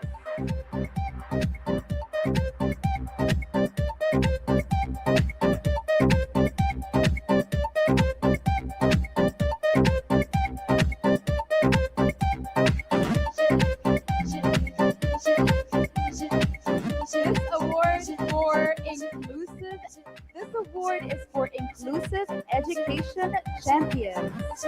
Of course, we honor Morello Battisti for his significant contribution.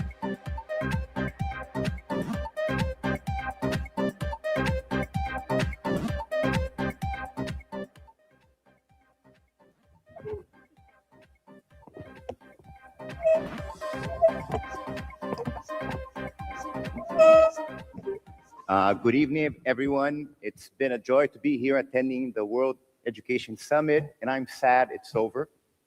That said, no country, no nation in the world can build its pathway to the future without putting education first. Thank you for everything. Nina, Sofia, eu amo vocês. Thank you.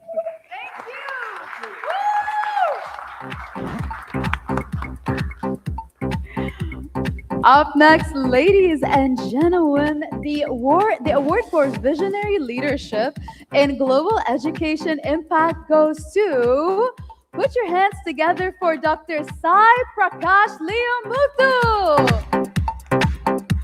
the chairman of Sairam Institute, India.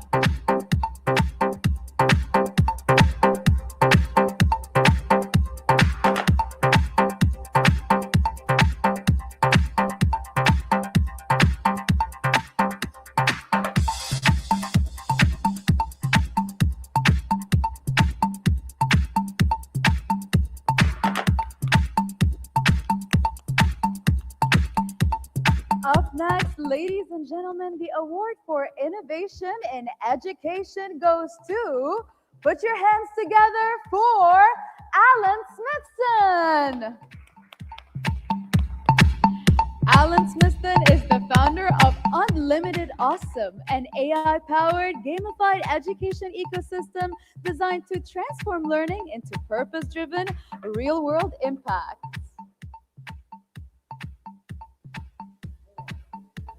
Alan Smithson is not here with us, but we honor him regardless. Up next, ladies and gentlemen, the award for leadership and advocacy goes to Amir Hossein Haravi.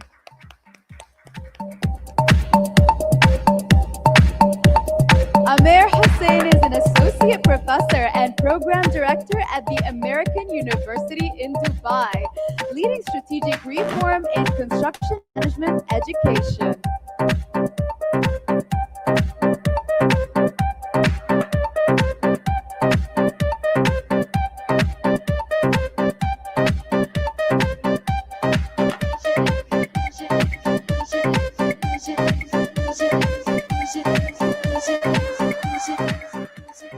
A huge heartfelt congratulations for this well-deserved success. And now the award for leadership and advocacy goes to Ankita Rajdev. Ankita Rajdev is the director at Amity University, driving higher education strategy, policy reform, and quality assurance at national and international levels.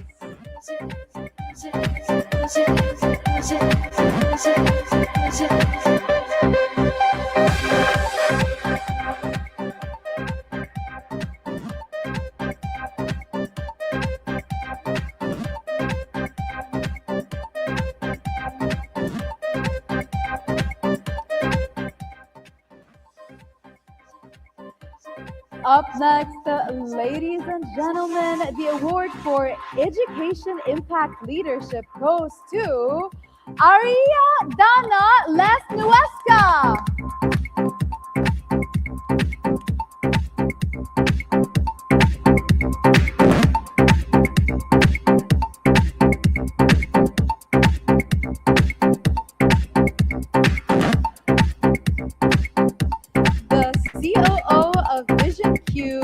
CEO of Centrum, and an honorary lecturer at ASPIRO University.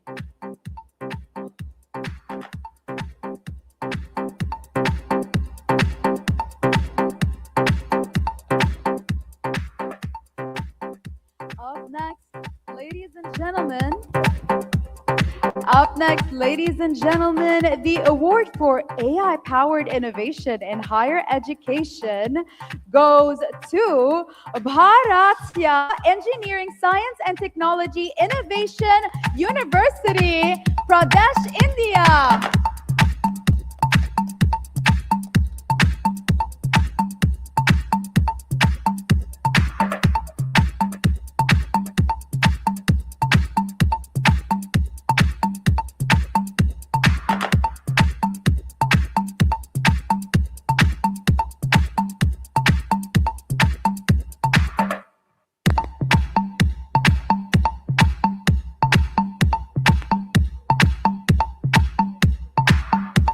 Huge heartfelt congratulations, and as your acronym says, may you always remain the best. Up next, ladies and gentlemen, the award for AI innovation leadership in higher education goes to Createx Campus by Anubhavam Technologies.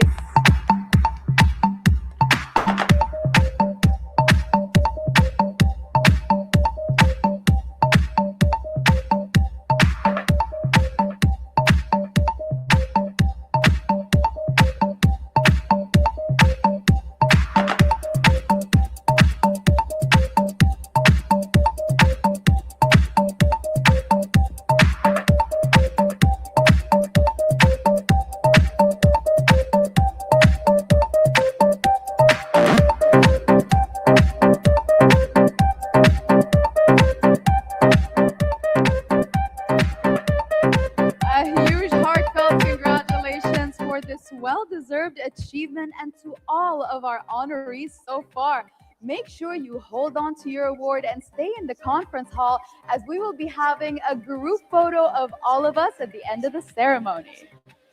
Up next, ladies and gentlemen, the award for global impact for academic leadership, innovation, and educational transformation goes to Desh Bhagat University, Punjab, India.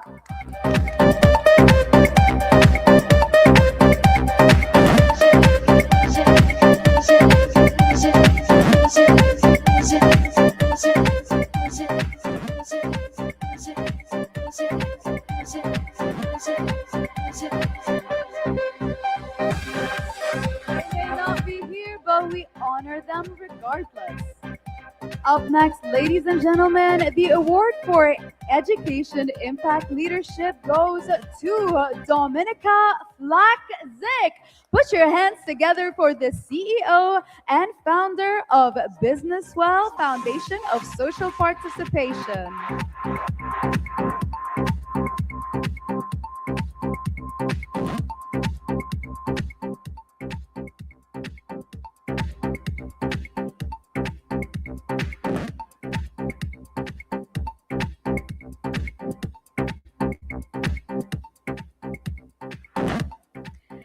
Up next, ladies and gentlemen, we have the award for innovation in education, and it goes to, put your hands together for Dr. Anu Jasan.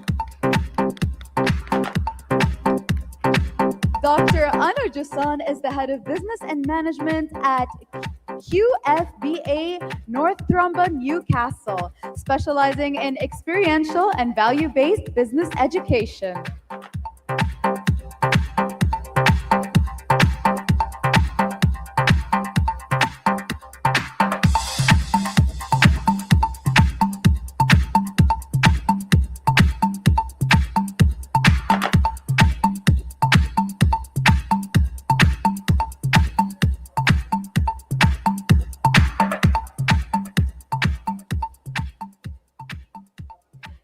This next award for Innovator in Applied Finance and Wealth Management Education.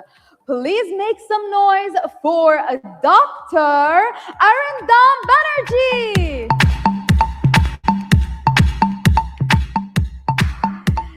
The Senior Academic Leader and Program Director at SP Jain School of Global Management, Dubai, UAE.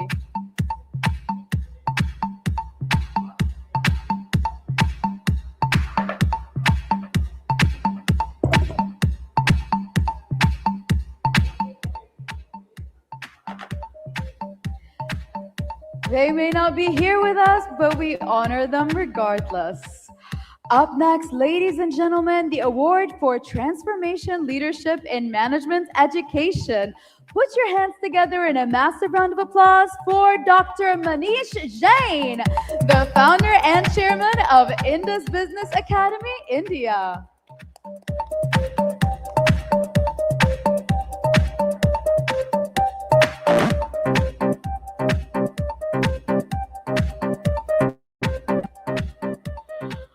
Up next, ladies and gentlemen, the award for leadership and advocacy goes to the Associate Professor Director at Dar Al Hikmah University. Please put your hands together in a massive round of applause for Dr. Randa Hariri.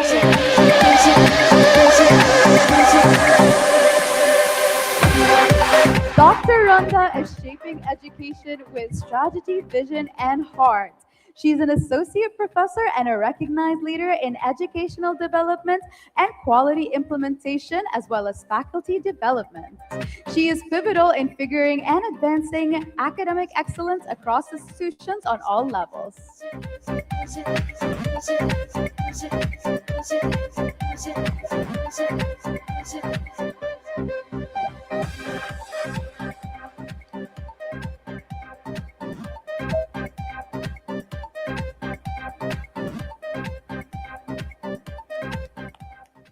A huge heartfelt congratulations for this well-deserved milestone.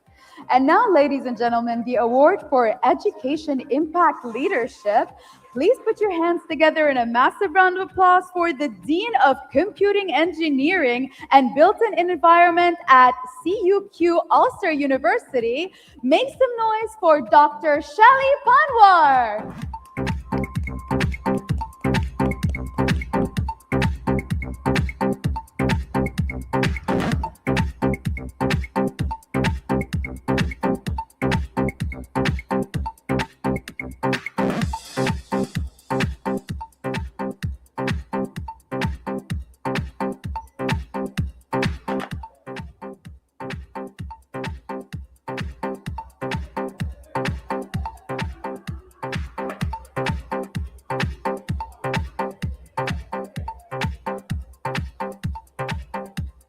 A huge heartfelt congratulations to Dr. Shelley for this well-deserved success. Up next, ladies and gentlemen, the Best Intellectual Property Partner for Industry and Academia Award goes to Ennoble IP.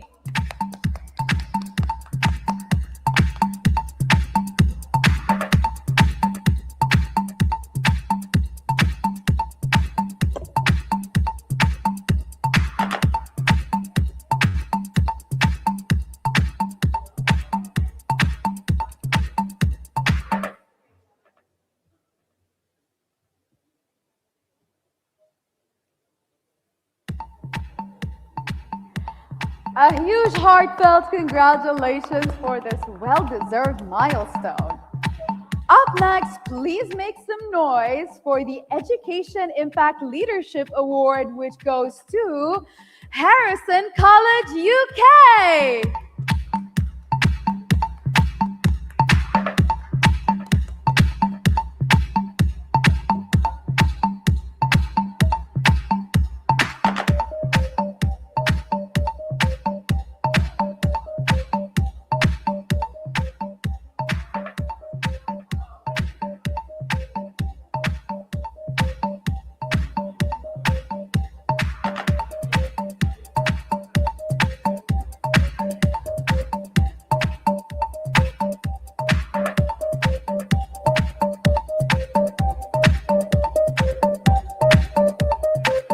A huge congratulations to everyone at Harrison College. Remember, your future, your choice. And now, ladies and gentlemen, you've all been doing such a wonderful job so far. Thank you so much for staying engaged. I'm just gonna ask you a little favor. Can everyone clap with me?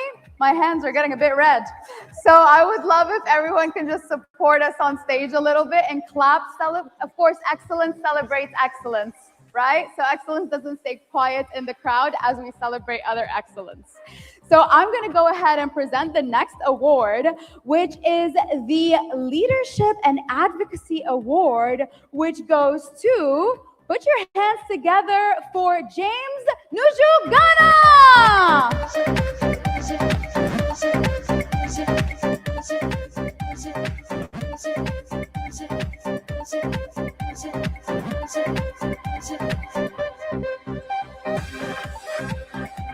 James Nujuguna is a professor at National Subsea Center, Robert Gordon University. He empowers educators to co-create, share, and implement AI-driven education solutions.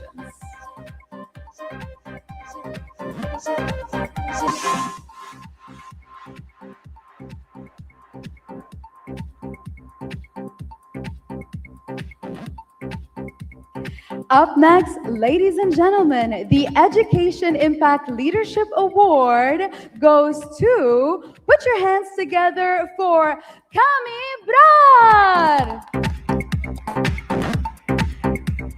An award-winning executive and strategic leader with over 20 years of experience driving transformation across high-growth sector, including education, media, training, and consulting. Not with us, but we honor him regardless. Up next, ladies and gentlemen, we have the award for leadership and advocacy. Please put your hands together in a massive round of applause for Liliana Smith.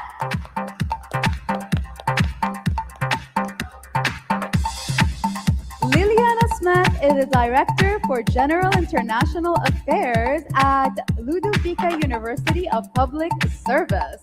She leads with innovative initiatives in global education and diplomacy.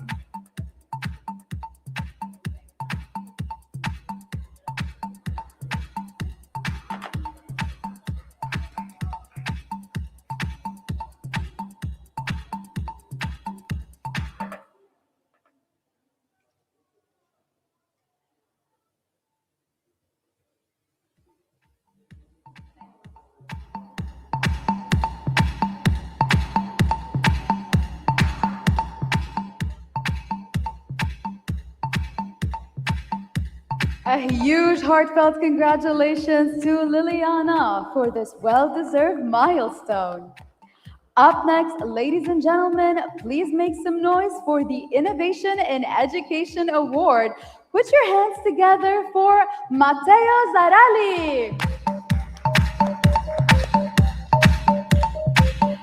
Matteo Zarali is the founder of Re-Rainers and an education innovator integrating virtual reality and artificial intelligence to transform professional and higher education.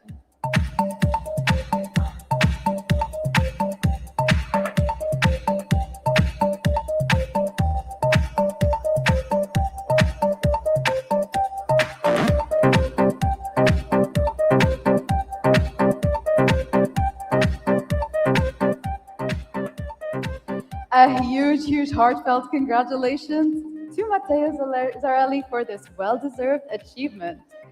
Up next, we have the award for Education Impact Leadership. Ladies and gentlemen, put your hands together in a massive round of applause for Maureen Salmon.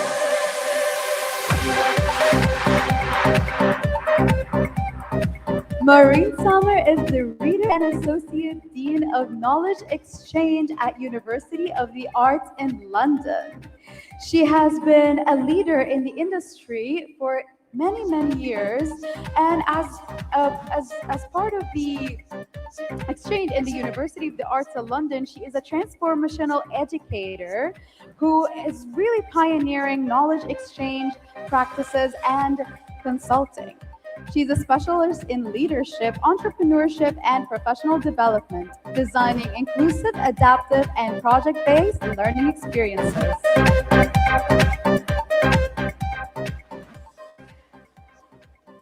Up next, ladies and gentlemen, the award for Excellence in Industry-Endorsed and Future-Ready Engineering Education goes to RMK Group of Engineering College, Tamil Nadu, India.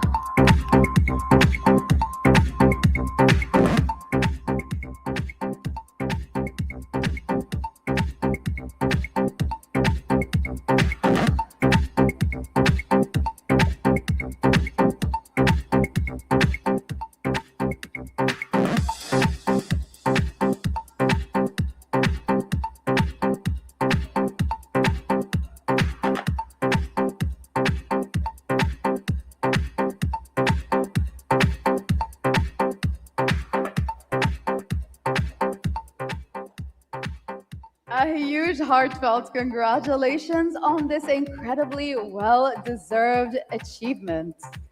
Up next, ladies and gentlemen, for Excellence in Industry Interface and Placements, please put your hands together in a massive round of applause for SA College of Arts and Science, Chennai, India.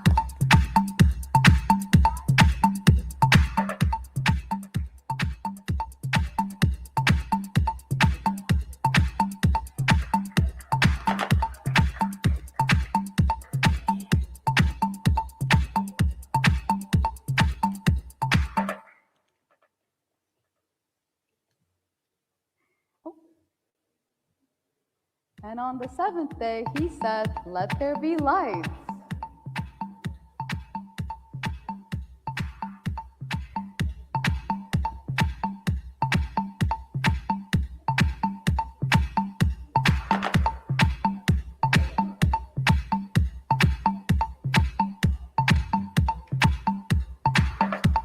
That's okay. The SA College of Arts and Science lights up this room enough. Don't you agree?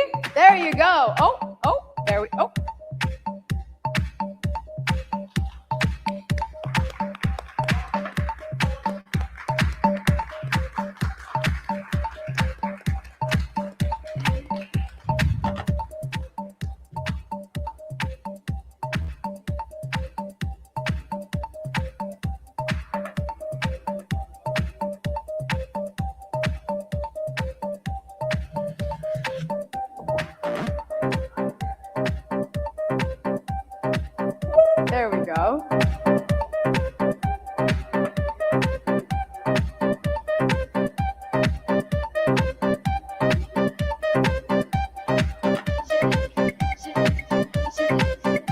A huge heartfelt congratulations for this incredibly well-deserved achievement.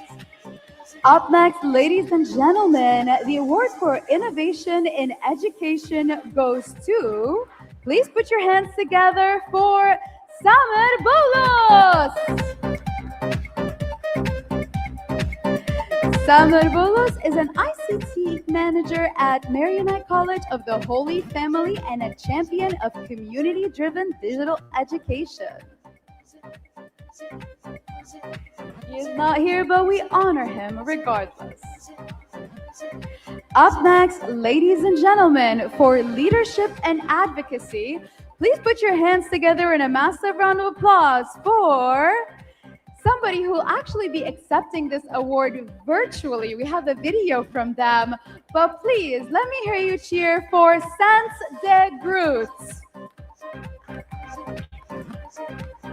the CEO of Tabor College in the Netherlands.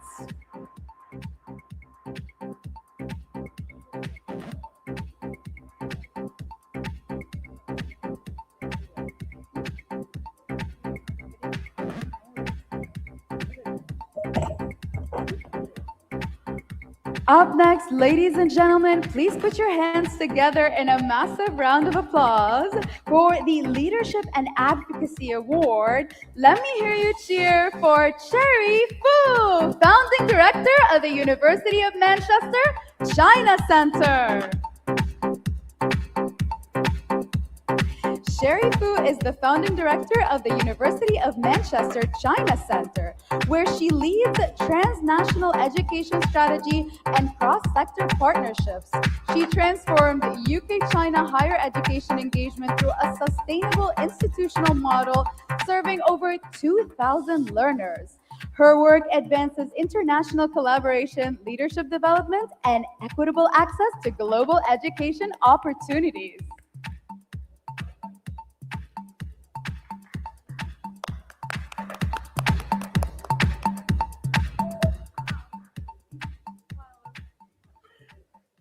Thank you so much. Good evening, ladies and gentlemen. So what a pleasure to be here in Dubai. Again, actually, I was in Dubai last month. The University of Manchester, we have centers around the world. In Asia, we have Shanghai, Hong Kong, and Singapore. And we have a Dubai branch here. So last month, I visited Dubai for the graduation ceremony. So I would like to express my sincere thanks to the organizer for bringing the educators around the world to this international education hub, Dubai. Thank you so much.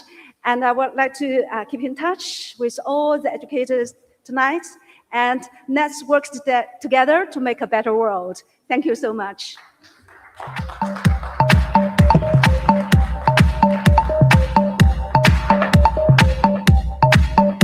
Hats off and kudos to Cherry Fu for this well-deserved achievement. Up next, ladies and gentlemen, please put your hands together in a massive round of applause for the winner of the Educational Impact Leadership Award, Tamara Gregor.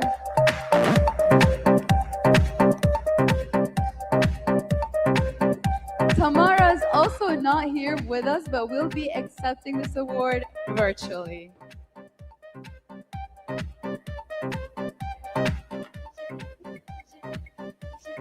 Up next, ladies and gentlemen, the award for Education Impact Leadership goes to, put your hands together for the co-owner of Georgia Institute of Technology, Tameka Womack.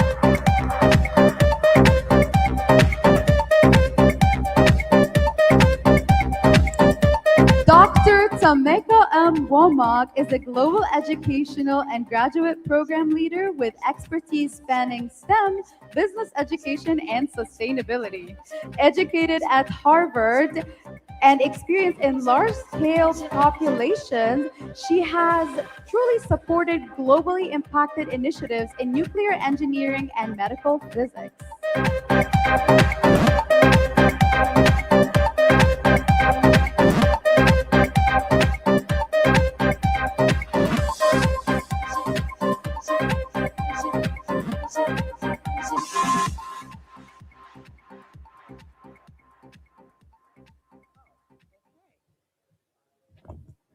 everyone. Thank you for allowing me to be here today.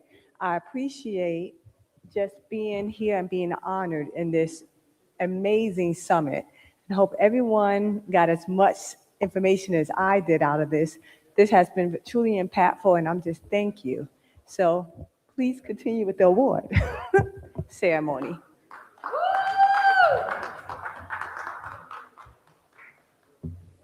A huge heartfelt congratulations to Dr. Tamika for this well-deserved achievement.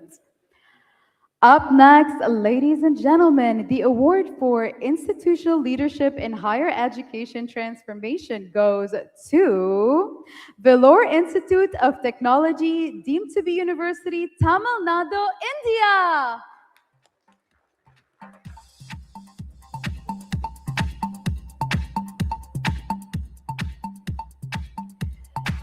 Not here with us, but they will be virtually accepting this award.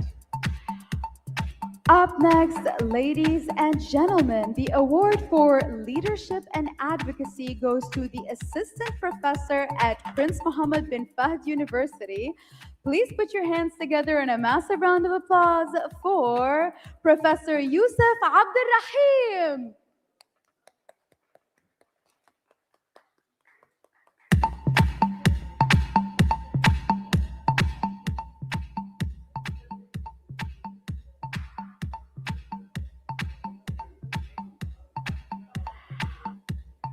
And up next, ladies and gentlemen, last but certainly not least, the award for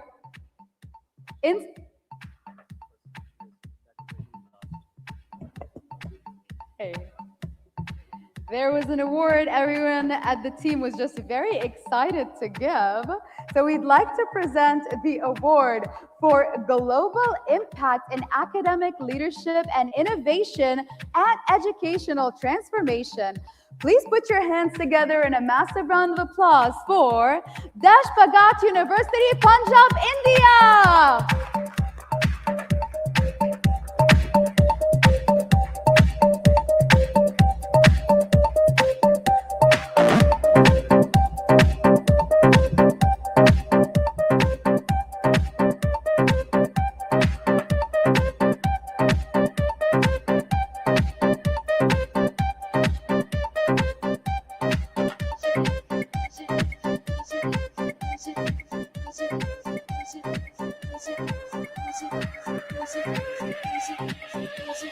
A huge heartfelt congratulations for this well-deserved success.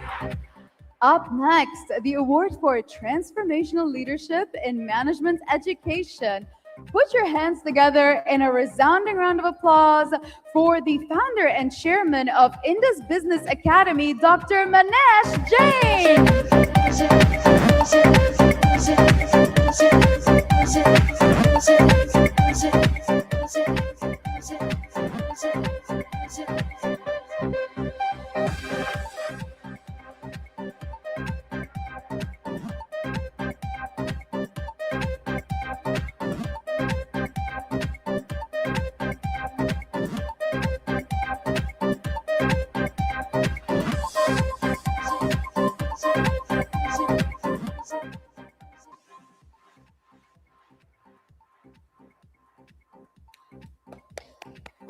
A huge heartfelt congratulations for this well-deserved achievement.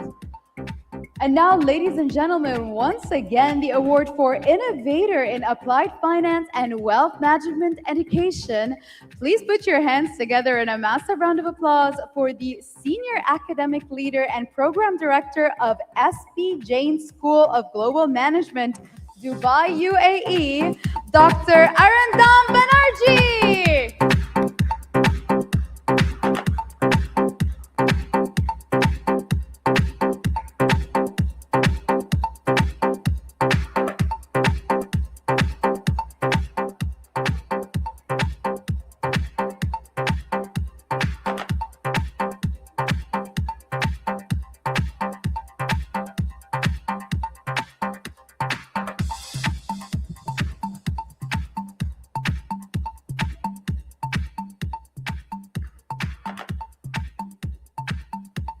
Kudos and hats off to Dr. Arindam Banerjee for this well-deserved milestone.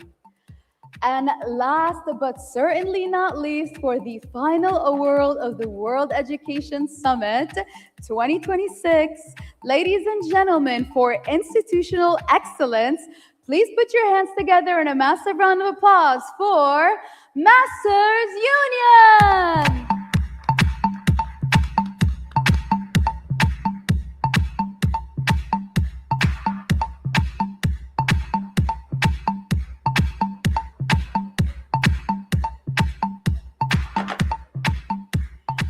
And with that, ladies and gentlemen, we've come to the end of this sensational two-day summit. As we conclude all of this, I would just like to say thank you so much for being here with us today. You are all truly a room of incredibly brilliant minds, and it is an honor to be among you, to learn from you, and to explore your insights. I would like to invite everybody, please, on stage. Everyone, please come on stage with or without your awards and tokens so we could all take a group video and photo together.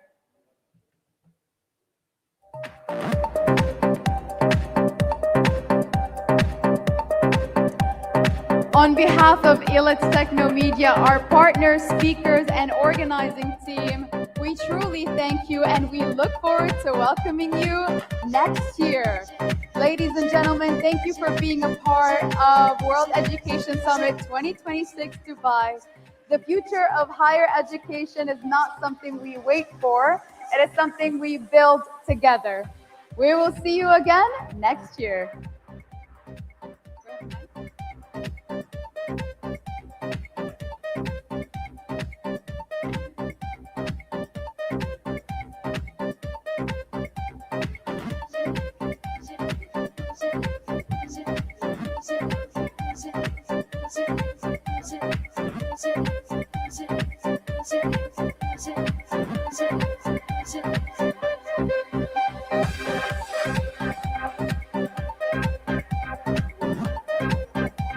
We have plenty of space, everybody. Please come join us.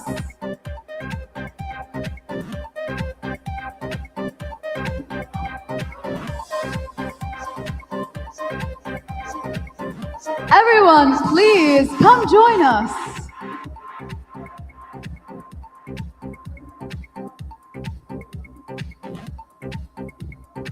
Anyone missing?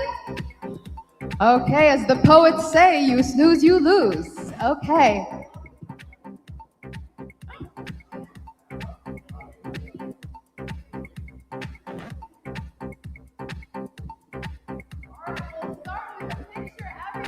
Everyone show off your awards in the picture. Thumbs up, and then we'll do the video.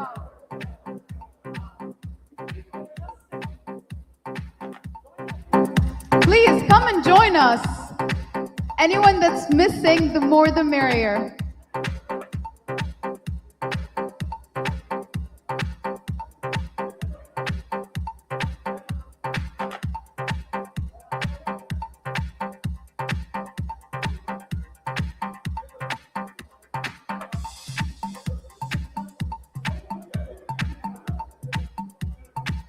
No worries, we have the photos and the QR code and the videos will all be prepared. So please join us if you're taking the videos.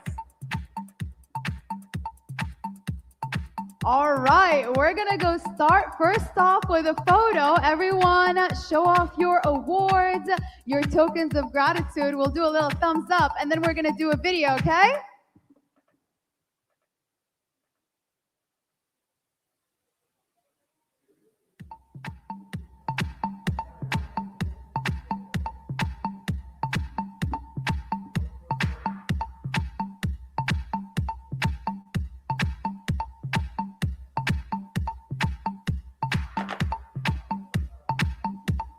And now, ladies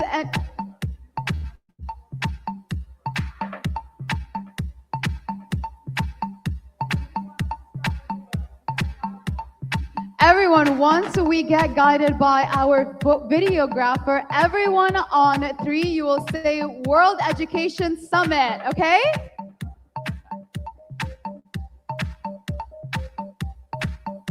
World Education Summit! Woo!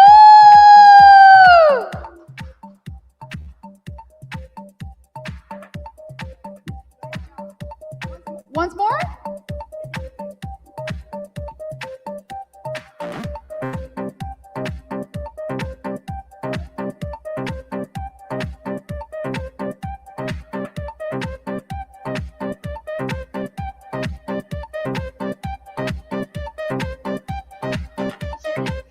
All right, we'll go one more time for a video. So we'll go ahead and start at 3, 2, 1. Hip, hip.